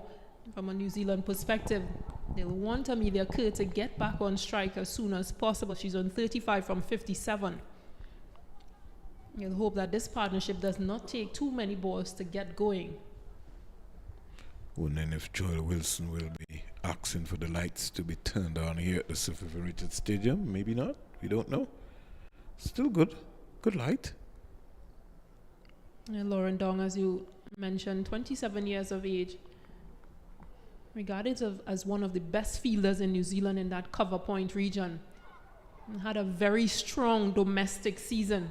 She withdrew from Commonwealth Games to prioritize her well-being after she missed out in the ICC 50 over World Cup due to injury. She had a right thumb injury when they beat.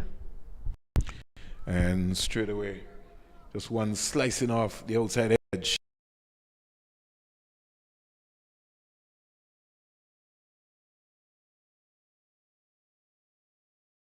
Stop it and almost crashed into the CG United signboard. But a big effort to the point that the skipper had to applaud her for that effort. So Down is off the mark with a boundary. And every now and again, Stacey Ann, New Zealand continue to just sneak away and get a boundary. When it looks as if West Indies, putting a little pressure on them to just release that tension. Yeah, releasing that pressure and just continuing to score. 33 needed from 38. And the wicket. Matthews gets another. Lauren Dong has to go. Caught Karishma Ramharak in that short region, short square region. Is there a turning point to this game still? There are normally close games with New Zealand and the West Indies. So don't move your dial. Don't move your television set, because they've been always close games with New Zealand and the West Indies. And if we maybe were to follow from the last time they were on tour here, 2014. Yes, you would know. 2014. Won by 5 wickets, they won by 65 runs, they won by 8 wickets, they won by 4 runs. And then in the World Cup, New Zealand won by 84 runs. And then in 2018, New Zealand won by 1 run. And there was a series in New Zealand. New Zealand won by 8 wickets, and New Zealand won by 205 runs. That was the last series played in New Zealand. New Zealand won 3-0. And like I said to you, in the World Cup 2022, West Indies won by 3 runs. So there's always a close encounter, West Indies, New Zealand women series. Yeah, and that was the first game of that women's 50 over World Cup. And boy, oh boy, was it a thriller. It came down to Deandra Dutton having to take the ball, who was not supposed to bowl because she was still under medical leave for that shoulder. Said, give me the ball. Just give me. And 2 runs, 2 wickets. Yeah. West Indies women saw themselves to a victory over New Zealand. Well, there's no dot in here today, so it means that Connell, Henry, Selman, could be Taylor will maybe have to step up. This game is getting a little bit more closer than one expects it to be. At one point in time, it almost looked like a coast in the park for New Zealand, but they need 33 from 36, and if the bookies are going to bet, let's wait and see what's going to be happening. Umpires are having a discussion, but the light is good.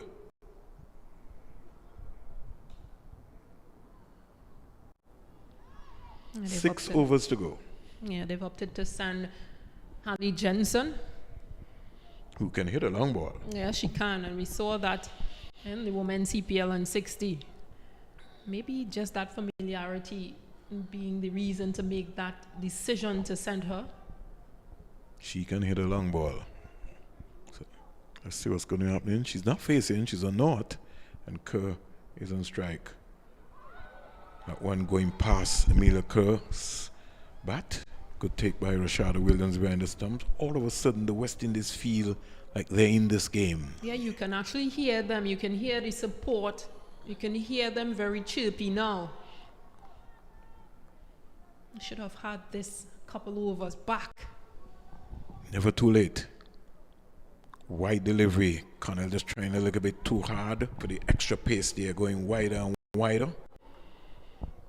I think what they would want to execute here is to get Jensen on strike, or maybe just for Connell to end strong. Not for 36 here so far, Shamila Connell. 137 for 4. They need 32 from 35. Connell in, bungs away, bows to Kerr back. I'm trying to beat Stephanie Taylor at backward point. Straight to her. So no runs. Connell is warming to the task. She's getting back. And in fact, the West Indies know they have to get in these overs. I think that's why the urgency is around. Did they leave it too late? We'll find out. Here is Kerr slashing that. And yes, she gets 2 quite easily. So there's a Selman down on the sweeper boundary coming around. And she would say that she would have to say she saved 2 runs there exactly. It was a good shot from Amelia Kerr. Just opened the face and got past Stephanie Taylor at point. So Selman, who is in cover, had to cover a lot of grounds. Had to come to her left, almost like she was coming around a bend for the 200-meter turn. Yeah, Connell needs to bowl straighter. Wide again, and the pressure mounting here on Connell. And as you heard from Stacey and King, she just needs to just relax herself. In fact, Kerr is not a big hitter, so if she bowls straight, it would be a lot more easy for her. If it was a Maddie Green, then I can understand you trying to bowl down that line. But she just needs to just change, you know, just cut it down a little bit and just bowl a little bit more straight. If she get a single, she get a single. But if you're bowling that wide, then you're opening your chance that she could be able to get an edge, and it flies down to third man, and it goes wide of Taylor. And she's now opted to send her short fine leg all the way back. So maybe an opportunity to bowl, or thinking to bowl Yorker length deliveries. Not again. Wide down the leg side. So she's lost the radar, and just needs to relax herself. Just bowl as straight as possible. Stephanie Taylor now goes to Hayley Matthews just to have a discussion. Again, a number of senior players, an ex-captain, Stephanie Taylor, just probably giving her piece on what possibly can work at this point. And Connell still has 3 balls in this over.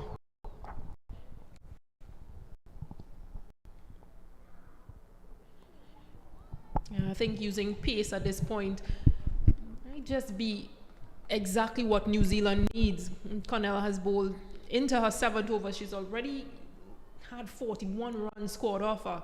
You might just need to use those pace options. She still has Karishma Ramharak, who has 3 overs. She's bowled 7 for 26. Afi Fletcher, who was bowled 7 for 27. And herself, Hayley Matthews, who's only bowled 6 for 25 and picked up 3 wickets. It's only 35 overs. Here is Jensen getting her first run as she stays this down to third man. And you know, I'm going to take a little gamble with you, Stacey and King. I would have brought up the third man right inside in the 30-yard circle. to cut that single out because she's right back and she just was able to just open the face of the bat and glide that one around. Had she been inside the circle, it would have been no runs. That rushed on to Amelia Kerr, that's a big effort. So Shamila Connell's spell comes to an end. 7 overs, not for 42. A little bit unlucky today.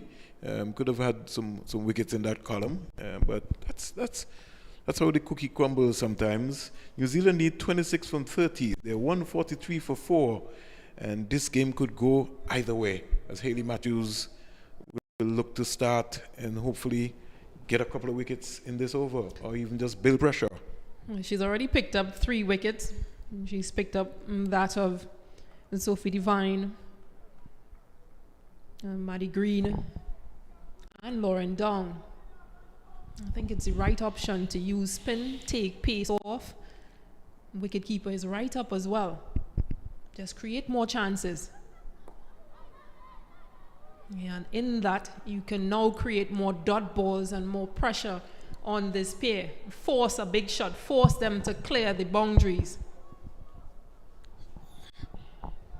So you got 3 fielders on the leg side. You got a long on, a mid wicket, and a deep backward square.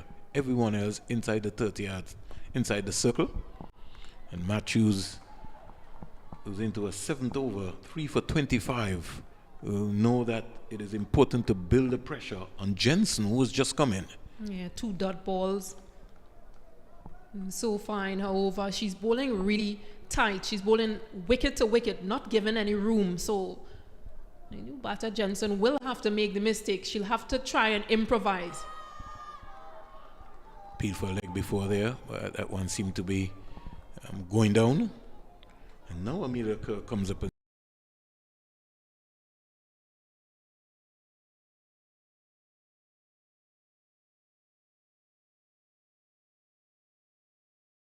And it's 26 from 27. It's getting dicey here at the Sir Vivian Richards Stadium at Northern Ground. This one can go right down to the wire. Who will hold their nerves is the big question. Matthews in out the bow to Jensen. Jensen gets an inside edge.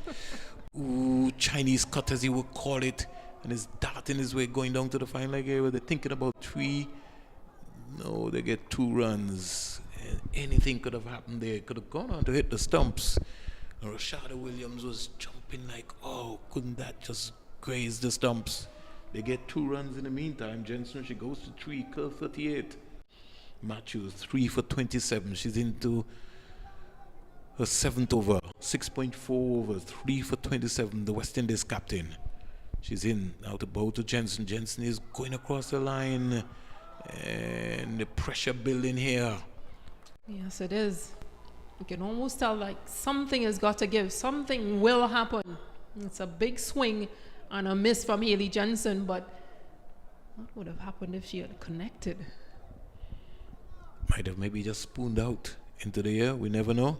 She goes wide and she just slaps it down the ground. Get a single. Hayley Matthews' spell comes to an end. And let's see if she's got a trick card up her sleeve. Who she's looking for. Well, she has Shakira Salman, who has only bowled 1 over for 8 runs. She has Chanel Henry, who has bowled 2 for 15. And she has Shamila Connell. Well, Shamila Connell has bowled out. But she also has Stephanie Taylor, who we have not seen featured.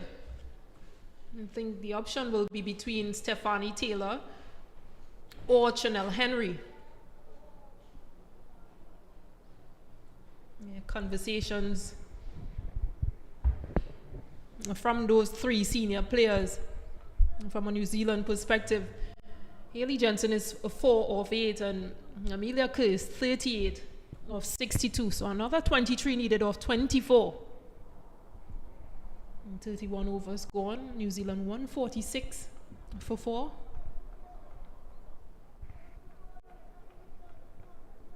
So just 4 overs remaining.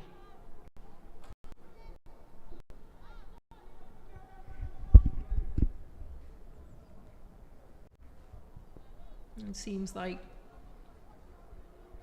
Chanel Henry will bowl from the Sir Andy Roberts end.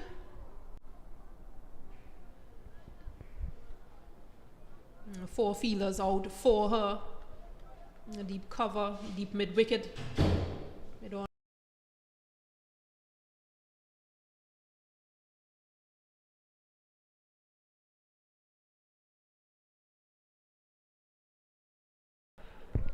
Just into the short mid-wicket area. Stays in and they get a single. So the pressure, you can't say that Tantima is close to the Sir Vivian Richards Stadium, but she's maybe just reached by the police ground here in Antigua. And let's see what's going to be happening. Henry. Big shot, big shot, big shot.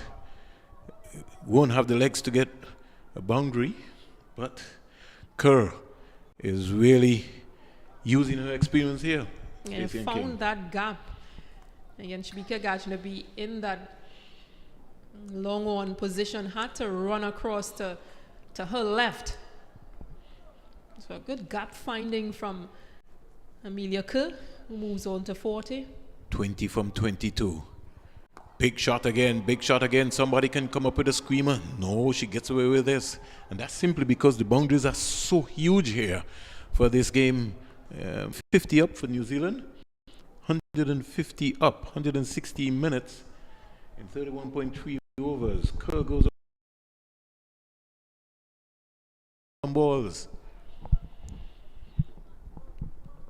Henry into bow to Jensen. Jensen misses. Pressure building here.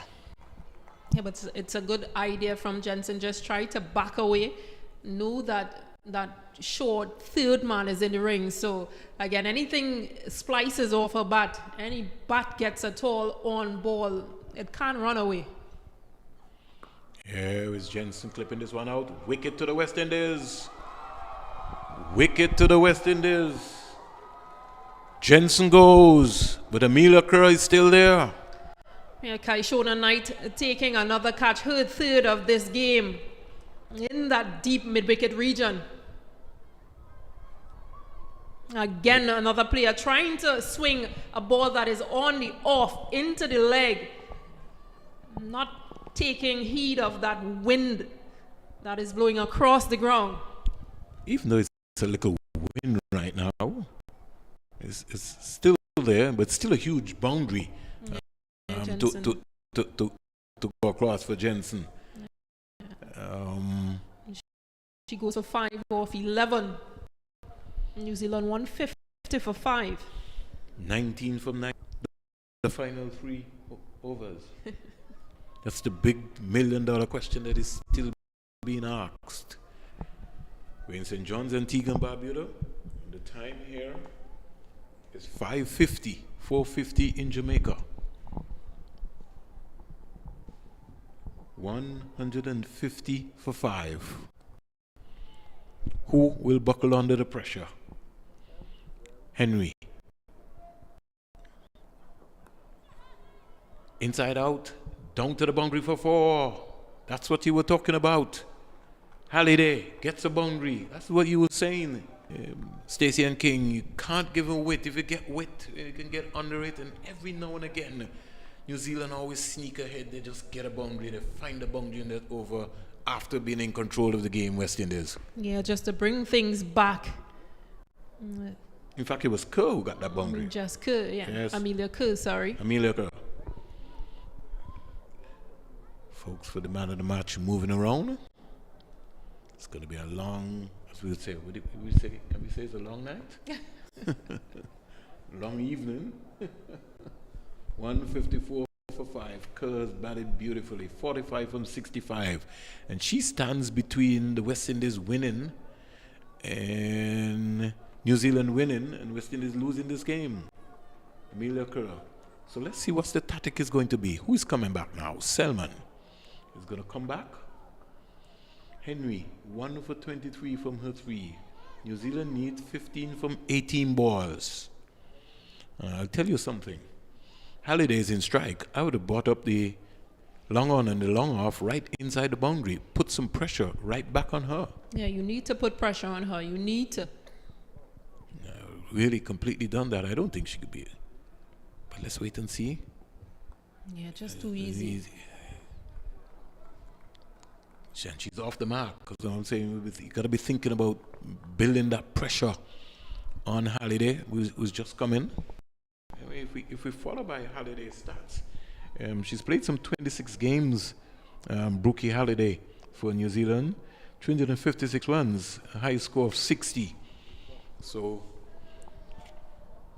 very much an accomplished player. Now brings Amelia Kerr into strike. New Zealand need 14 from 17. Discussions taking place with Selman and Hayley Matthews. What she wants. I would have. They've confirmed now to move Hayley Matthews and have Hayley Matthews go right to the deep mid-wicket area, deep backward square, and a long on, and a short fine leg. Pretty interesting. Let's see what Selman is going to come up with. Can they get a single? She's got a hit. No, she doesn't. It's good running. Very good running. Between this pair. Stephanie Taylor, the fielder, needed a direct hit. 13 from 16, 156. Yeah, she was home anyway. Good awareness, game awareness as we would call it. 156 for 5. Kerr 46. Halliday is 1. Dot ball. The pressure building here. It's going to be very, very, very important. The Halliday is saying that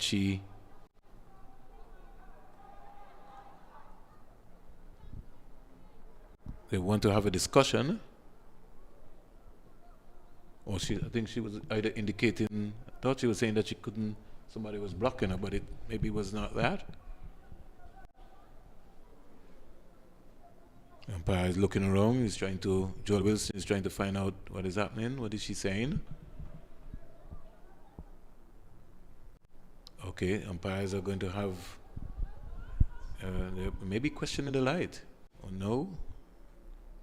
There's a discussion taking place, but I think Halliday maybe a little bit of nerves maybe just creeping in. New Zealand need 13 from 15.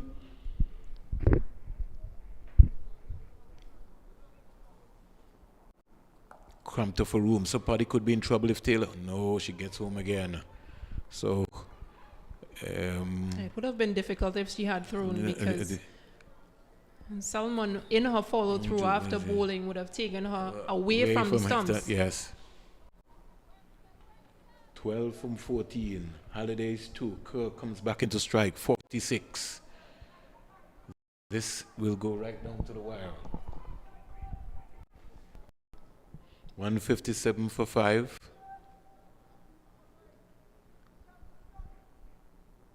Full toss. Clipped away into the leg side area. Lucky to get away with that. And she only got 1.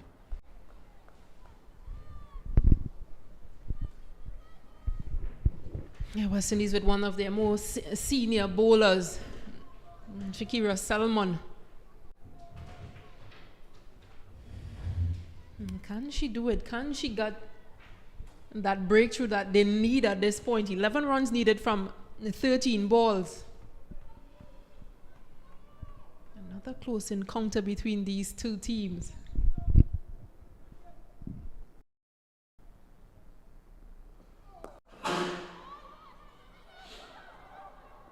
McLean caught napping again. Caught on her heels. Can't stop the single. And the pressure continues here. Over number 33 completed. Selman's 2 overs so far, not for 13. And as you mentioned earlier on, 20 overall they've met 20 times prior, West Indies and New Zealand. In the West Indies, times West Indies lead in terms of victories in the West Indies. New Zealand last series here would have been in 2014. They lost 4-0. Now, have they awarded the light? There's some discussions happening. Umpire Joel Wilson He's walking towards the Sir Andy Robertson, which is the Players' Pavilion.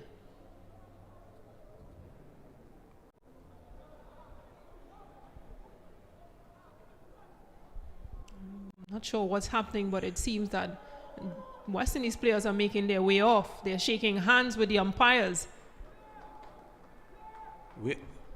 So did they award lights? Did New Zealand appeal for lights? I'm still trying to figure it. Yeah, we are lost. we are lost. All I know, I see that hands are... In fact, hold on. The coach for New Zealand team is coming out onto the field. Yeah, because another 10 runs is needed in 12 balls. It's just 2 overs to go. So the logbook is coming out. And so a discussion is going to take place now. In the meantime, the West Indies are in mid-pitch. The stumps have not been taken. Well, apparently the umpires are in control of the game. What is the end time? What is the end time of the paper that they give us? Well, it's 5:58. I don't know what the paper is. Well, that would be interesting. Because the umpires did give us some. Did they give us a paper for the end? Yeah, still discussions. And so we just wonder if the cutoff time has been reached.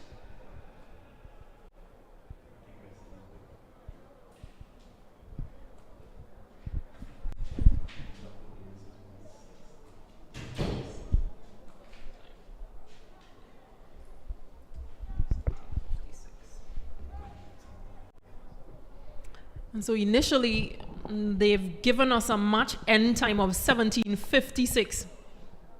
It's now 17:59, which is possibly why the decision has been made by the umpires. And this document was given to both teams and officials and to us, the commentators, at the start of the game. So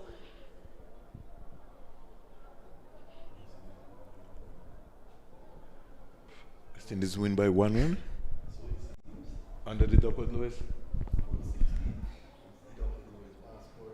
yeah, it just never seems to end between these two teams. It's always an excitement. It's always an exciting finish.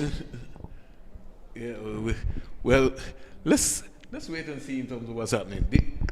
Did we get a printout of the Duckworth Lewis method? I think those guys would have it there. So if we maybe can, it's on the scoreboard. It's 160. And New Zealand are 159. Ooh. Wow. They'll be thinking so close yet so far. 10 runs needed from 12 balls. The time is up. The match was supposed to end at 17:56. It is now 18:01. Interesting. So both teams shake hands at present. New Zealand on one side will probably be very disappointed. They'll be more than disappointed, especially in the last over. Don't know what's happening. So, on the scorecard, if we're following by the whole mechanism of what is happening here, under the revised target, we would have seen that New Zealand would have maybe needed 160. On our end here, they would have needed 10 runs from 12 balls, and it would be pretty interesting. 159 for 5, and as we said on the scoreboard, which we being read to us, West Indies would have at least won by 1 run. But we're not declaring that version of it yet. I'd like to get someone. There's a youngster over there who I think deals with the Duckworth Lewis scoreboard. He maybe might be in a better position to be able to explain to us the final findings here of this game. But what an exciting game today between West Indies women and New Zealand women. You really have to take a deep breath, Stacey and King, and see in terms of what's going to be happening. Yeah, just a reminder, New Zealand would have won the toss and decided to field first. West Indies made 168 for 7 in their 35 overs. In reply, New Zealand 159 for 5 in 33.0 overs. So we just been informed by Vinod, according to the official scorecard, that New Zealand would have won by 6 runs. Yeah, would have won by 6 runs. And Vinod, I think I got a young man here who deals with the Duckworth Lewis, so he might be in a better position to explain to us in terms of the final conclusion. How are you, my brother? Can you just give us an explanation for the folks, for our viewers and the listeners? Yeah. Based on the analysis,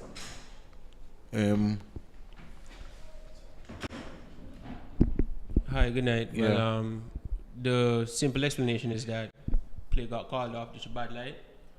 So instead of just calling the game as a forfeit or whatever, they decided that they're just going to go by Duckworth Lewis. And at that point in time, New Zealand was in front by 6 runs because the Duckworth Lewis pass score at the time was 153. So I guess they're awarding the victory to New Zealand on that basis. I'm assuming. I haven't got any official word yet. okay. So on the Duckworth Lewis pass score, based on the end of 33 overs, New Zealand were ahead by 6 runs. Yes. Okay. All right. So Asher Cornelius, one of the scorers for today, and somebody who deals with the Duckworth Lewis method, coming into our commentary booth, Stacey and King, and giving us an update in terms of what's going to be happening. And after bad light would have forced the game to go right down. In fact, I was always wondering why the lights didn't come on. Because the lights now come on.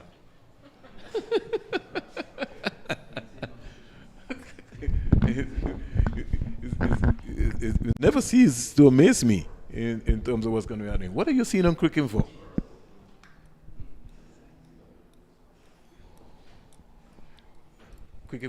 And New Zealand won by 5 runs, Duckworth Lewis and Stein method. Yeah. At least that's what That's Cricket exactly Info what has. it does, and that's what exactly what he said also. Which is what was explained just now. Well, no. Wow. So, exciting end on an exciting day. And if you say West Indies women and New Zealand women, you're going to get an exciting game. This is the result of match 1. There's still 2 games to be played in this CG United ODI series. Wow. Couldn't get any stronger than this. So there we heard it. So it's official, as he rightly said. New Zealand women winning the first game right here at the Sir Vivian Richards Stadium at North Sound by 5 runs. By a Duckworth Lewis method. That's why I think we have Duckworth and Lewis method. Well, just a reminder, New Zealand won the toss and sent West Indies into bat. West Indies, on the other hand, would have managed to 168 for 7 off 35 overs. In reply, New Zealand made 159 for 5 in 33 overs. The match ended at 17:56. That was the official cut-off time. That meant that New Zealand won by 5 runs via Duckworth, Lewis and Stein method. So New Zealand take this first game of the CG United ODI series. Enthralling game. Enthralling, very much so. Another 10 runs was needed of 12 balls. Let's just not forget that. They have now sort of break that streak, that losing streak in the Caribbean. New Zealand. Yes. Now we sit and wait for the second CG ODI, CG Insurance United ODI, which is due to be played on Wednesday. Well, on Wednesday, I think that the West Indies will have to improve on their fielding, first of all. And that certainly is going to be tip-top. And in 35 overs today, to come and get the total that they put on the score here and to be able to put up a fight here on this big ground, New Zealand would have to go back to the drawing board now and figure out, where did they go wrong. Susie said, hey, maybe at the point in time when I got out, I maybe should not have got out of there. At that time, they were coasting. West Indies also going to have to look at their bowling options because a couple of persons did not bowl today. Yeah, Shabika Gajnabi, Stephanie Taylor, and of course the Pacers were a bit too expensive. From a West Indies perspective, I think they need to just look at that partnership. There was one really standout partnership for them of 83 runs off 77 balls between Kaishona Knight and Chanel Henry, which came pretty late. Those middle overs from 11 to 21 was really challenging when Ran Jonas and Amelia Kerr bowled. Just 28 runs were scored and 3 wickets fell. So an area for them to improve on, playing against spin bowling. But from a New Zealand perspective, as you mentioned, those shot selections, they need to work on them a bit more. Pace off, I think, is going to be important, and it's going to be going forward in this series here. On these big boundaries, I think it's going to be a trump card for the West Indies as to what their bowling options are going to be. I'm hoping that Stephanie Taylor is fit, because if Stephanie Taylor is fit, then it means that she's going to play a huge part in this lineup in terms of adding some value to this bowling lineup. You have Affy Fletcher and company. So hey, we look to control it from here. Just to let the folks know, in case you're wondering, Stacey will give you the final result again. New Zealand winning the first game by 5 runs under the Duckworth-Lewis method. Yes. And that was all due to lights. Match was supposed to end at 17:56. Umpire Joel Wilson and Jacqueline Williams called the game at that time. New Zealand were 159 for 5, which means that they were 5 runs ahead of the Duckworth-Lewis and Stein method. So, New Zealand stand up as chumps. So far in the CG United, with 2 games still to play. So our next game, the next time you hear the voice, will be on Wednesday. We got that right? Wednesday at 9:30 a.m. right here. By no rain, we expect to have a full game here at the Sir Vivian Richards Stadium. So for now, thank you for joining us. Goodbye and good night.